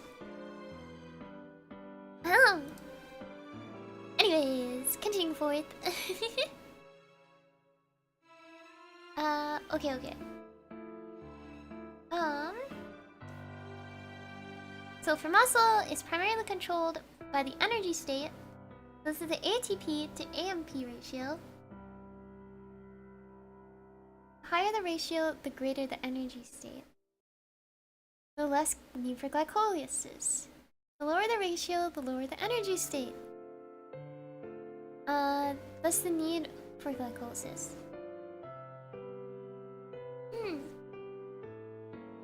Okay.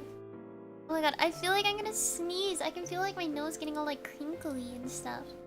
So bothersome. How goes your studying? It's going good. We've gone through a lot of content. This is probably the hardest one to go through because there's so much like so many terms in it. But yeah.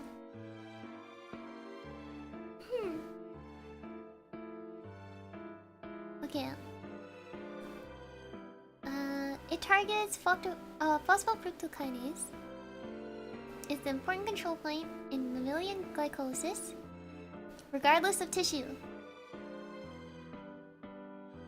So...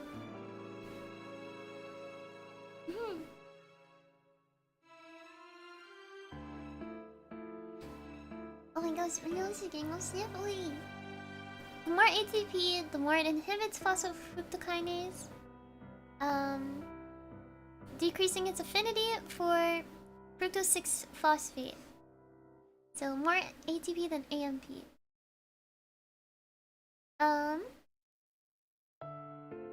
But when it is sound does not. Okay, an AMP, the higher AMP,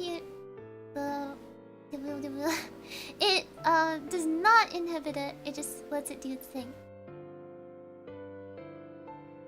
And drops in pH help ATP bind.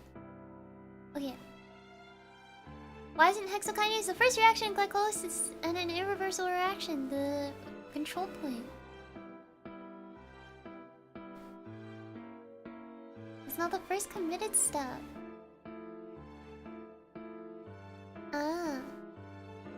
Glucose 6P can enter other pathways. Okay, that makes sense. Good time, I need to study myself. Sweetheart, say bye. Okay, bye-bye. Take care. See some brain matter out, go for it.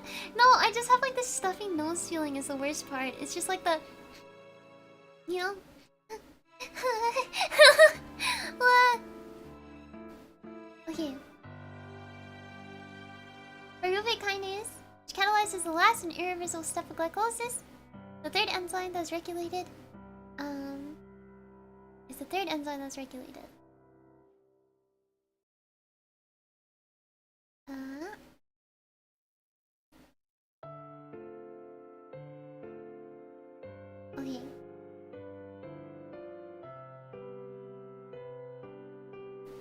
inhibited by ATP and activated by fructose 1,6 bisphosphate. Wait, let me think about this. Fructose 1,6 bisphosphate. Bisphosphate? No, they say. Have I been saying it? I swear I've been saying it biphosphate. Is it bisphosphate? Oh, it might have been. Because I might be saying bi because of di. Oh. Oh. Dot. Let me find this. Fructose. Oh, it is bisphosphate. Oh, I'm so silly. It's over. It's over. What chapter are we on? Can I copy your notes? I found out recently. I was actually looking into the nomenclature. It's called bisphosphate because fructose 1,6 bisphosphate, because it's on one and the first and the sixth carbon. They're in completely different spots, so they call it bis instead of di. But something like adenosine diphosphate, because they're linked to each other by an acid. What is it? Acid and hydride? Yeah, acid and hydride bond. Because they're side by side, it's called di. I didn't know that was a thing. That was so cool. Anyways, nomenclature is interesting, but sorry to nerd out.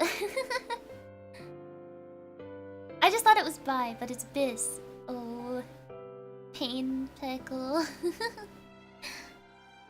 Okay.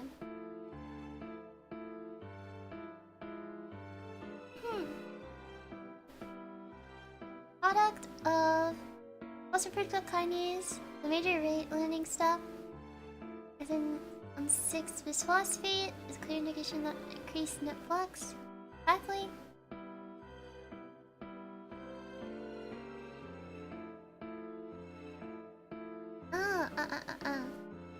Okay.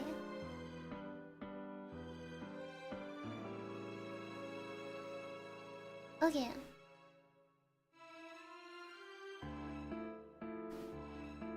So, glucose 6 phosphate inhibits hexokinase.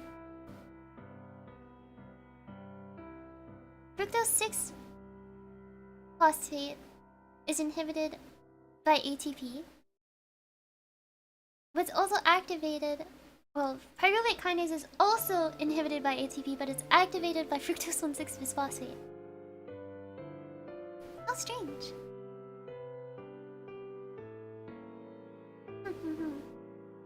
Okay. I can get behind this.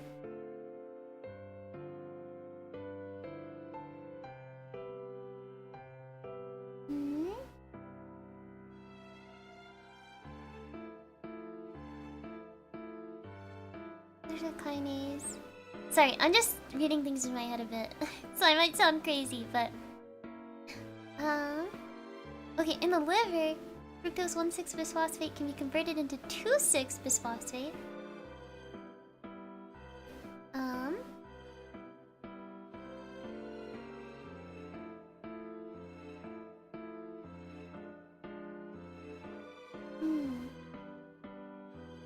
What is it?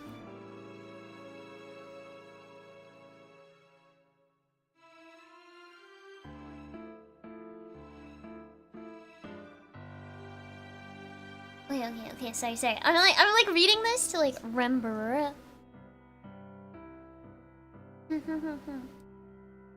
Okay. So the liver's job is to maintain glucose levels in the blood.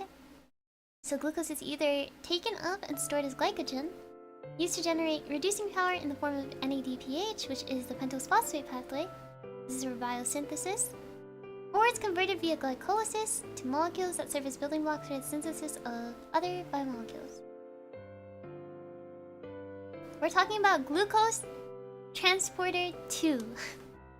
Because glucose transporter 1 is for the just general mammalia.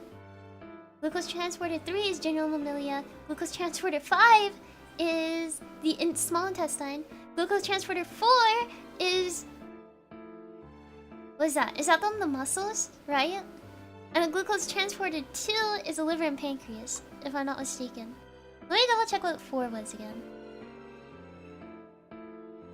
Muscle and fat cells. I forgot fat cells. I'm sorry. My fault. Hey, I'm impressed that I memorized that. Okay. Major point of regulation. Specific regulations are different. ATP and pH are major regulatory factors for phosphofructokinase, but don't play as much of a role in the liver. It's major regulators for muscle, but don't play as much of a role in the liver.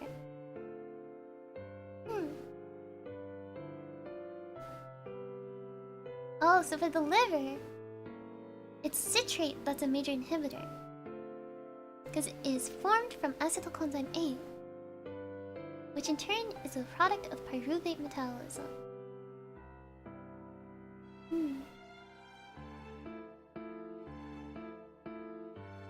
High level of citrate is an indicator that the biosynthetic precursors are at sufficient level. Okay.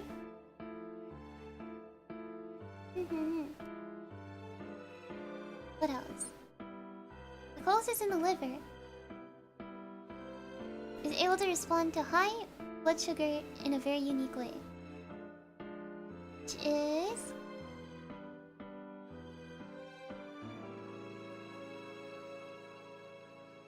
glucose will do that to build up a fructose 6 phosphate.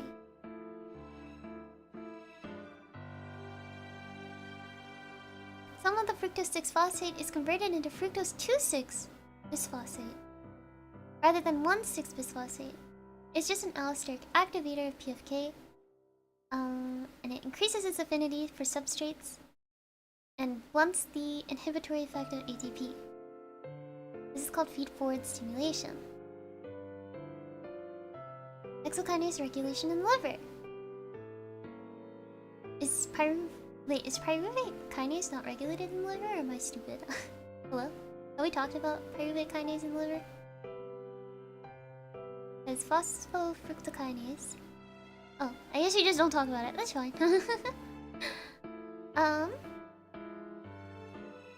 Liver has a unique isoform of hexokinase called glucokinase, which phosphorylates glucose once it gets transported in the cell.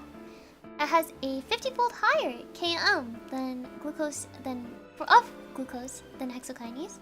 Means that it will only take up glucose when it's abundant, such as after a meal, which allows the brain to eat up a whole bunch of glucose. Yes. Glucokinase is not inhibited by glucose 6 phosphate. This feature facilitates the liver to be able to use excess glucose that it takes up from the blood, so it's not wasted. Oh, I see.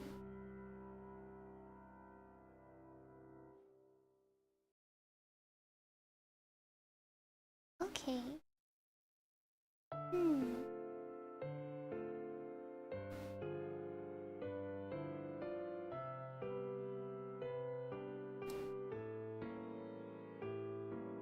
Okay.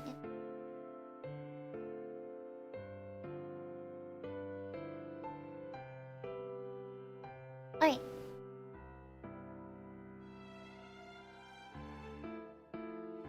So it kind of just has a natural inhibition by just having a really high KM. And that's that entire section, by the way. We just read through that entire section. My god. That's like about what? 2 weeks worth of content or something? Congratulations, you heard me just go crazy about 2 weeks worth of content. Well, time to bust out the next section. Timer's not out yet. It's time for me to go on that grind.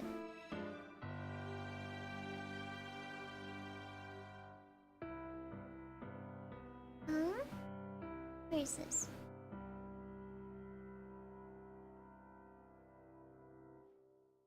We send it to myself. Hehehehe. Yeah. Hehehehe.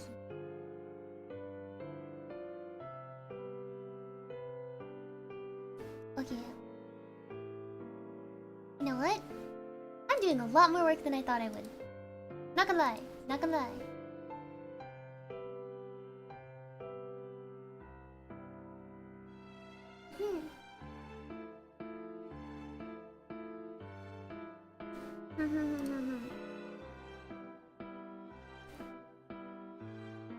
Let me see.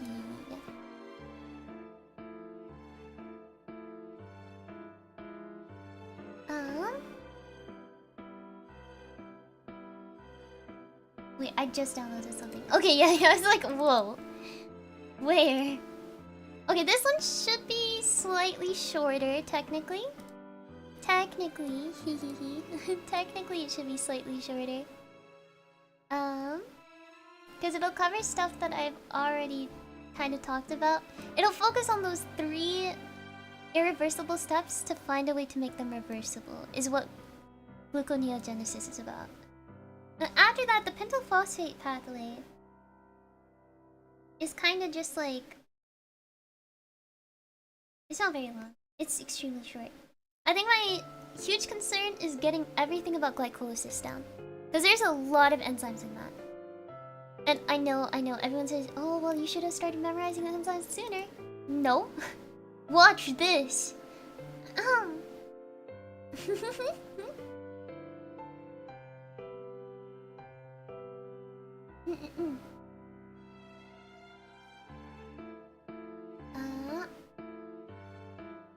yeah.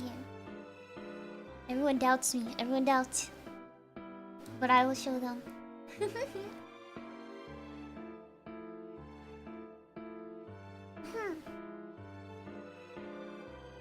Individually health stick tier 1. Yeah, I probably will do that tomorrow, if anything. Right now, I need to get through... So, if by today I get through all of, like, all the way up to pentose phosphate pathway, the only 2 things I need to, like, really look at is, like, glycogen metabolism, which I think is pretty... It's a lot more linear, in my opinion. And then I'd have to go through pyruvate dehydrogenase, which is super easy. Pyruvate dehydrogenase is actually really interesting in my opinion, because it has such a funny little function. And it's a very short section. As well as, like, I just need to go through a little bit of the citric acid cycle, like maybe like 3 slides worth of info about the citric acid cycle.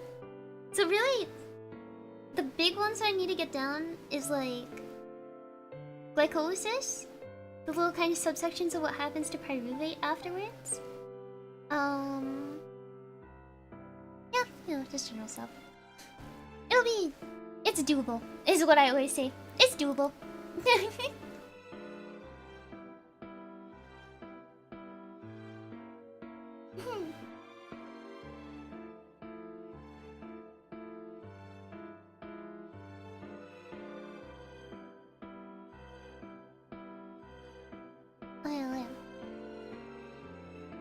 Still.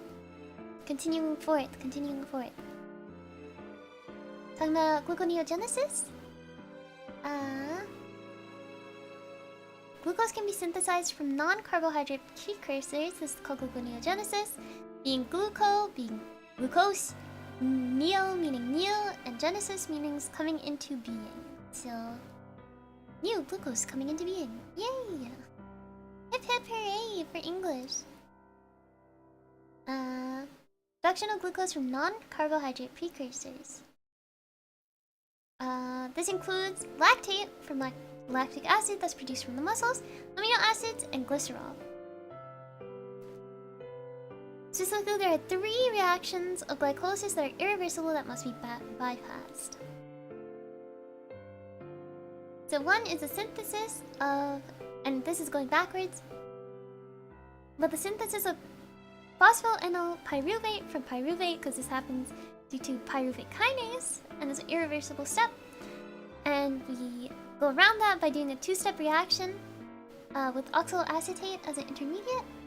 And oxaloacetate is a gluconeogenesis exclusive thing relative to glycolysis, because oxaloacetate is also a thing in the citric acid cycle. Hmm. Synthesis of fructose 6-phosphate from fructose 1,6-bisphosphate.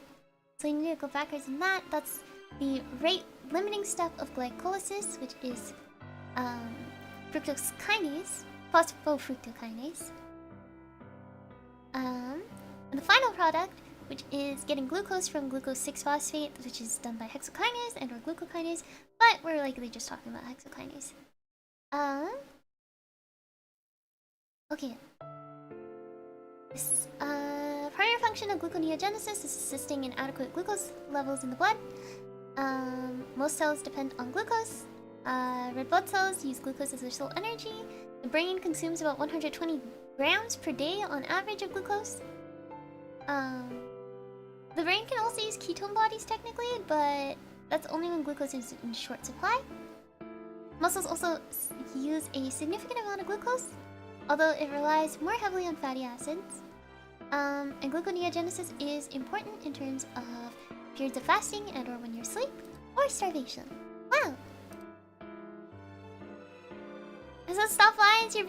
Oh! Happy birthday! Yes, yes, yes.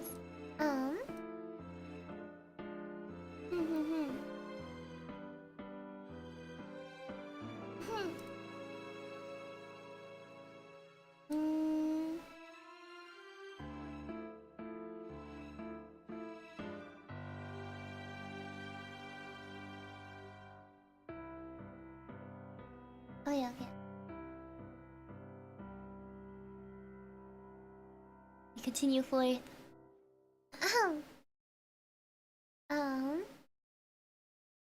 Oh, gluconeogenesis only occurs in the liver and kidney, liver being the largest contributor. So then does it use glucokinase instead?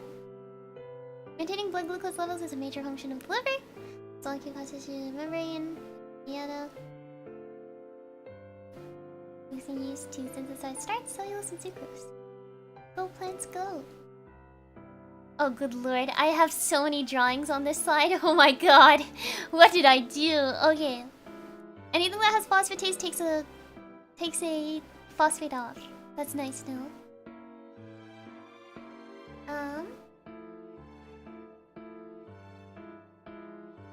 So pyruvate goes through something called pyruvate carboxylase, which consumes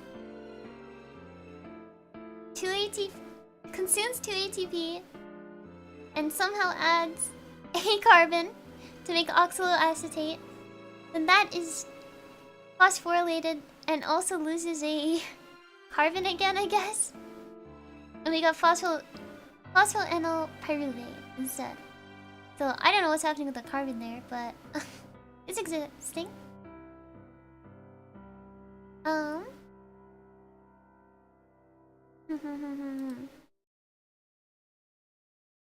Notebook side doodles? No, it's not side doodles. It's like I'm drawing on the diagram, like saying like this does this, this does that. So it's just like the voices all written on here.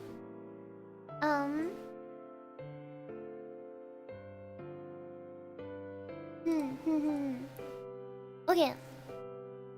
So, fructose 1,6-bisphosphatase 1. Jesus Christ. So we have pyruvate carboxylase, which makes oxaloacetate.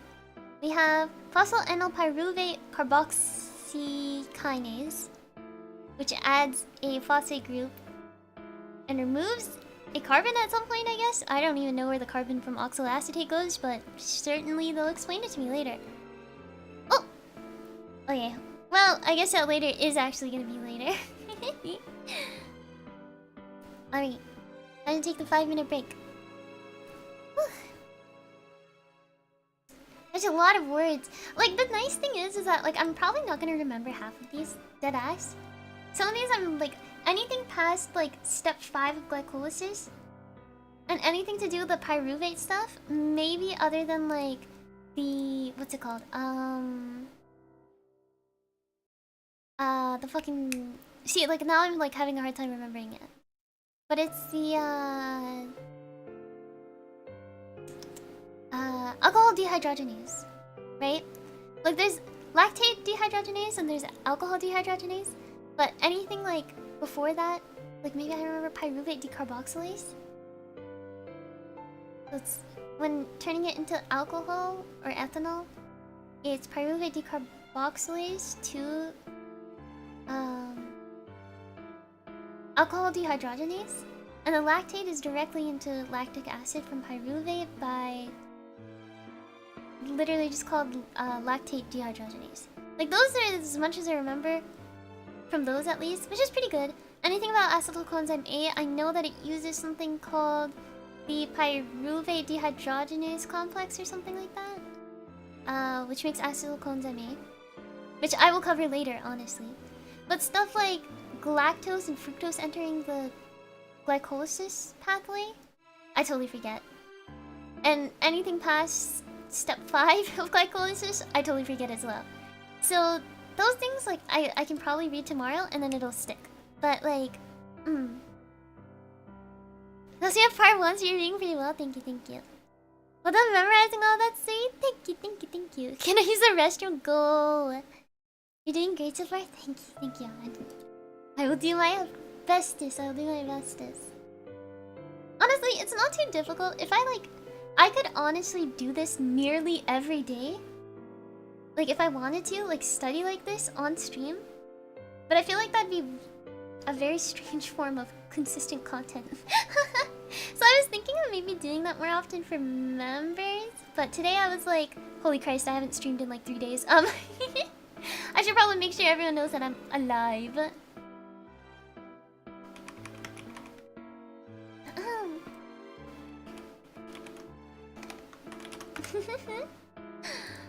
I'm here. Ta-da!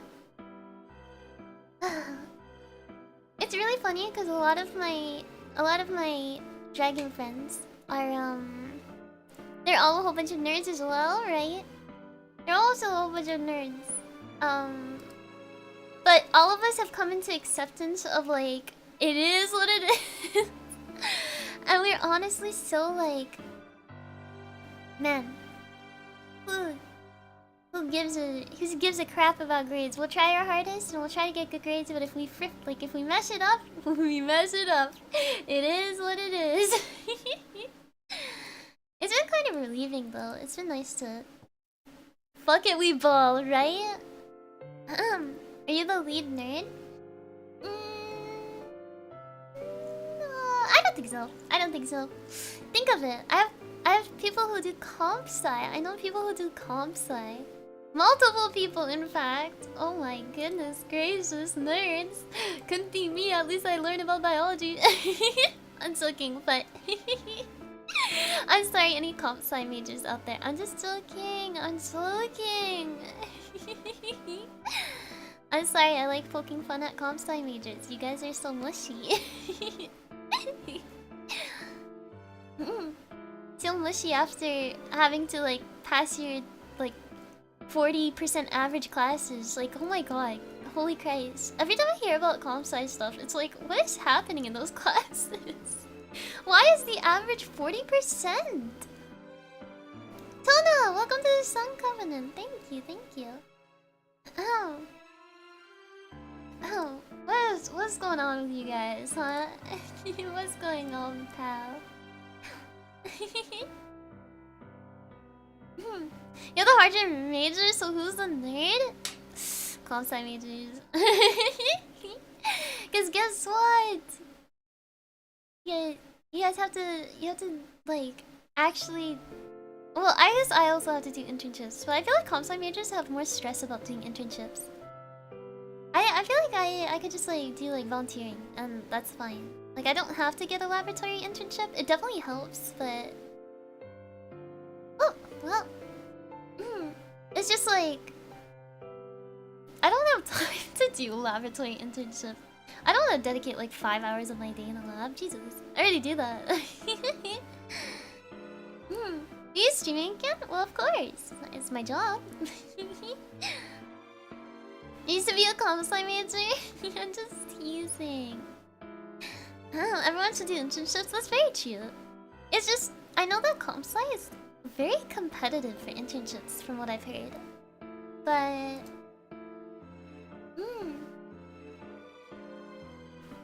Cesarado Cord! Oh, thank you, thank you, thank you. I wanna say, I was gonna say, like, something, feel free to, like, stop by whenever. Since of course I'm gonna be streaming, but I mix up my words. But, I continue forth. It's been what? Nearly 5 hours? I'm telling you, I can sit here and study for so many hours on end. I feel a little exhaustion, but it's like... It is what it is! Will that forever be my cope? Yup.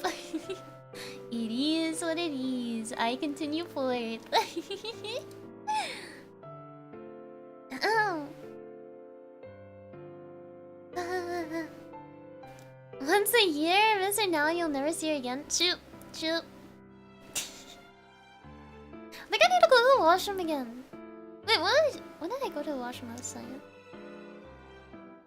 I forget. On that copium? It is what it is. It is what it is.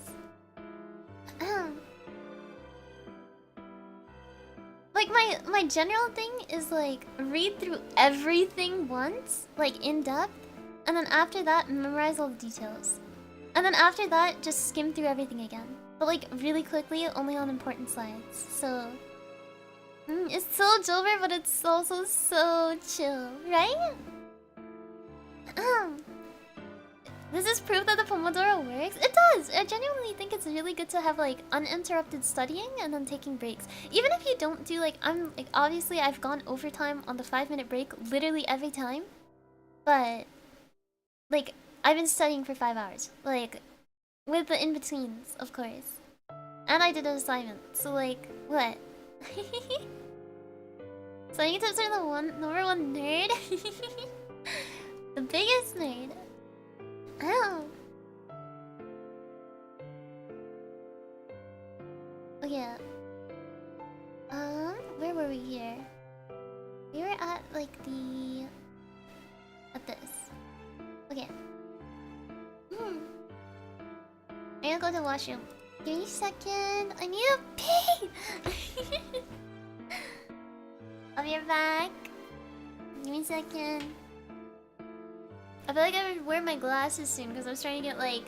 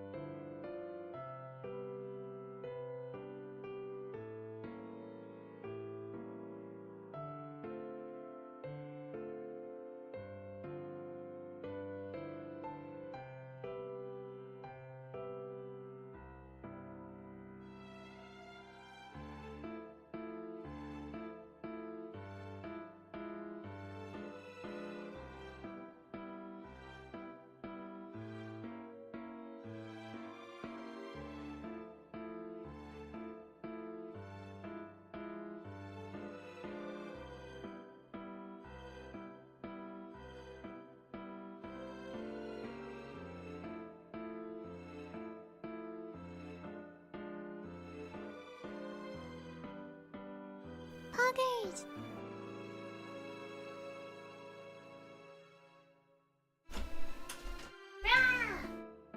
Poggers!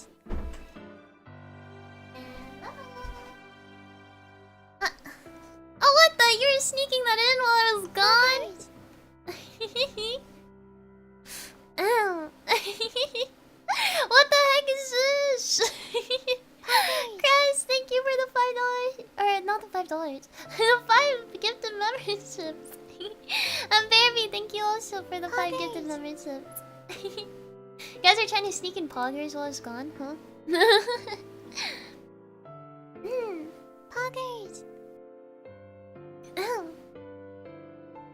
Hello. What are you trying to do, huh? I can see you. I can see you with my eyeballs. What the heck, Kasuda? Thank you for the 10 gifted memberships. Thank you. The covenant, exactly. It's a covenant. It's not a cult.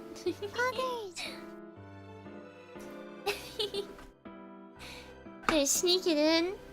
I see you guys. Thank you so much. And for those who get gifted memberships, make sure to thank the person that you got a gift from. Thank you. Is a covenant? Is that what covenant is? I need a covenant. An assembly. Okay, so the first definition is a collection of individuals with similar interests or activities. A coven of intellectuals. And then number 2 is an assembly or band of usually 13 witches. Why is that so specific? Usually 13. But again, Chris, thank you for the 5 gifted memberships. Bearby with the 5 gifted memberships. And Kasuda, thank you for the 10 gifted memberships. Thank you guys so much. Specifically 13. Usually 13. If you go a little over, a little under, it's okay. But if you're off the mark... you should ask Mira. True. Oh. Poggers.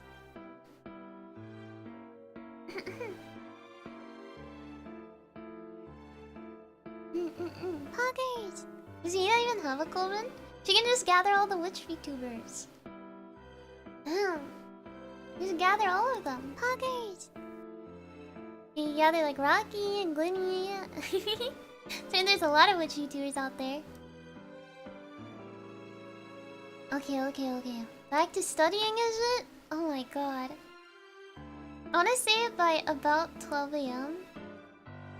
Wait, let me check my schedule. Do I have to do any last minute assignments by any chance? No? Alright, that's pretty good. It's pretty nice, So you're stalling? Look, I'm just making sure that I haven't procrastinated something and forgotten. That's never good.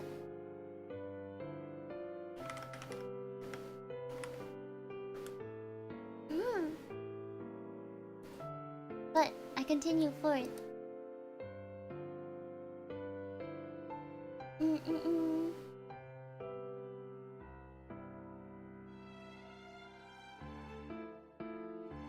Okay. Catch up with that? Oh, I'm trying my hardest, I promise. I'm literally only like a week behind in this class now. Isn't that crazy? Who sent me a marshmallow? Who sent me a Maro? Who did it? Huh? Shut up! Dude, leave me alone. What? Dude, who sent that, huh? This was 2 hours ago, but I just got the email for it. You're right, let me...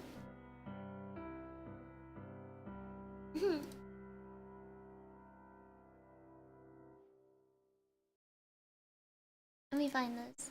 Where can I share it?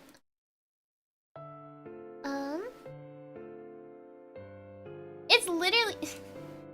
Okay, look, it's in quotations, so it's a quote of something, and it's not sussy, because it's used in a different... I use it in a different context before anyone... Anyways, this is... That's all he said. What's your issue, man? You don't like the words I use, huh? So you anal about it? Dude. Hey, hi, hello, what's up? Not once. Okay, yeah. I look at Mara's later, you guys are gonna distract me now.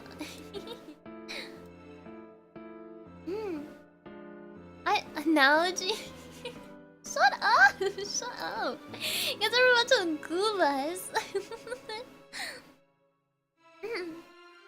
Like, that's just the terminology I use. Anyways, I'm distracting it. It's okay. I get distracted anyways. Alright, back to gluconeogenesis. After this, I have the pentyl phosphate pathway, which is only like 20-ish slides, I think. Yes, a little less. But yes. Okay. Alright, I start. You can see my little cursor. You can even see my Suri cursor up here.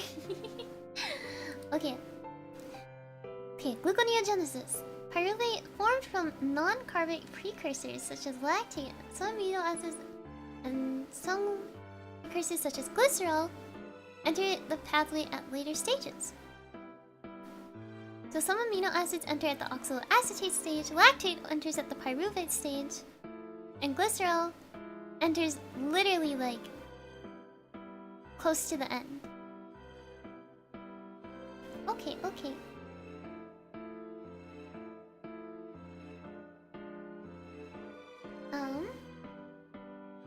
The lactate enters with pyruvate. This reaction is catalyzed by lactase dehydrogenase. Okay, yeah, we talked about this. It's a reversible reaction, so it goes back to pyruvate. And it enters gluconeogenesis through there. This is called the Cori cycle. Some amino acids enter in oxaloacetate stage. Stop. Stop sending me stuff. Dorks. Bunch of dorks over here.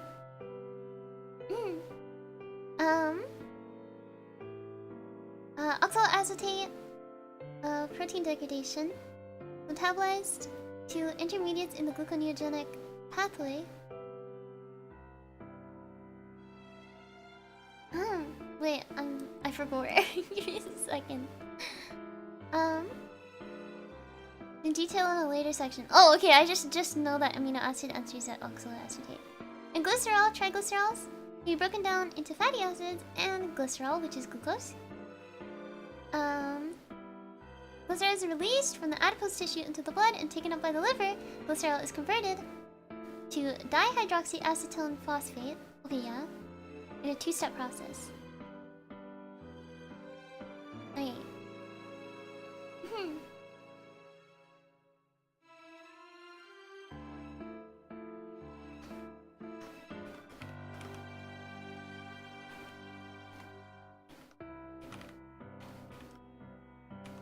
Sorry, I'm just checking something. Stream for a while, sure. Siri, what you doing? I'm learning about gluconeogenesis. What a nerd thing to say! Oh no! Can I not be... No nerd. No nerd. Okay.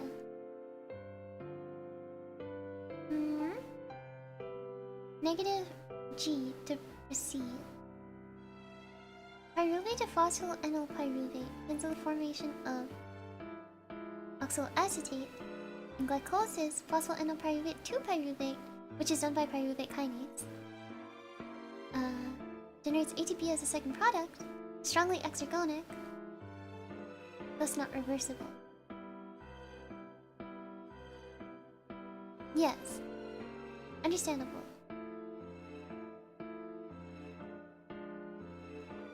Because let me think of the other one. What are the other irreversible ones? Well, those ones consume ATP. Strange that this isn't reversible. But another mechanism involving different enzymes in order to convert pyruvate into phosphoenol pyruvate. This starts in the mitochondria. Oh! Mitochondria mentioned! Mitochondria mentioned! Carboxylation of pyruvate to form a 4-carbon molecule called oxaloacetate. The reaction involves the hydrolysis of ATP, which provides the energy to drive this reaction forward. Okay. This is done by pyruvate carboxylase. Powerhouse of the cell! Yeah, baby! You mentioned!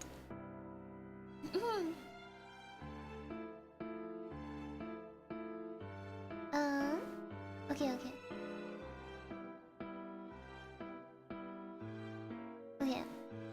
Pyruvate carboxylase requires a covalently bound prosthetic group called biotin, which is a derivative of vitamin B7, that carries the carbon dioxide, a matter that facilitates its reactivity with pyruvate.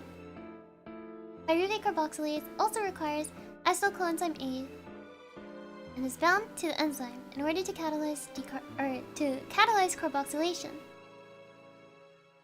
Oh, that's a lot of shit. Oh my god. So it requires biotin. It requires acetyl coenzyme A.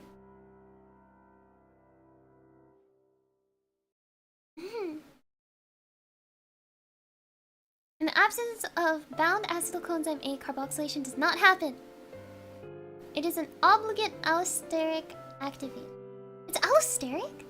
So it's not covalent? What the fuck? Sorry. Oh, but it's okay.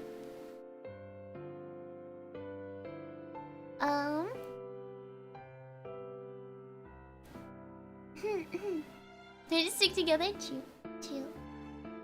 Oxaloacetate that is formed now can be transported out of the mitochondria and into the cytosol. Now there's a problem. There's no transporter for oxaloacetate. So it's stuck in the mitochondria. So sometimes it's converted into malate, which is called malate dehydrogenase, which is able to leave the mitochondria. And once it's in the cytosol, it can be converted back to oxaloacetate by the same enzyme.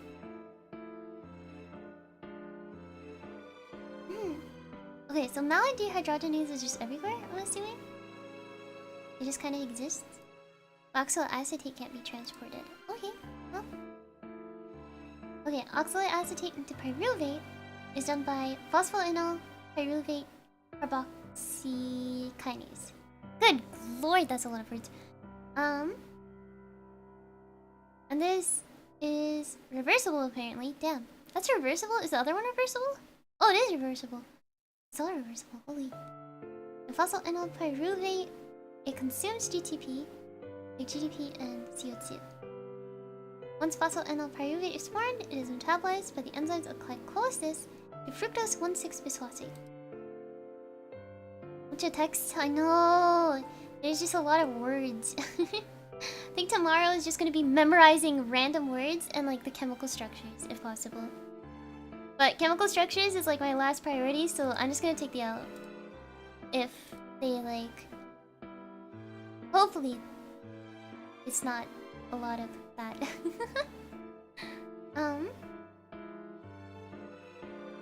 It's formed and is metabolized by the enzymes of glycolysis to fructose 1,6-bisphosphate.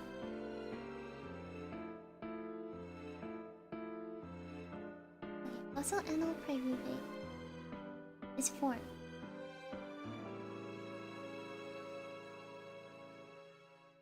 It's metabolized by the enzymes of glycolysis. Oh, yes, because right, okay. 2-fructose 1,6-bisphosphate. Yeah, so it uses the same enzymes. Just backwards. So once you get to fructose 1,6-bisphosphate, this is a super important step because this has to do with phosphofructokinase. Yes. So,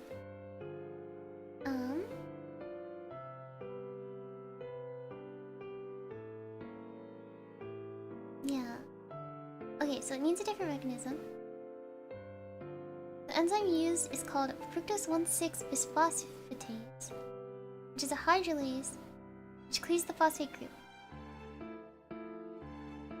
Okay. Using one water. Wow! Congratulations, you did it! And finally, generation of free glucose. You use something called phosphoglucose isomerase. Oh wait, fructose, yeah. Isomerase converts fructose 6-phosphate to glucose 6-phosphate. Now we need to look at how glucose 6-phosphate. The phosphate group is cleaved by something called glucose 6-phosphatase, which is only on the inside of the endoplasmic reticulum. Oh my god, endoplasmic reticulum mentioned, guys! Oh my god.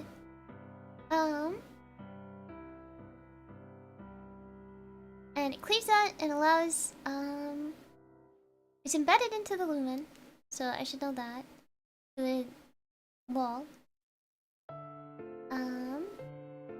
It transfers it out back to the blood. It's only present in the liver and the kidney. So only the liver and the kidney can do this step.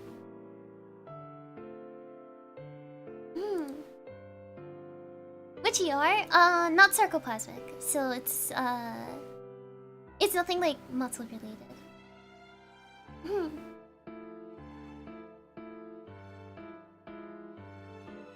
So it's just like it's just the ones in the kidney and the liver. So no silly sarcoplasm.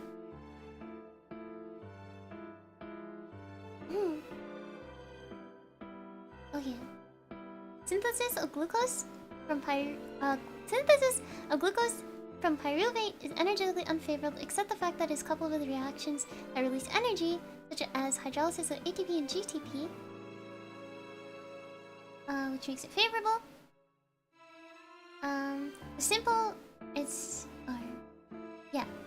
Simple reversal of glycolysis, overall free energy change is positive, which is not possible to go backwards in. They're reciprocally regulated. Oh, we're going to regulation.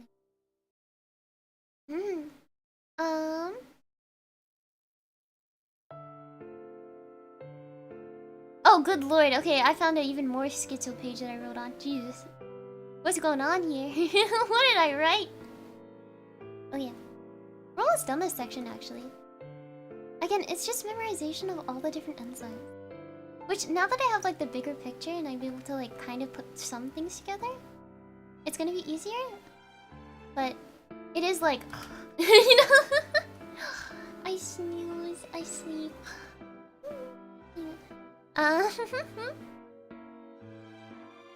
But it's okay.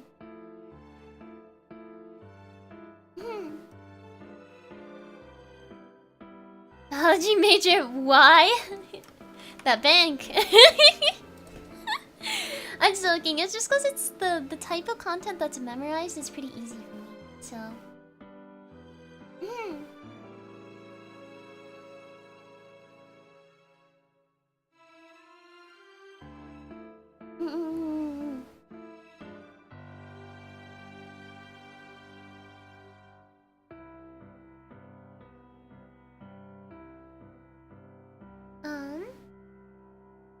Okay.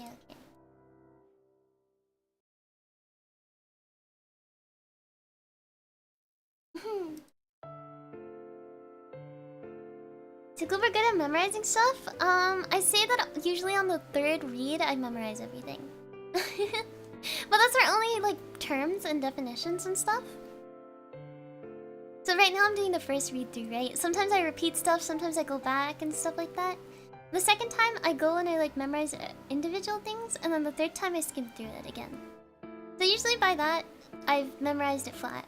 Now how long do I retain that for? Not very long. That's what you get for procrastinating, but at least I retained it enough for the exam, and then I forgot. But I can reread it and be able to like re-remember things, but oh, I won't lie, I do kind of just like at some point. Word for word, it can be, yeah. At least like in enough words that like it nearly matches the text that I can like put together like questions on exams and be like, oh, I see the exact wording from this. This is directly related to this statement that was put on this slide, kind of thing. But it's like obviously that fails me sometimes. Like, you know, the one multiple choice that I always get wrong when it comes to like organ systems for some reason. There's always one question that I get wrong on those exams. There's always one or two questions. It's always like -1 multiple choice, but it's gonna pop up in the next 20 years. Mark my words. I definitely trust that statement. I do not disagree. That's why I think the things that are really big right now are like medicine, anything computer science related, and I think finance, if I'm honest, like accounting and stuff like that. But I think it like those are like known as like the big three that people think is gonna like really rise in market from what I know. Which is why I think like a lot of people get into computer science stuff.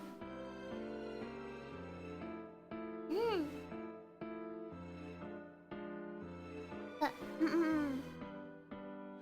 it's not bad. Very interesting method of memorization too. Oh, I hope that's a good thing. I hope that's a silly thing. Anyways, I'm getting off topic. I should focus again.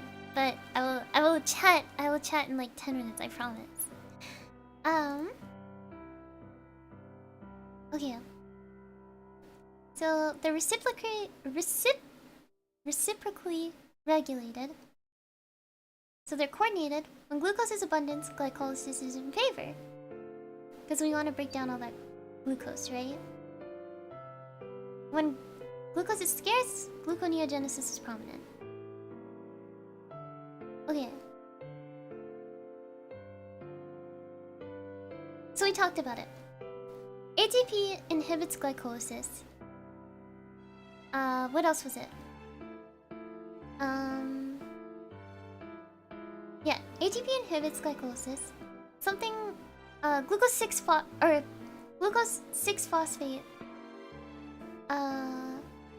Specifically in the muscles. Activate, what's it called? Hexokinase. Or no, is it inhibit? Oh god. Let me double check. Before I accidentally memorize the wrong thing. Okay, no, it's negative feedback. That makes sense. That's why I caught myself. Okay. Negative feedback, but specifically in the liver that doesn't exist. In the liver, fructose 2,6-bisphosphate is a... what's it called?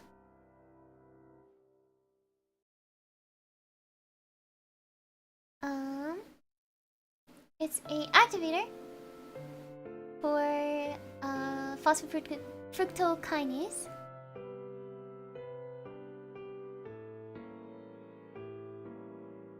Pyruvate kinase is activated by phosphate or fructose 1,6-bisphosphate. Oh my god. Okay, yeah, and the AMP activates that citrate, which is a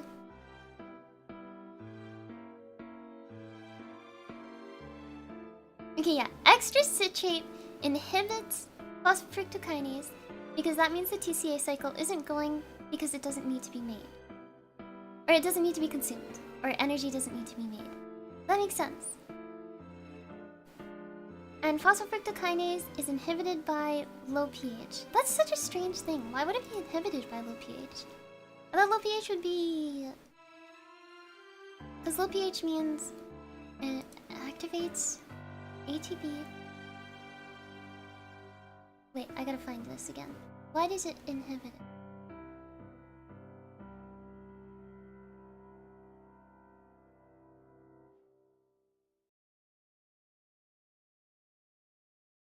I actually have no clue. Why would we want to stop ATP from being made?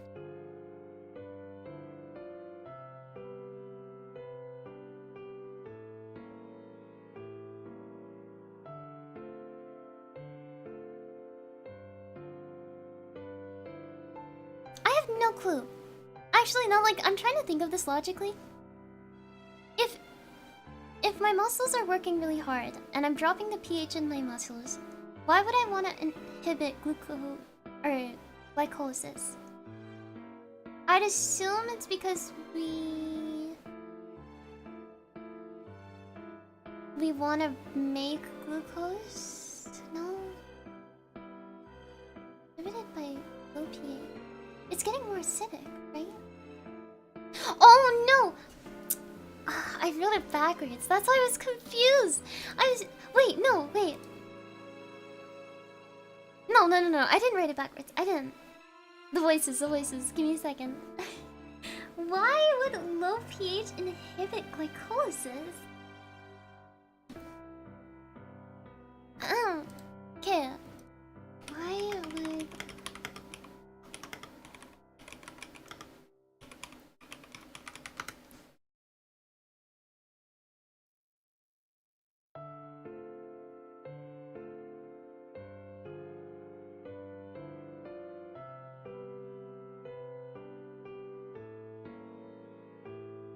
Why?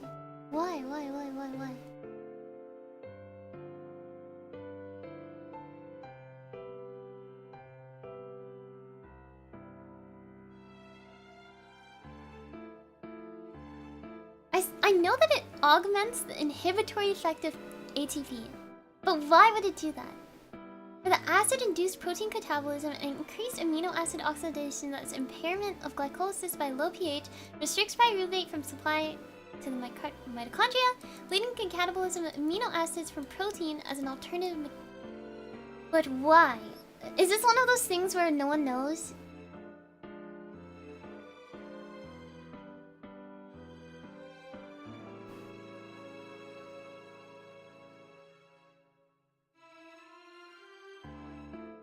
What?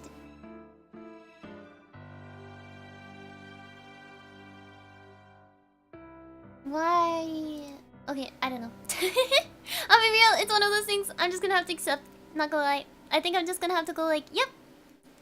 Low pH. High concentration of hydrogen just inhibits phosphofructokinase. No clue why. But it does. You suck it. That's practically what I'm gonna have to accept. Okay. Okay, anyways. It is what it is. It is what it is. Happens all the time.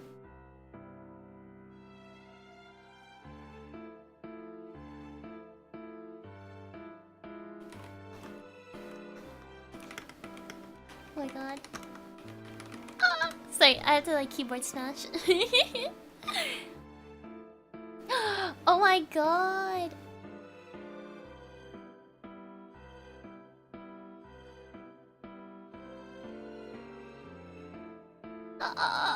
Oh my god.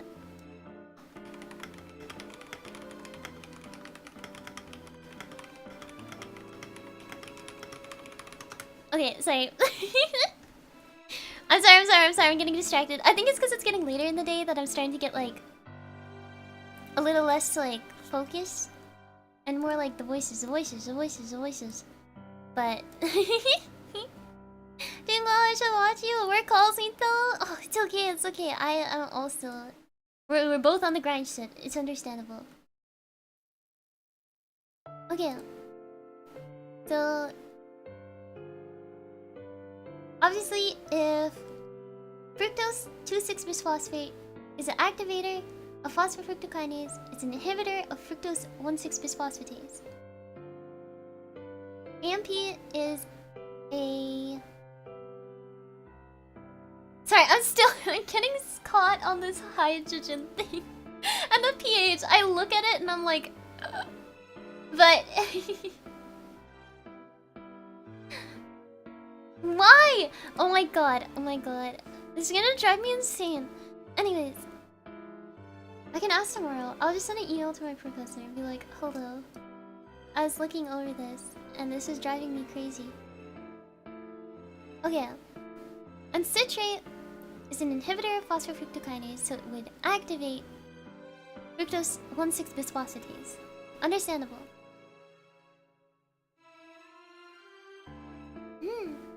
Okay. Continuing forth.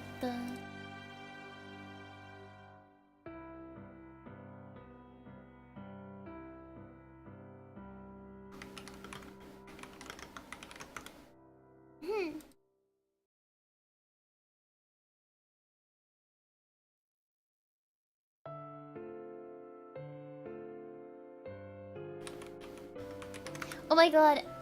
Echo made really cute art for like a future thing that she's gonna be doing.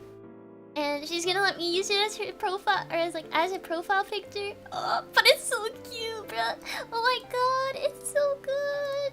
It's so pretty. I look so cute. Okay, sorry. It's just distracting. Okay.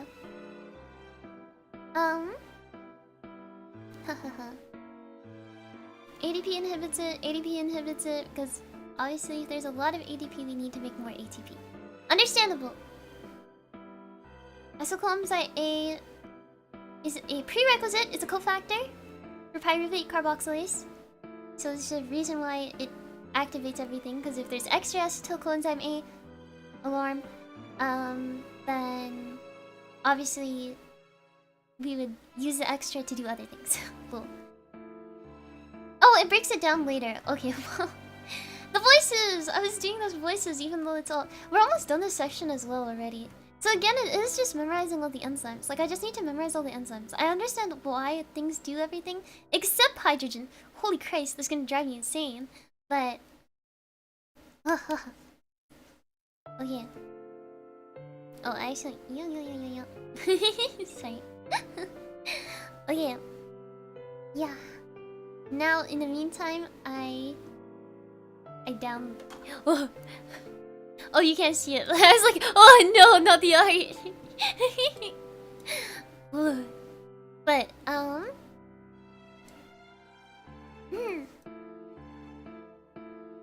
I'm saving this, and I'm putting this as my profile picture. I cannot be stopped. This is my decree.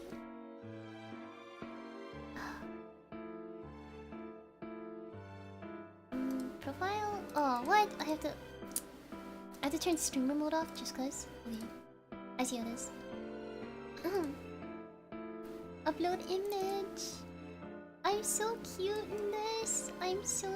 She made me look so pretty.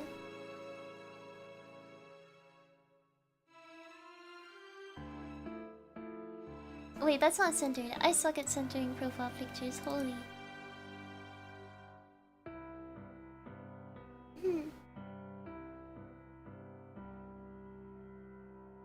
Oh my gosh. Save changes. Go look at my new profile picture. Admire Echo's art. There's another one that's also really pretty. I couldn't decide between the two of them, but this one is more clearly my face, but it's so cute. You love changing your profile picture a lot? I'm sorry, I can't help myself. Every time I receive art, I'm like, I need to put this as my new profile picture. I'm trying not to do that. I at least try not to do that on Twitter and YouTube, but Discord, I'm changing it like every week. I can't help myself. I gotta.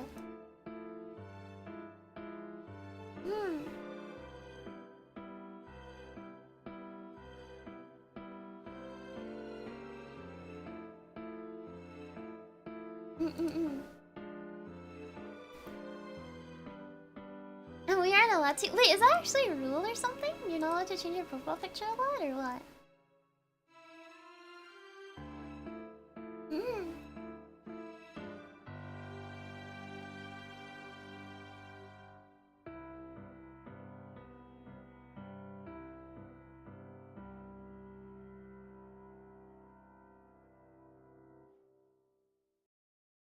Wait. How does your profile picture challenge? Okay, I appreciate all the art I received. I even received more art today, and I was like, oh my gosh, I need to not have the urge to just every 3 seconds change like my profile picture for everything.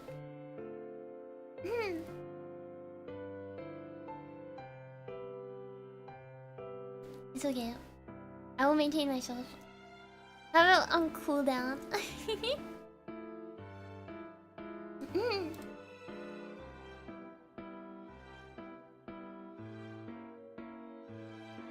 I also have my own art that I've been drawing. Ugh, I wish I had more time to draw! Oh my god. Did I'll ever change it? Kirby is a good option. I have a really nice recognize those like really, is it acrylic? Ah yes, I have enamel pins. Enamel. I have enamel Kirby pins, and I have enamel Gengar and I think it's Gengar and Clefairy. I can't remember. It's on my backpack, but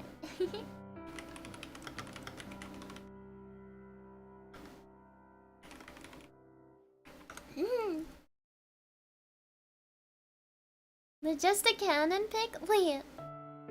What is your wait. What is your profile picture? Actually, now that I think of it, I don't think I've ever actually looked at it. Like, I recognize it from afar, but like... Wait, I'm gonna open... Oh, look at that guy!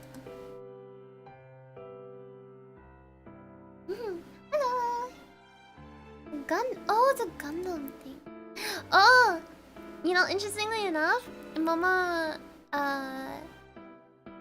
Dragon and Dragon Sis are traveling right now, and they just had recently visited Japan, and they got to take a photo with that like giant goddamn Gundam.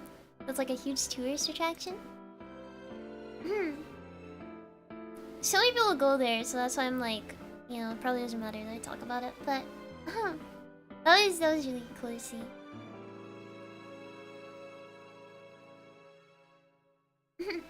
But yes, it was Gengar and Clefairy and Hamilton.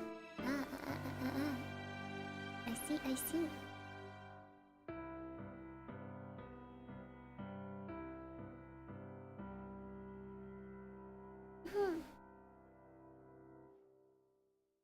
But yes. Okay. Are you? Okay.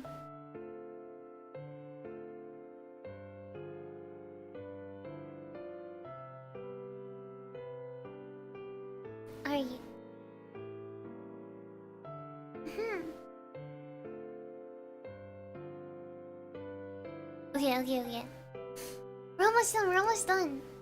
So after this, then there's like one other section, but it's pretty small. And then tomorrow I literally have like one big section and then two really tiny sections. So I think I'll be okay. As long as I wake up early. Well, somewhat early, you know. Reasonably. Okay.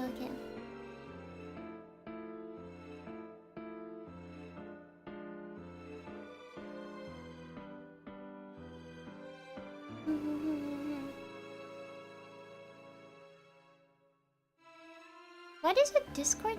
Oh, never mind. I was confused for a second. I was like, why did... Oh, weird. Sorry, I noticed like the recent Discord update on mobile and stuff. With the like weird image upload thing. Ew, why'd they do that? Sorry, my fault. My bad.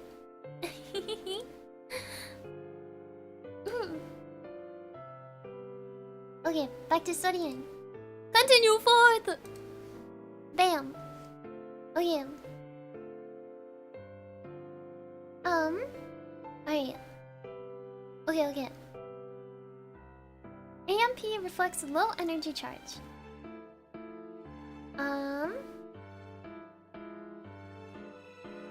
Yeah. So, thus it stimulates glycolysis and ATP production. It inhibits fructose 1,6-bisphosphatase, thus slowing down gluconeogenesis and highly favors glycolysis.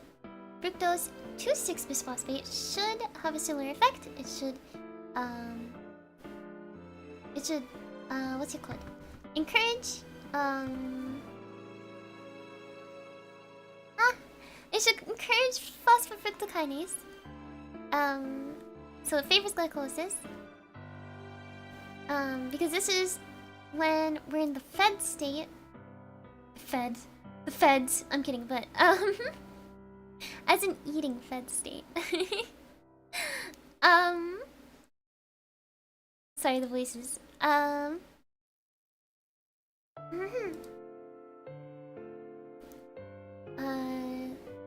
which means that we want to metabolize the food that we eat, right? And then citrate has the opposite effect because it is an intermediate of the citric acid cycle, and if there's a lot of citrate left, that means the citric acid cycle isn't happening quickly or isn't needed, and the citrate's not being used up. Therefore, it's reflecting a high energy state, and therefore it inhibits phosphofructokinase. It stipulates fructose 1,6-bisphosphatase. I should say phosphatase, not phosphate, because that would be a different thing. That would be not an enzyme.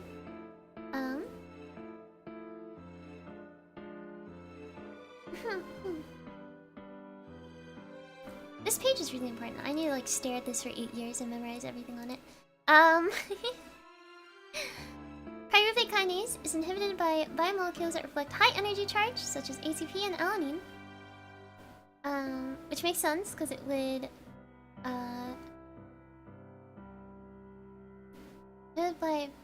it's inhibited by biomolecules that reflect high energy charge, such as ATP and alanine.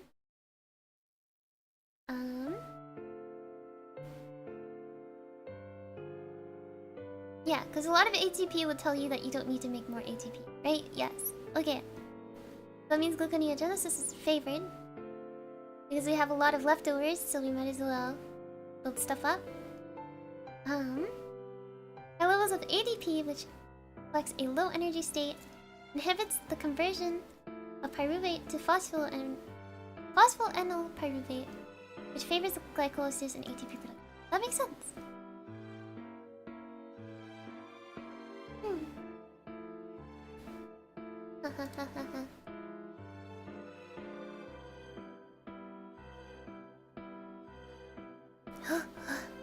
I'm like holding my breath. I feel like short of breath for some reason. Oh yeah. Allstark regulator, whether an activator or inhibitor, is highly dependent on concentration. Higher concentration, the greater the effect, vice versa. It's rarely all or nothing, but covalent tends to be all or nothing.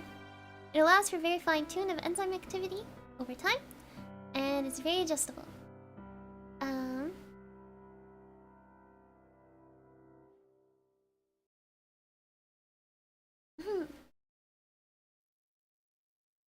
Okay, turns out production on degradation of fructose 2,6-bisphosphate. Fructose 2,6-bisphosphate activates phosphofructokinase, which is in favor of glycolysis. Fructose 2,6-bisphosphate inhibits fructose 1,6-bisphosphatase, thus slowing down gluconeogenesis. So how do we make 2,6-bisphosphatase? So we have phosphofructokinase 2, which is a different thing from fructokinase 1, which is using glycolysis. Its only function is to produce the allosteric regulator fructose 2,6-bisphosphatase. Or phosphate, not phosphatase. It's phosphate. It's just making it. Okay. So there's just another phosphofructokinase that just makes fructose 2,6-bisphosphate.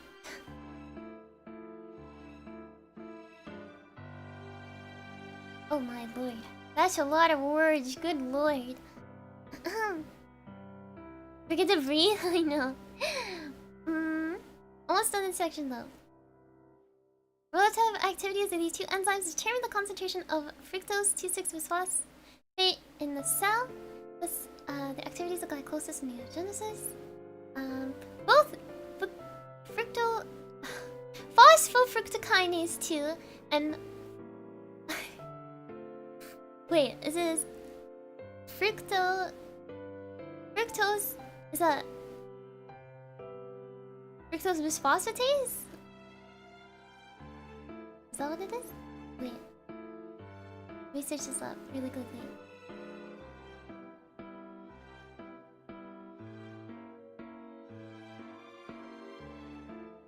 Is that... Wait! Okay. Phosphofructokinase 2. Fructose Is it? Is that fructose? Is that fructose phosphate? Is it a phosphatase? Fructose phosphatase? Is that what that is? Wait, tell me what it is. What? You can't just show me something and not tell me what that is.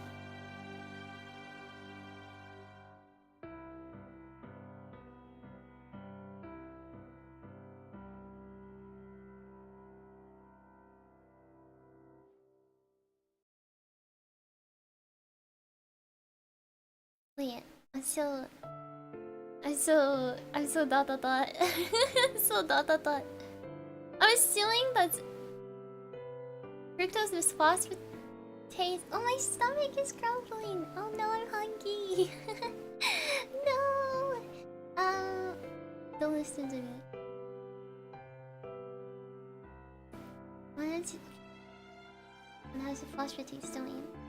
Well, what is it called? What is it called? Please tell me. Fructose bisphosphate. Is it fructose bisphosphatase? I found it. Okay, I just searched it up and like looked through a bunch of different options.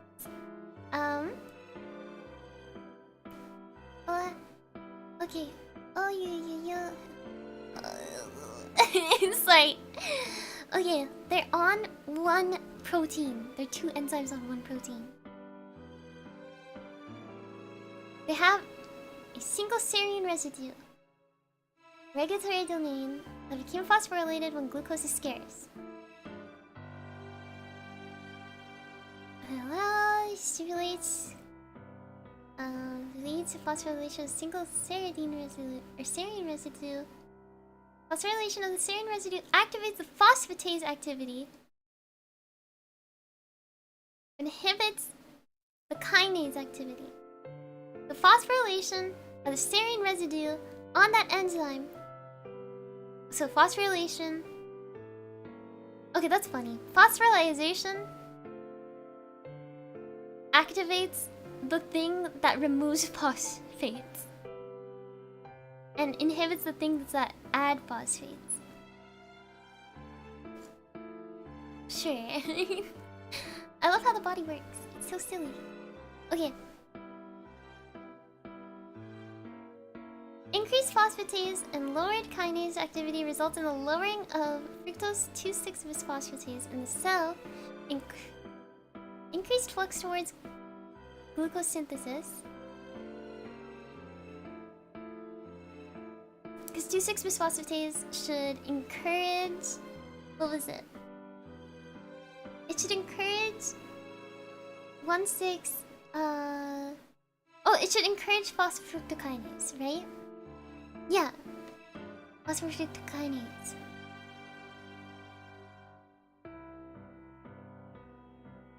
Oh yeah. I see.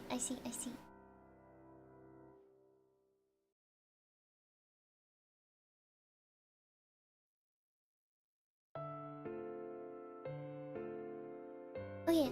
Alright. Snackies? I want snackies so bad. I do have more marble bread, but I feel like it's not good to eat so much marble bread. I feel like I should get like grapes or something. Soon. I'm like slowly sinking into my chair. You can't see it, but...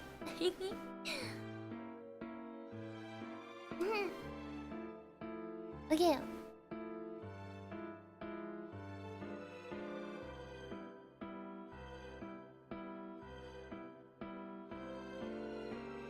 Insulin increases, which leads to less phosphorylation of the serine residue in the bifunctional enzyme.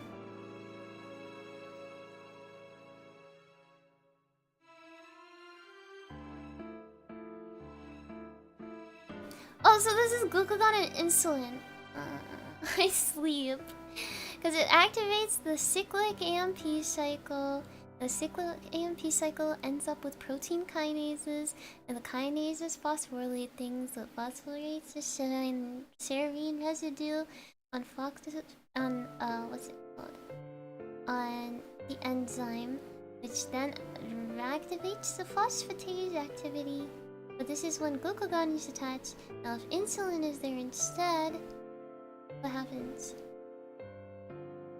Yeah, less phosphorylation. So it favors glycolysis.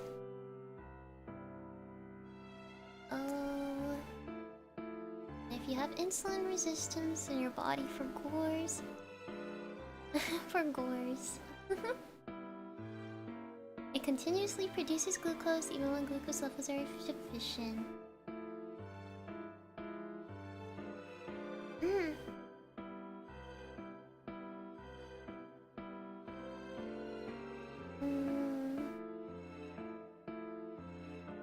Lactate formed in the muscle when we convert it into glucose to deliver the core cycle. Muscle produces a significant amount of lactate from pyruvate, releasing into the blood. Lactate taken up by the liver, converted to pyruvate, enzyme lactate dehydrogenase. Yes, sir. I remember this part. Converted to glucose by the gluconeogenesis pathway. The liver helps replenish the glucose levels in the blood by its contracting the muscle glucose, which is needed to generate ATP via the glycolysis. This is called the core cycle. The core cycle in the liver. It takes lactate, it turns into pyruvate, that turns into the 6-part step to make glucose. Glucose goes back to the muscle through the blood, and that it's digested, turned into pyruvate. Pyruvate turns into lactate. Lactate re-enters the liver and turns back into pyruvate. The Cori cycle. Okay, I read everything here. I'm starting to get EP. Wawa, hello. Emily, what are we studying? We're studying metabolism right now. We just talked about gluconeogenesis. A whole bunch of nerd stuff, if you will. Take my lead. Thank you for today's study stream, sir, in chat. Good luck with the bio. Take care. Thank you, thank you. It's so eepy. Oh my gosh, it's almost been 6 hours. That's about how long I play video games.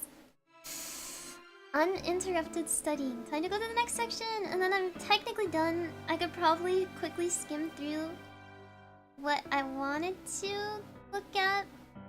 Like, what I wanted to re-review. At least I want to re-review the enzymes, but... yeah. 6 hour stream, right? I was assuming it was gonna be that much too. Like 6 hours. My god. Why is my headset being weird? My short stream? Exactly. Just a short 5 hour stream. Oh. Jump scare, sorry.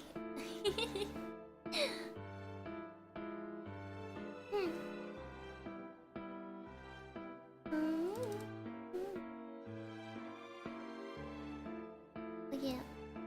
Now we have the pentose phosphate pathway. This is only like 18 slides, so it shouldn't really take that long, but... I'm done? This is great. I actually got a lot more done than I thought. Honestly. Holy Christ. Although, I feel like I should make a cup of coffee. What are your thoughts? Actually, wait, there's 10 minutes left. I should continue before I make a cup of coffee. Sorry. I'm sorry. It's really obvious I'm getting tired. Okay. It's 18 slides. Easy. Easy, easy, easy. Okay. Bye bye. Bye bye. Bye bye. But destroy your sleep schedule. My sleep schedule is actually pretty crap anyways. I stayed up. Sorry, I'll talk about this later. Remind me to tell you guys what I was doing last night. Remind me. I'll forget. Okay. A pathway that's linked to glycolysis through several intermediates. Now we're talking about the central role of the pentose phosphate pathway, which is to reduce NADPH. The molecule that serves as currency of reducing power and most reductive biosynthetic reaction. The PPP PPP also generates ribose 5-phosphate, which is a 5-carbon sugar behind the name of the pathway, because it's pentose phosphate pathway, which provides the sugar component for nucleotides, thus for DNA and RNA. It shares key intermediates of glycolysis, and the regulation of the pathways are coordinated. The what? The PPP. The PPP. PPP. Pentose phosphate pathway.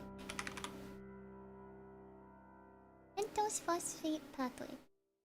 The PPP. Did you finish your assignment? I did finish my assignment. No worries. Thank you for looking out for me, though.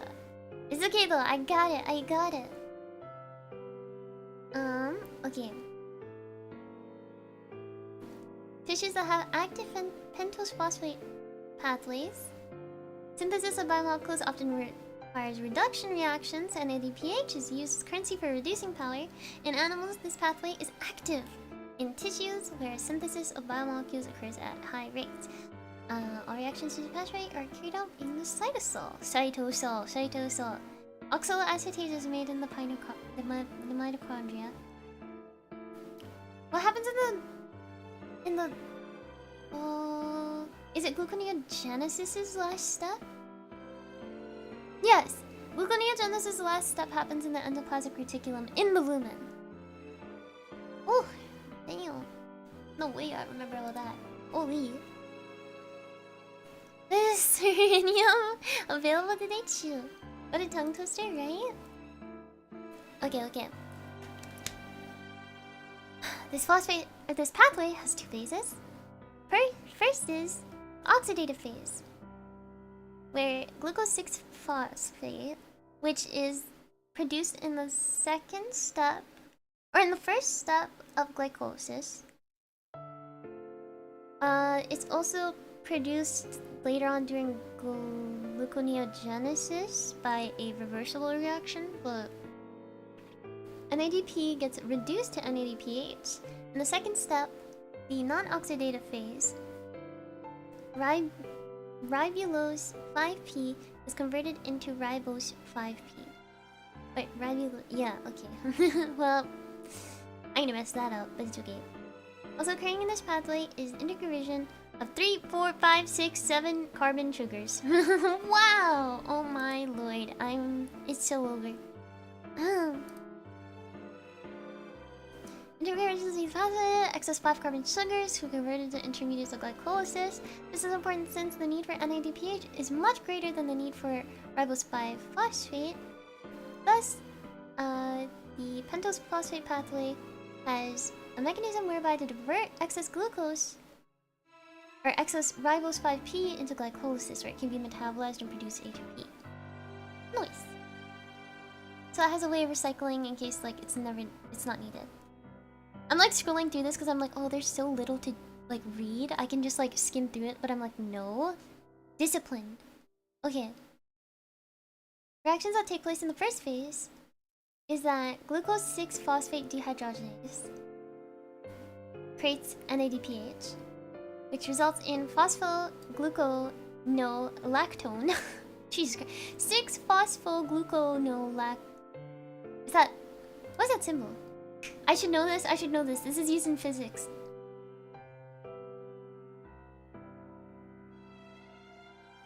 What?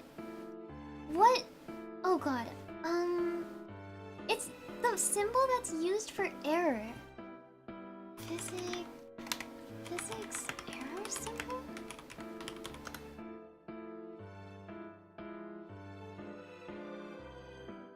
What is this called? What is this thing called? What is that called? Uncertainty. It's uncertainty.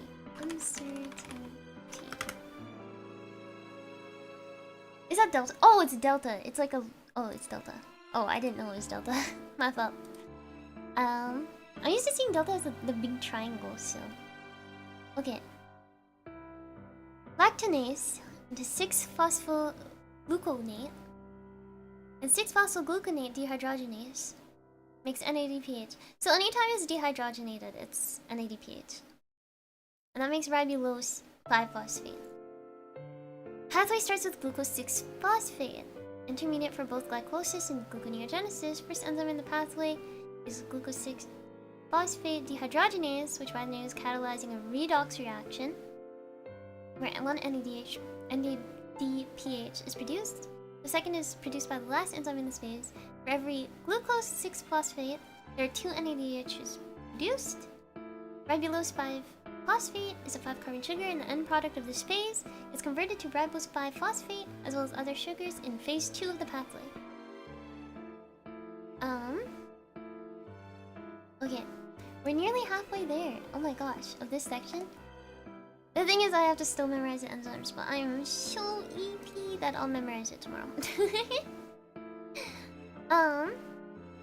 Phase 2 of the pathways, no NADPH, is formed, thus referring to non-oxidative portion, is to convert ribulose 5-phosphate to ribose 5-phosphate, which is catalyzed by an isomerase. Okay. Things are moved around. So we're going from, it looks like, I'm pretty certain this is an ketone to an aldolate. Right? Or an aldehyde, sorry. Right? Let me look at images of this. Can you write it in like the sugar form, please? Not like whatever this is.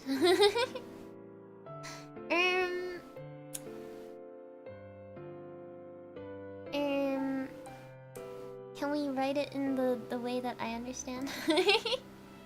Pretty please. Yeah, it's a ketone. Okay. I just had to stare at it a little longer. It's okay. Goes to ribose 5P, catalyzed by an isomerase. Important point: excess ribose 5P formed by the PPP can be completely converted into glycolic intermediates. Pentose phosphate pathway is primarily regulated by levels of NADP. Metabolized by both glycolysis and the pentose phosphate pathway, and both cycles take place in the cytosol. Only one pool of glucose is in the cytosol, which is then funneled into one pathway or the other. It's unlikely to be all or nothing, but rather shift between what pathway is used more. Most important point to remember is that the regulation of the pentose phosphate pathway is cytosolic concentration of NADP, which plays a big role. I have a minute to read like one more slide or something. First step is glucose 6P dehydrogenase. Rate limiting step. Slowest step, point of regulation. Also, one of the steps where NADPH is produced. A situation where there's a lot of NADPH in the cell means that NADP is low. Is mostly, since most is in a reduced form of NADPH. NADP is a substrate for glucose 6P dehydrogenase. Low concentration of NADP will result in a lower rate. Is further inhibited the fact that NADPH competes with NADP for binding to the enzyme for glucose 6P dehydrogenase. NADPH is a competitive inhibitor for NADP. Oh. Man. Okay. We got like 6 slides of this left.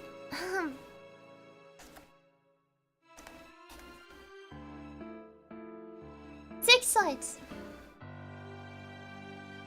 I'm gonna drink something because my throat hurts.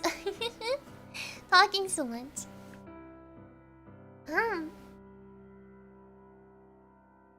My god.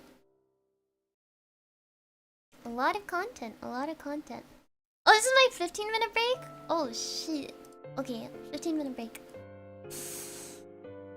What were you doing last night? Thank you for reminding me. I totally forgot. Okay, so last night, I was like watching so many animes. Guys, I haven't watched anime in so long. So I started watching a handful of the Ouran High School Host Club. Episodes. Look, I was indulging. Okay, I was indulging in my shoujos. Okay, so I was like up at 12 a.m. and I started watching some of Ouran High School Host Club. And after that, I switched to Spice and Wolf, and I started watching a couple of those episodes too. by the time I was like done doing that, and that's why I was drawing women. Remember I was like telling you guys, I was like, I need to draw women. I need to draw women so badly. So after I finished my assignment at 12 a.m., I got a snacky, I came back, and I started drawing all the way till like 4 a.m. or 5. So, although today I'm pretty exhausted because obviously I've been like staring and reading stuff. But I've been indulging in Oron as of recently. And now like my Twitter feed has slowly been having more Oron High School Host Club stuff. And it's like my favorite thing. Anyways, I think I'm gonna indulge a lot in anime for the next like couple weeks after my exams. Because I found... Okay, not gonna lie, old anime, like for example like Spice and Wolf and Oran High School Host Club, they're like... Their dubs aren't bad, okay? Anyone... I could argue with people about this. I'm not going to because I'm tired now. But I honestly don't think old animes... Like, old anime dubs have soul. I'm sorry. Like, old anime dubs have soul in them. They have soul. And it's like goofy soul, you know? So... Look. And I'm telling you.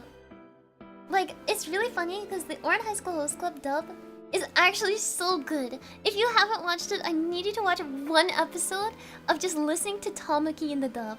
It's so funny. It's genuinely hilarious. Like, please. It's so good. Anyways.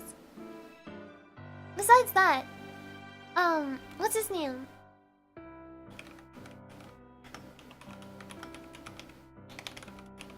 I forget his name. Give me a second. What's his name? Kyoya! Kyoya from Oran High School Host Club. The one with the glasses from Oran High School Host Club.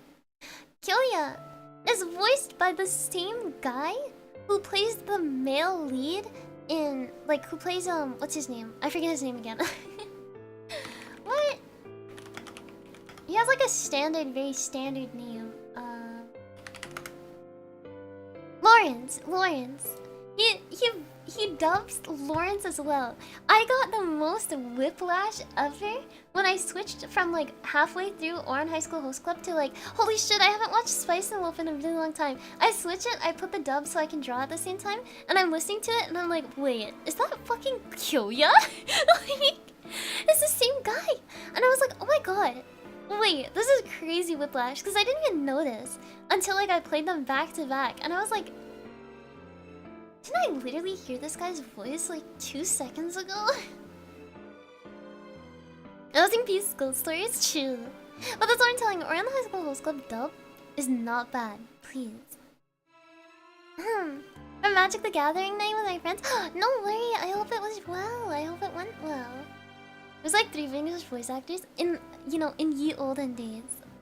Where the old dubs had soul. Now the recent dubs have no soul. I'm like... I'm such a goober when it comes to this. I'm like, oh, it doesn't have soul. It doesn't have soul. New games don't have soul. New games don't have soul. Hey, goober holding up. I'm pretty exhausted if I'm honest. I've been studying. If you haven't seen how long the stream has been going, I have been studying for 6 hours straight. With breaks in between, of course. We've been basically trying to follow the Pomodoro technique. Like, I follow it very loosely, but it still helps me get through stuff. But yeah, it's just, man. Not usually a dub watcher. I'm not usually either, but it's really hard for me. Obviously, I can't really watch anime and draw at the same time. So I'm kind of limited to just doing the dub until I, like, learn fluent Japanese, I guess. So, old dubs aren't too bad, that's what I think.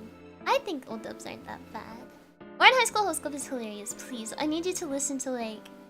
If you guys haven't watched Oran High School Host Club, just, like, watch one. And I also think, like... For example, like, the Psyche K dub, I don't think it's that bad, honestly. I've listened to the Psyche K dub, because I used to watch it while I drew. But I also would listen, like, when I could look at it, I would put on the sub. But... Pokemon dubs? Right. Oh. I may not be the target audience. Okay, shoot, for Run High School Host Club, probably not. And maybe like the dub. It's just funny. Please, you just have to listen to like the first episode, and like he's so extra and like. It's so terrible. It's so terrible but good. Like, it's terrible, like, not as in that voice actor did poorly. The voice actor did so well that it just, like, drives me insane. Like, it makes Tamiki's character so obnoxious. And it's great.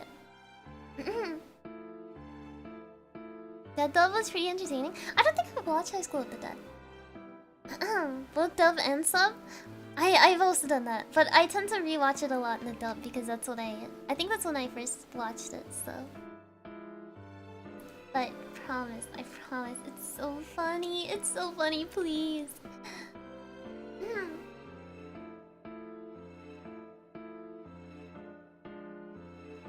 Okay.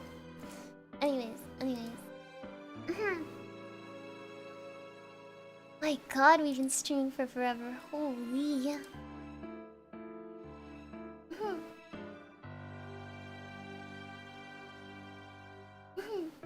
For background noise? Yeah, that's what I mean. Like, I'm not just gonna draw and listen to nothing. That feels like the voices.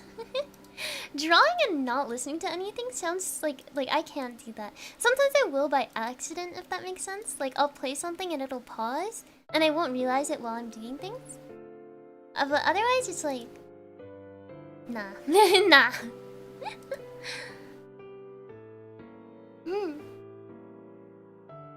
Oh... I am the EPS soldier. I am the EPS soldier.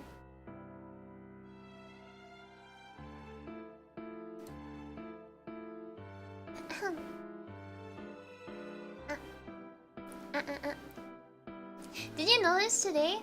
Probably not, because I'm really close up. I'm not wearing my cape today. I don't do that often. And I don't have my bow today. I don't know if anyone noticed, but I don't have my bow. She had a cape? What? What do you mean she had a cape? I've like always had a cape. Do you see that thing?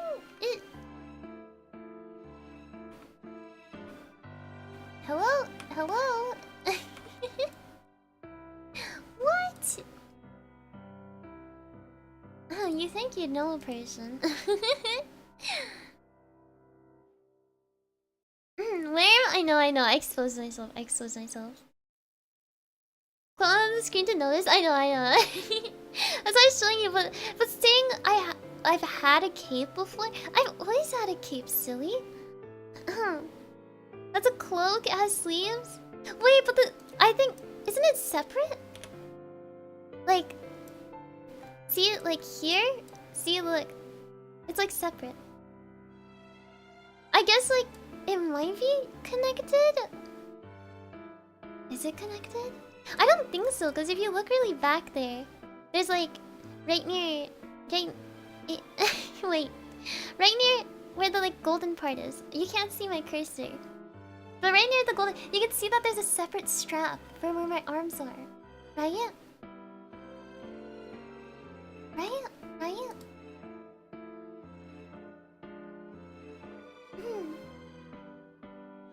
There's a cape? What? You guys didn't know? Look! See? Like there's like a... You see those? Like my sleeves are right here. And then my cape is down there and Mochi's right there. See? Mochi! Look at him! Oh, goob. Oh, you can't see him because he's covered by the blank. There he is. See, you can kind of see him.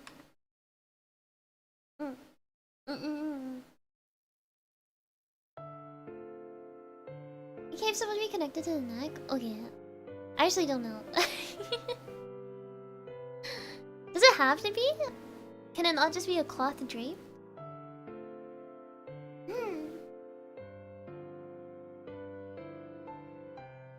You're not?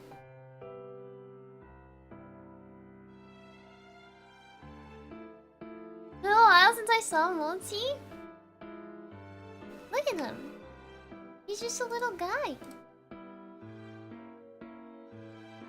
He's been having a good time. He just hangs out. This is probably very tiring for him. Gooba. Look at him. He's just a little guy.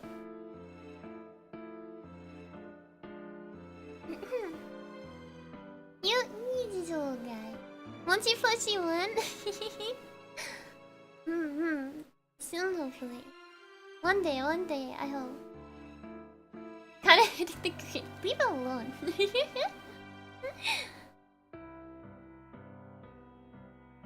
I'm trying to figure out when he blinks. He kind of blinks when I blink. I think I have to like...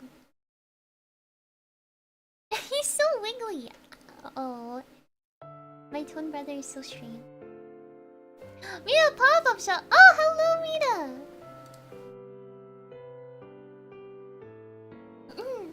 Hello. Sorry, we were talking about Mochi. He's just a little guy. Look at him. Honestly, dude, leave my twin brother alone. Hello, everyone. My name is Solari from YeoNwa Gen 3 Oracle. I am Mita's Genmei. I am also YeoNwa's sleepiest sun dragon. We're just taking a 15-minute break since we've been studying for quite a while. I've been studying for 6 hours. I'm pretty tired by now. So I'm kind of just lazily skimming through things, which I probably won't remember, but we got through a good chunk that I do need to memorize, so... Oh, hi, Mita! I love you, Mita.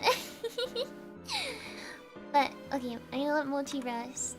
We're talking about... Dude, some people didn't know that I had... Like, some people didn't know I had, like, a cape-like thing. Like, there's a cape back here. See?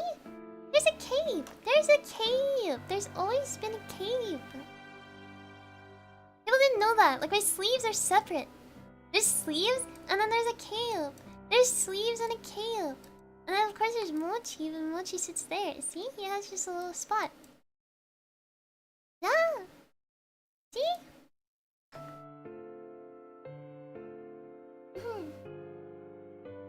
Alright, great. I'm Michelle Vez. I love you. Love you too. Take care. That's not a tail? What? What? My tail is separate. It's right there. That's my cape. That's my tail. Oh my god. You guys are gonna drive me insane. Hello, everyone. Mind me molding. This happens a lot. Look at it wiggle. But don't worry, I don't mean it seriously when I have a scolding tone. I tend to just joke around, so...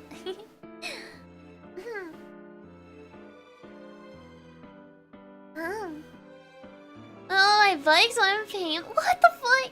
Right now, do you mean? Or do you mean like earlier?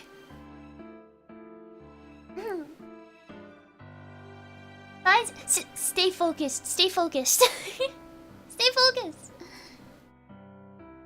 Like 15 minutes ago? Oh my god. Yes. Are you okay though? What?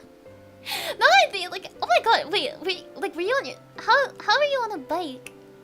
At the same time it's in stream. Like what, have I been in like your pocket and then you like died it? Are you okay? Like did you get hurt? I'm sorry, I'm giggling, but that's what I do when I'm nervous too. Dusk, welcome back to the Sun Covenant. Thank you, thank you. Have a good study session, good night. Yes, good night. Take care. Thank you for passing by though, I really appreciate it. Oh my goodness. But yeah.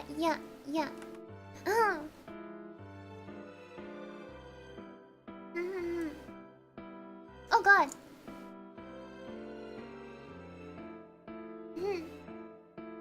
Okay.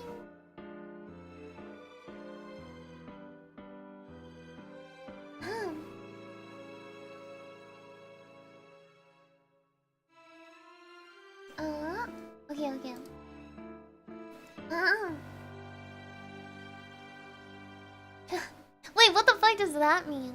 Sorry. One time, your tail can fall off like a gecko. Am I misremembering? No, I can't. I can also retract it. Sorry.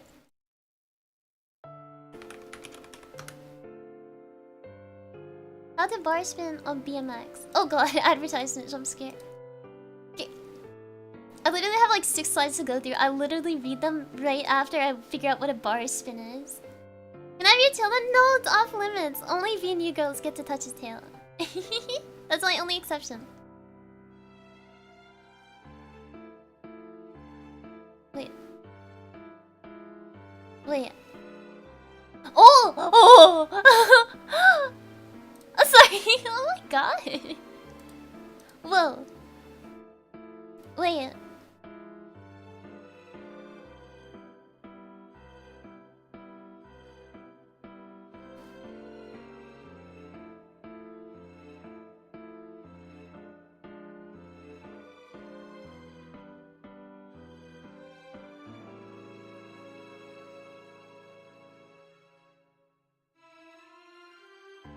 Oh my god, that's crazy. I feel like I'd faceplant immediately and die. We're still over.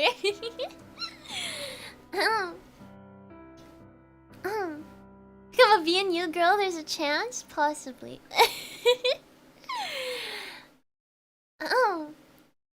Possibly, possibly.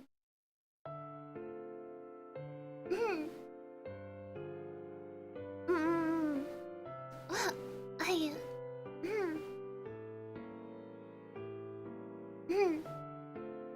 But...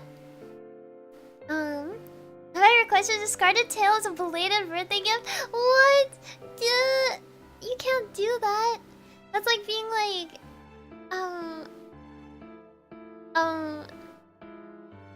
Wait, I need to think of an analogy. Give me a second. I gotta think of something. Give me a second. I need to think. I need to cook. That's like saying like, you win these? I'm trying my hardest. Stop laughing. Like what? Check me. No, no. Give me a second. Give me a second. I'm clicking. I'm clicking. Give me a second.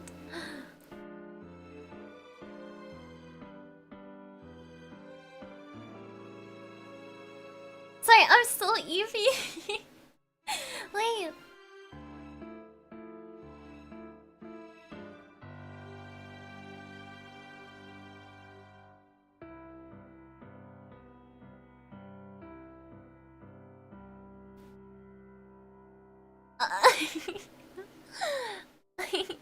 I forgot.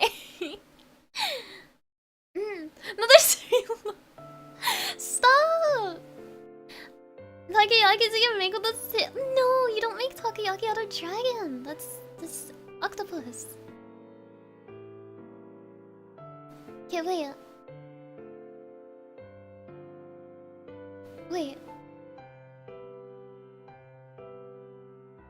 I have to, there's something I have to.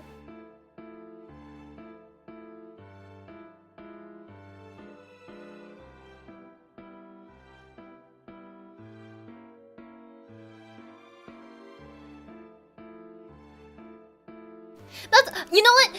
It's like, imagine you guys, like, imagine, okay, you guys are gonna make me laugh a whole bunch now. Look, it's as if like, you got a whole bunch of stuff from, like, Valentine's Day, and got a whole bunch of, like, gifts or something. And then on my birthday, which is, like, a week after Valentine's, practically, I went, like, oh, so, you know, since it's my birthday, can I have all the stuff that you got on Valentine's Day?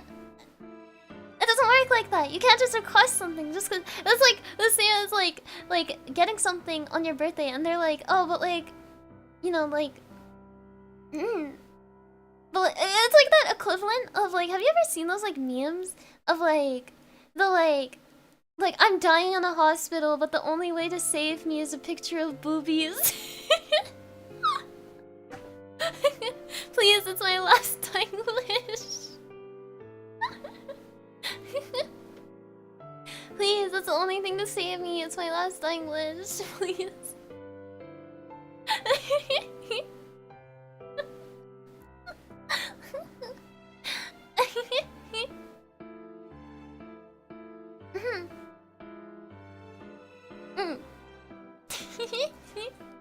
Does that work? Is that a clear analogy? Hmm. Lost the tail? Better luck next time. Tail's mine.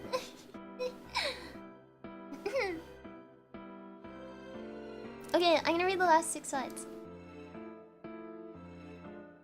Give me a second. Boom! Where was I? Negative feedback? Oh yeah, I was talking about... Okay, NADP is allosterically, but NADPH inhibits by competitiveness. Competitiveness.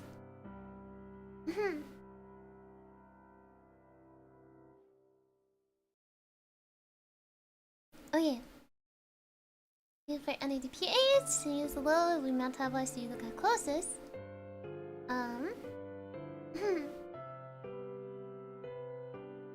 If for NADPH is high, then more glucose 6-phosphate will be metabolized through the pentose phosphate pathway. Metabolized through glycolysis will determine the fate of the molecule. Guided by ribose 5-phosphate and ATP, which are most important products of the pentose phosphate pathway and glycolysis, respectively. For metabolic conditions. Oh, okay. That's just that chart I have to remember. Oh, and these are the different... Oh, yeah. Almost done! I literally... 4 slides. 4 slides. 4 slides. I'm about to speedrun this.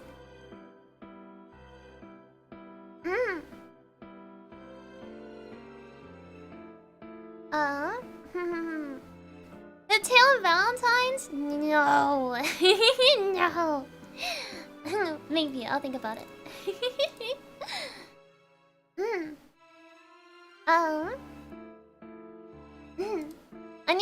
I need to like...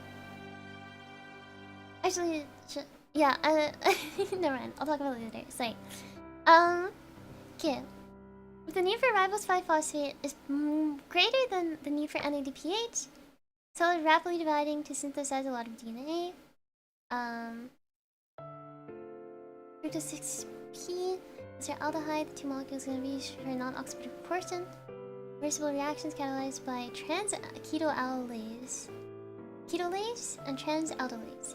It reduces ribose 5-phosphate. So what is this?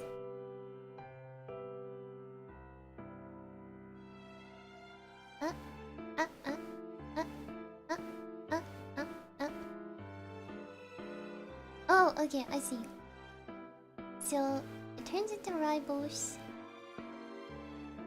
here, and oh yeah, if it's needed, it'll make ribulose. It's mode 2.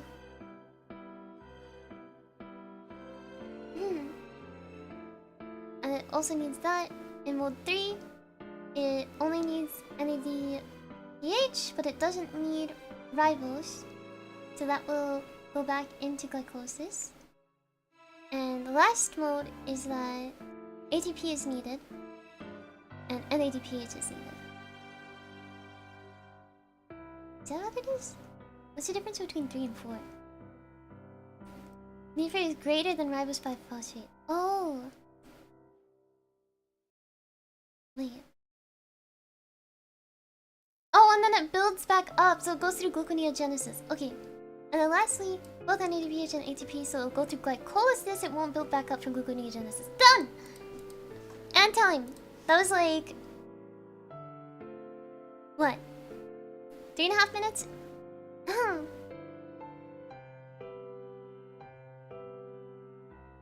Wow! I did it!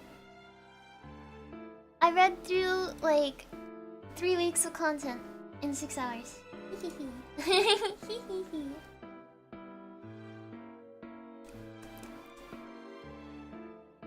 I am now EP.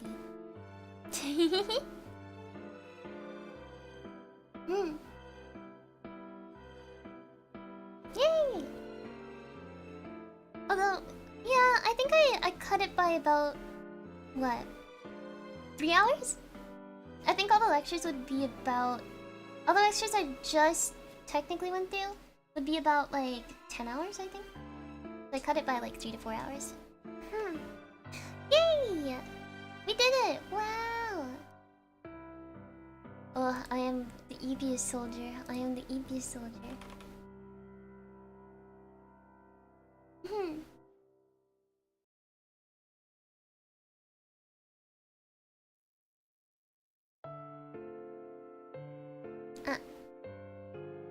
tired, EP? I know.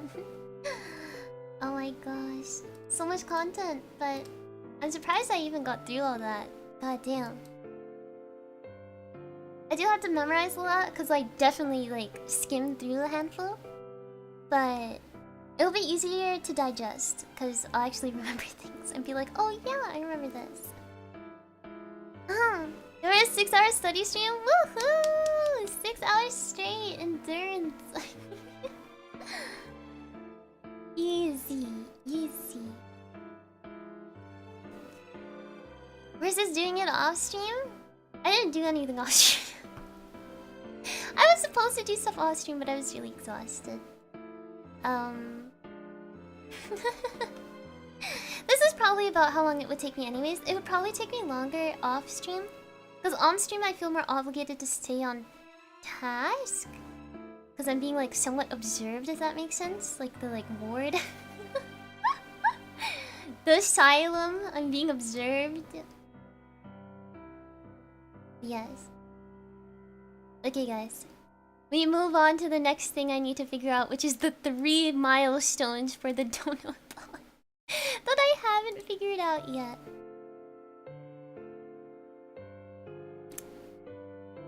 We see.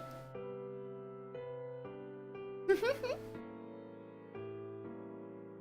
thinking you're getting more distracted. I know, right? But usually if I'm doing it like off stream, I'll get really bored saying everything out loud.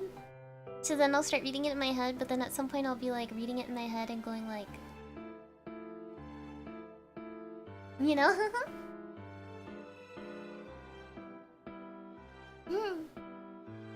Okay.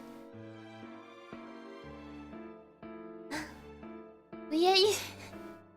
We get you Tim's. I would like coffee right now.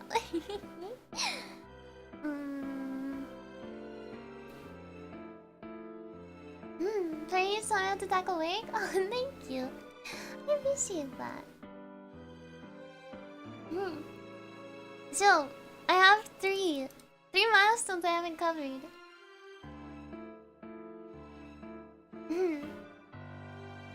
Until... makes sense. Coffee at midnight? Maybe I shouldn't make coffee. Maybe I'll just make more matcha because it's very low caffeine. Okay, what do I put at 750 as a milestone?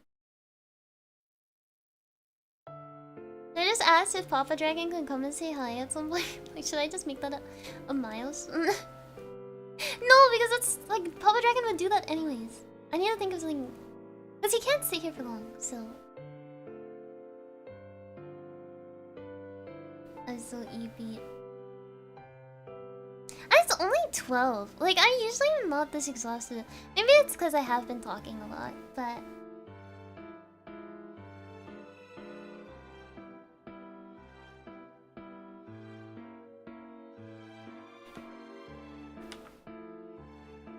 Oh yeah. Oh, horrible game. Ugh. Ugh. A community chosen game? Well, obviously it has to be like regulated. Like I can't just play like super sussy things on stream. We're so young, let's party. I am too EP to party. I am too EP to party. It is too late for me to party. EP is Sun Dragon. Terrible dog water game? God.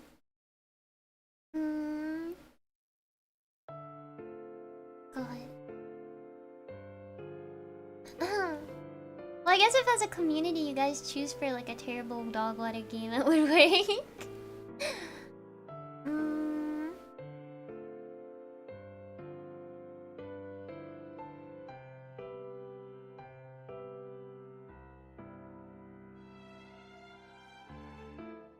Oh my god, I feel so like... Whoa! Konosuba has a visual novel? What? What the fuck is this? Hey, It does? What? Since when? Oh. Oh my god. Whoa.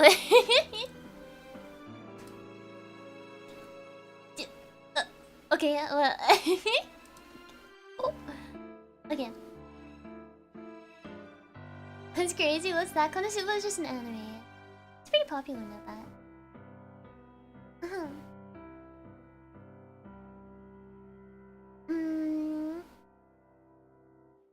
Clay Dream Daddy? I think, isn't Mita playing through that right now? Mita is playing through that right now. She's literally been waiting so long for perms. Genuinely, she had been waiting since pre-debut for perms. She finally got perms for it.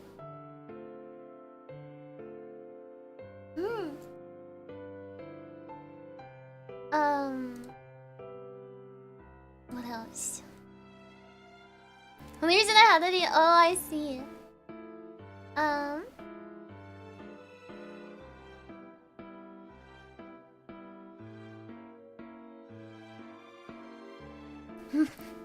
I played Microsoft Flight Simulator.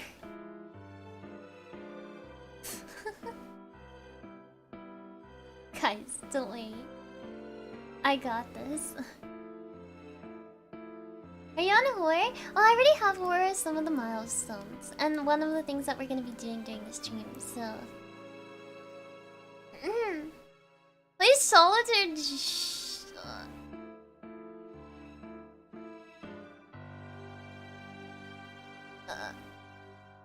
Solitaire... Just play Minesweeper live.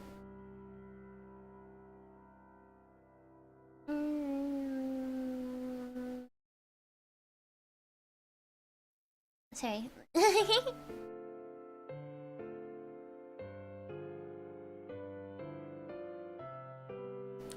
Share a flashback? I used to play Solitaire a lot on the computer because it was like it's just a standard game. I just play Forza Horizon 5. I bust out the wheel and everything. How are you telling me Detroit Become Human is still $51? Sorry, demons.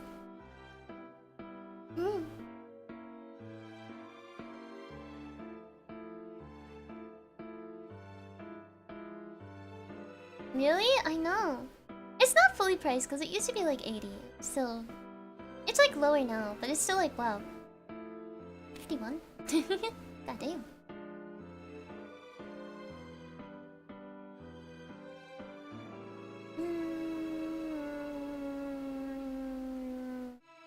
What's a game we've been wanting to play? That's the thing, all the games that we've been wanting to play, I just play anyways. So it's like, what's something that everyone...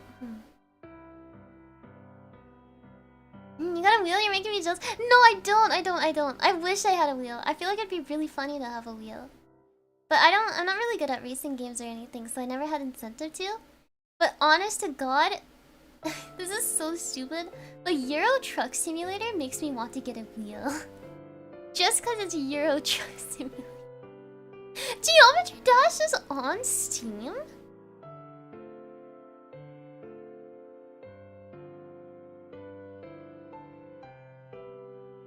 God damn.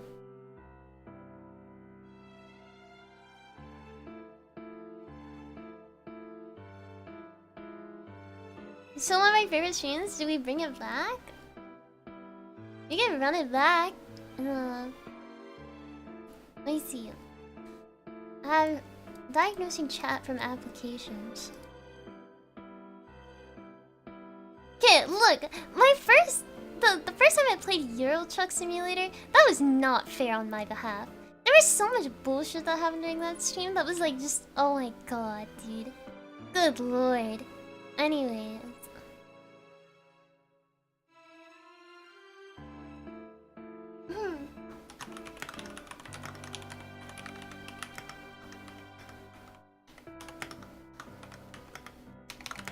Alright, I fit it in there, hopefully. But there is something I wasn't going to be able to pull off anyways, so I'll put Euro Truck Simulator in there. But with the 3D model, which I think would be funny. But... A wrong turn... It's not my fault. It was not my fault. I just misunderstood the arrows. Once! I misunderstood the arrows once and I had to go from like God's longest route to like turn.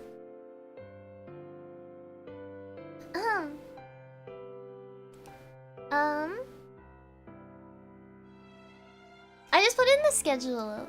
Since it seems like everyone tended to like the Euro Truck Simulator stream. So I'll just put in the schedule for the 23rd, it seems I'm gonna have it on. I have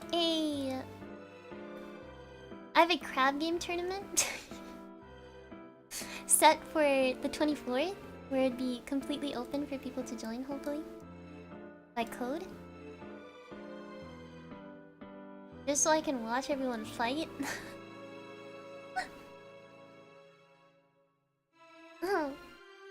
Okay, this time I will not be able to have VC, but you guys can probably... I'm gonna see if I can find a way to set up VC, like, so you guys can talk to each other. And of course, with discrepancy, I don't know what everyone's gonna be saying because I'm going to have everything turned off, so... I can't take full responsibility of people that I can't, like, manage, unfortunately. But of course, I'm certain you guys have the privilege of muting people that you don't want to hear, so... So I am doing crab game tournament. And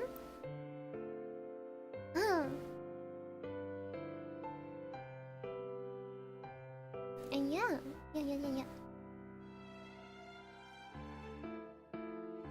I still have the auction, which I need to polish out, hopefully, soon, but that's later. But I still have...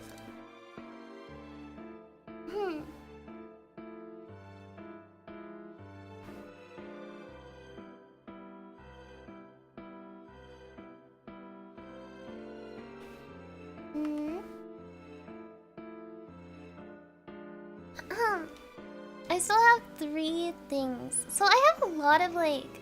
So I have a lot of simpler ones. And then I have 3 incentives that I don't know what to put. Because I do have a lot of the things that we've talked about as a community on here. So this is very community oriented, if anything, for the milestones.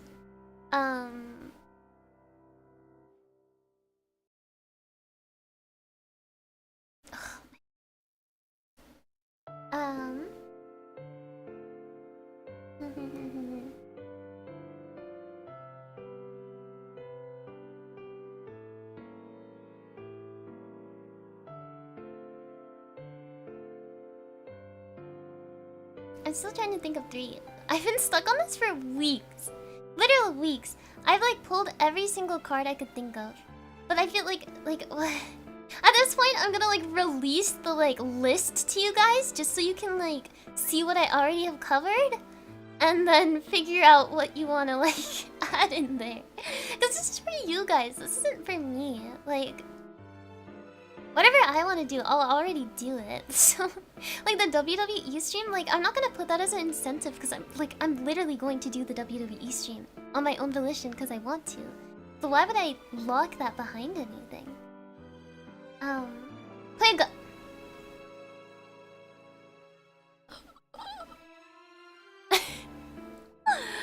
Oh, good lord.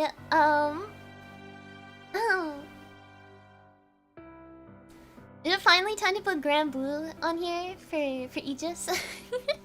Aegis has been fiending for it. Grand Blue, please.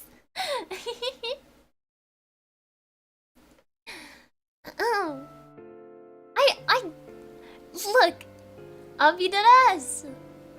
Like, if I open up a gacha game, I'm never gonna open it up again after you guys, like, after we play it once.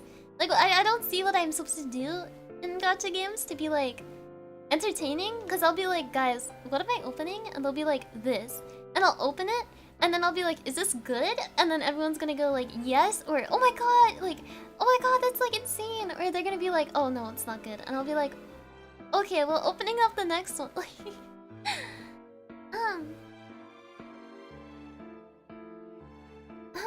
I'm playing Grand Blue right now, the sign. Tekken 8 on the list? Oh,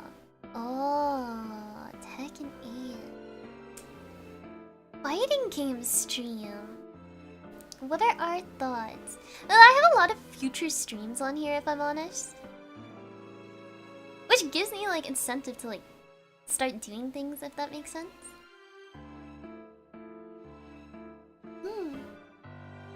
So maybe put together a presentation on Grand Blue?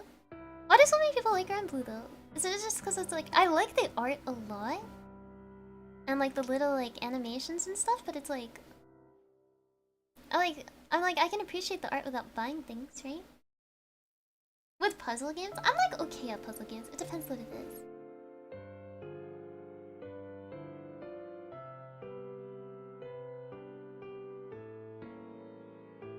What else?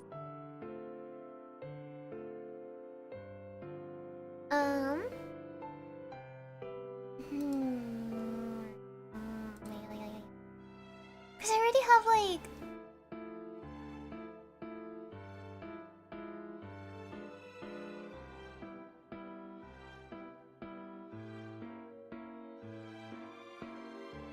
I have an endurance stream on here. I have the Blender Donut stream on here. I have the Roman Empire wiki reading ASMR because you guys were talking about this.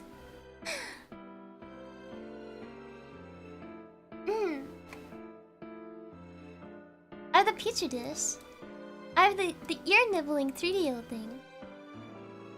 I literally have a Gooba plushie on here. Make one so I can put it in my room.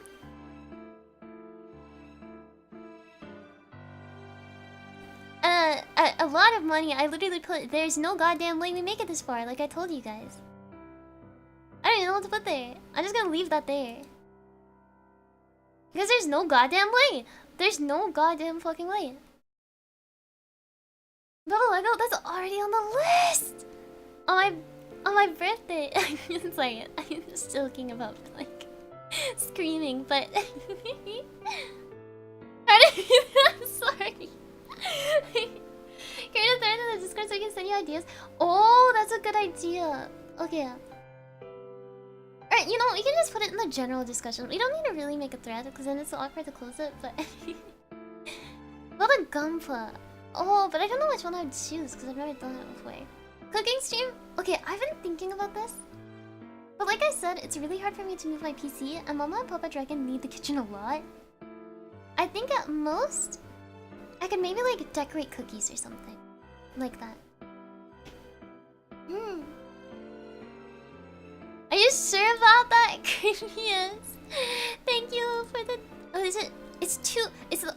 This is the Australian, right? No. Is that... I swear. I'm searching it up just in case. I like saying the currencies. Yes? Okay, thank you for the $2 I need it. I was like...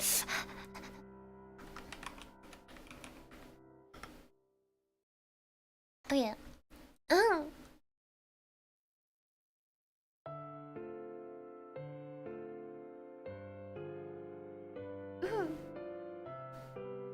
TCG? Oh, I actually haven't because I feel like that's very similar to That's very similar to gacha. Can chat no longer like super chat? Oh, did they remove that? Oh my god. What have they been doing? Alright, I'll let you guys know. So I'm missing... Oh, I'll type it in the Discord for those who are there. Wait, actually, Aquarius, what do you mean am I sure about that? Wait, what do you mean? As in, are you sure about that? I'm not gonna make it that far. Don't say that, you're scaring me. Don't scare me. Don't, there's no fucking way. I'll find you guys and I will crawl into your walls.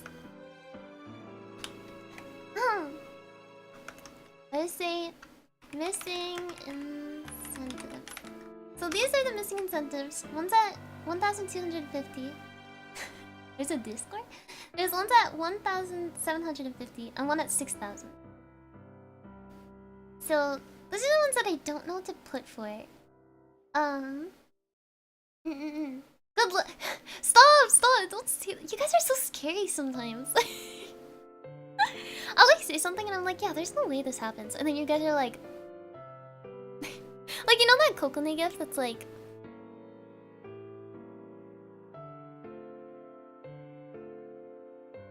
like... those are scary. What do the second numbers mean? Oh, that just means like gifted. So I just put... I just put like the... I just put the amount of gifted beside it. Just so like it's transparent about like which way it goes kind of thing. The coconut gift is terrifying. It is, dude, that's scary. You can move so slowly too. It's so... dude. I need to find more.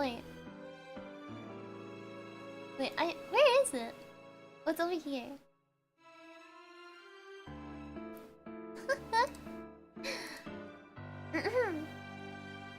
You're trying to gifts, right? Okay, but I still have to think of those. But anyways, okay, I have been here for like... I have been here for 6.5 hours, so I should probably... It's probably time for me to go, huh?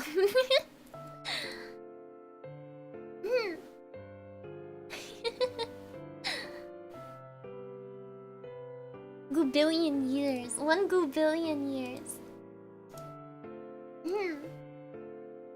You feel smarter? I definitely feel more confident in the content I consume. Now, the amount that I retained in terms of like the specific enzymes is probably not that great, but the way that things like merge together is very much more clear.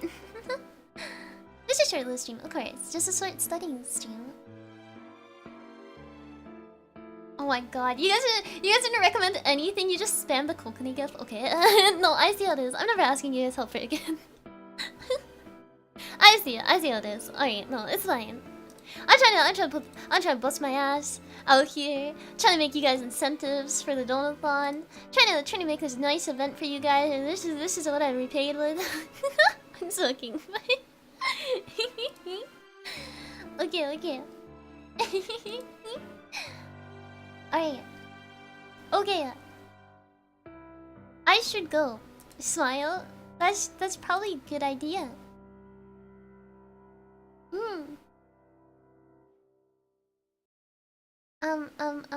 Let me see.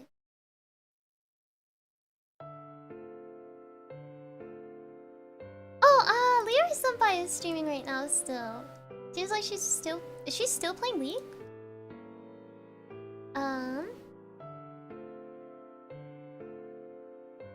Oh, they're doing... Are they doing a fucking Smash or Pass with League characters? Bruh.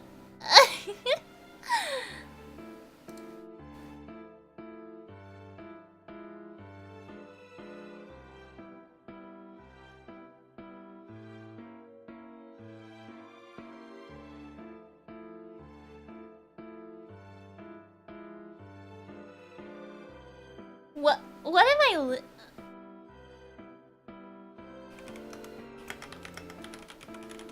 I was checking if you were still streaming, cause I was gonna raid.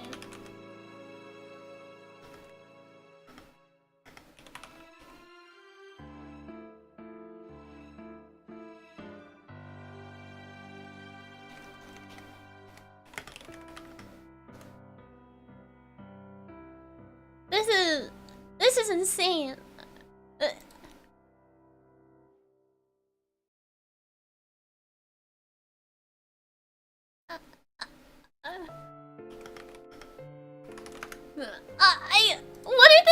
What are they talking? They're trying to talk about if you could screw Xerath? The Rock? The Rock!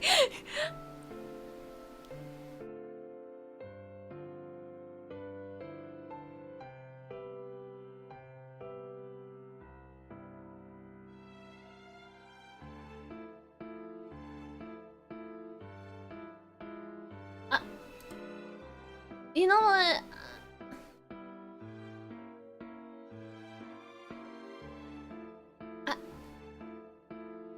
I'm just gonna send you guys there. I'm just... you know, you guys can have fun. You know? You can, yeah. You guys have fun listening to that. Yep. They're talking about The Rock. They're not Dwayne The Rock Johnson. They're just talking about a rock, like the guy who's a rock in League of Legends. He's technically a person now, I guess, in one of the skins, but like. Nice, very good night. You should eat, drink water, get some rest if it's appropriate time for you. The things I heard in that like 5-minute span is crazy. I just obtained knowledge I never thought I would obtain.